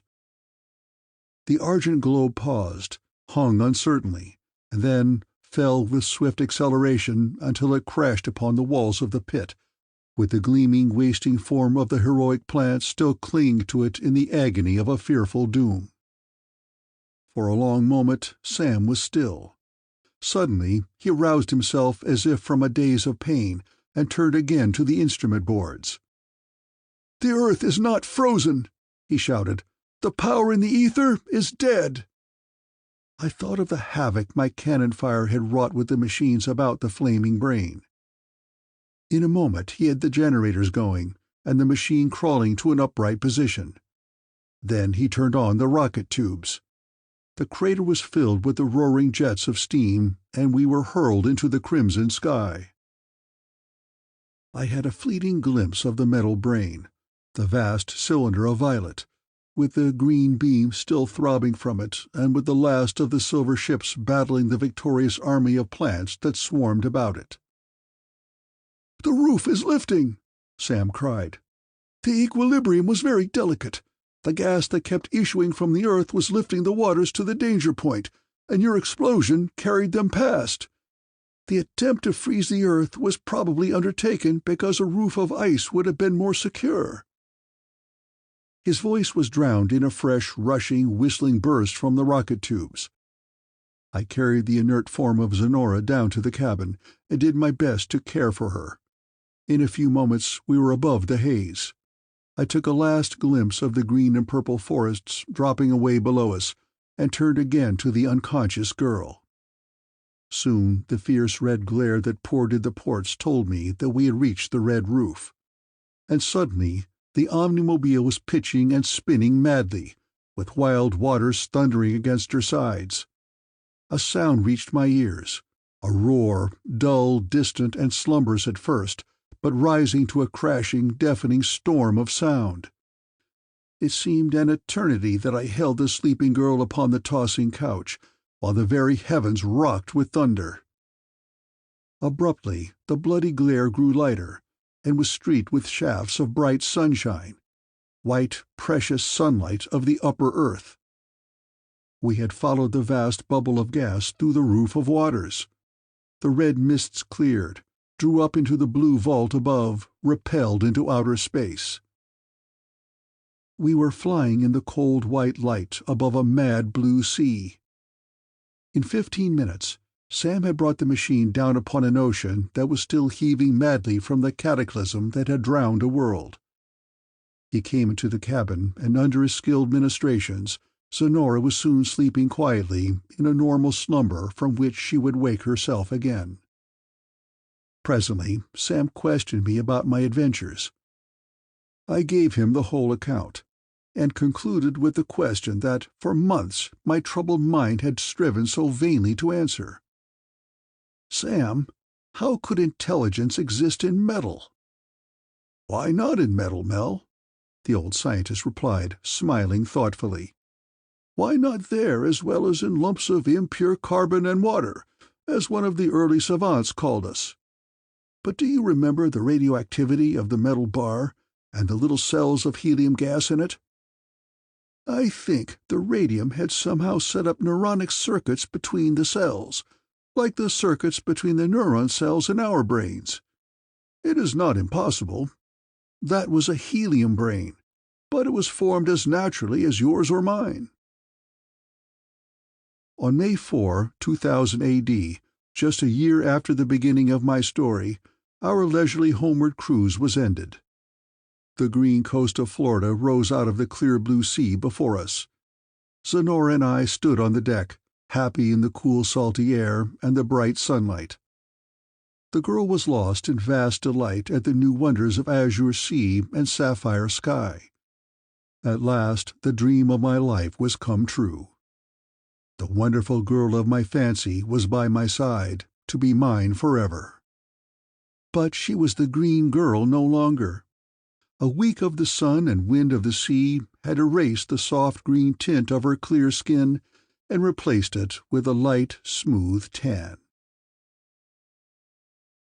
End of chapter 32. The End of The Green Girl by Jack Williamson. We hope you enjoyed tonight's sleep audiobook. If you liked this audiobook and want to listen to more, please check out our channel at Sleep Audiobooks. And if you prefer to listen to each story individually, they will also be uploaded to our secondary channel at Sleep Chapters.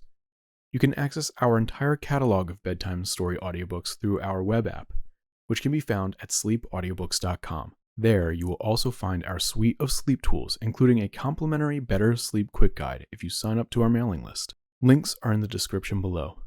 All likes, comments, and especially subscribing help this channel grow so that we can reach more night owls in our quest to help as many people sleep easier so they can live their lives more fully during the day. We appreciate your support and wish you a very excellent night's sleep. This is Sleep Audiobooks.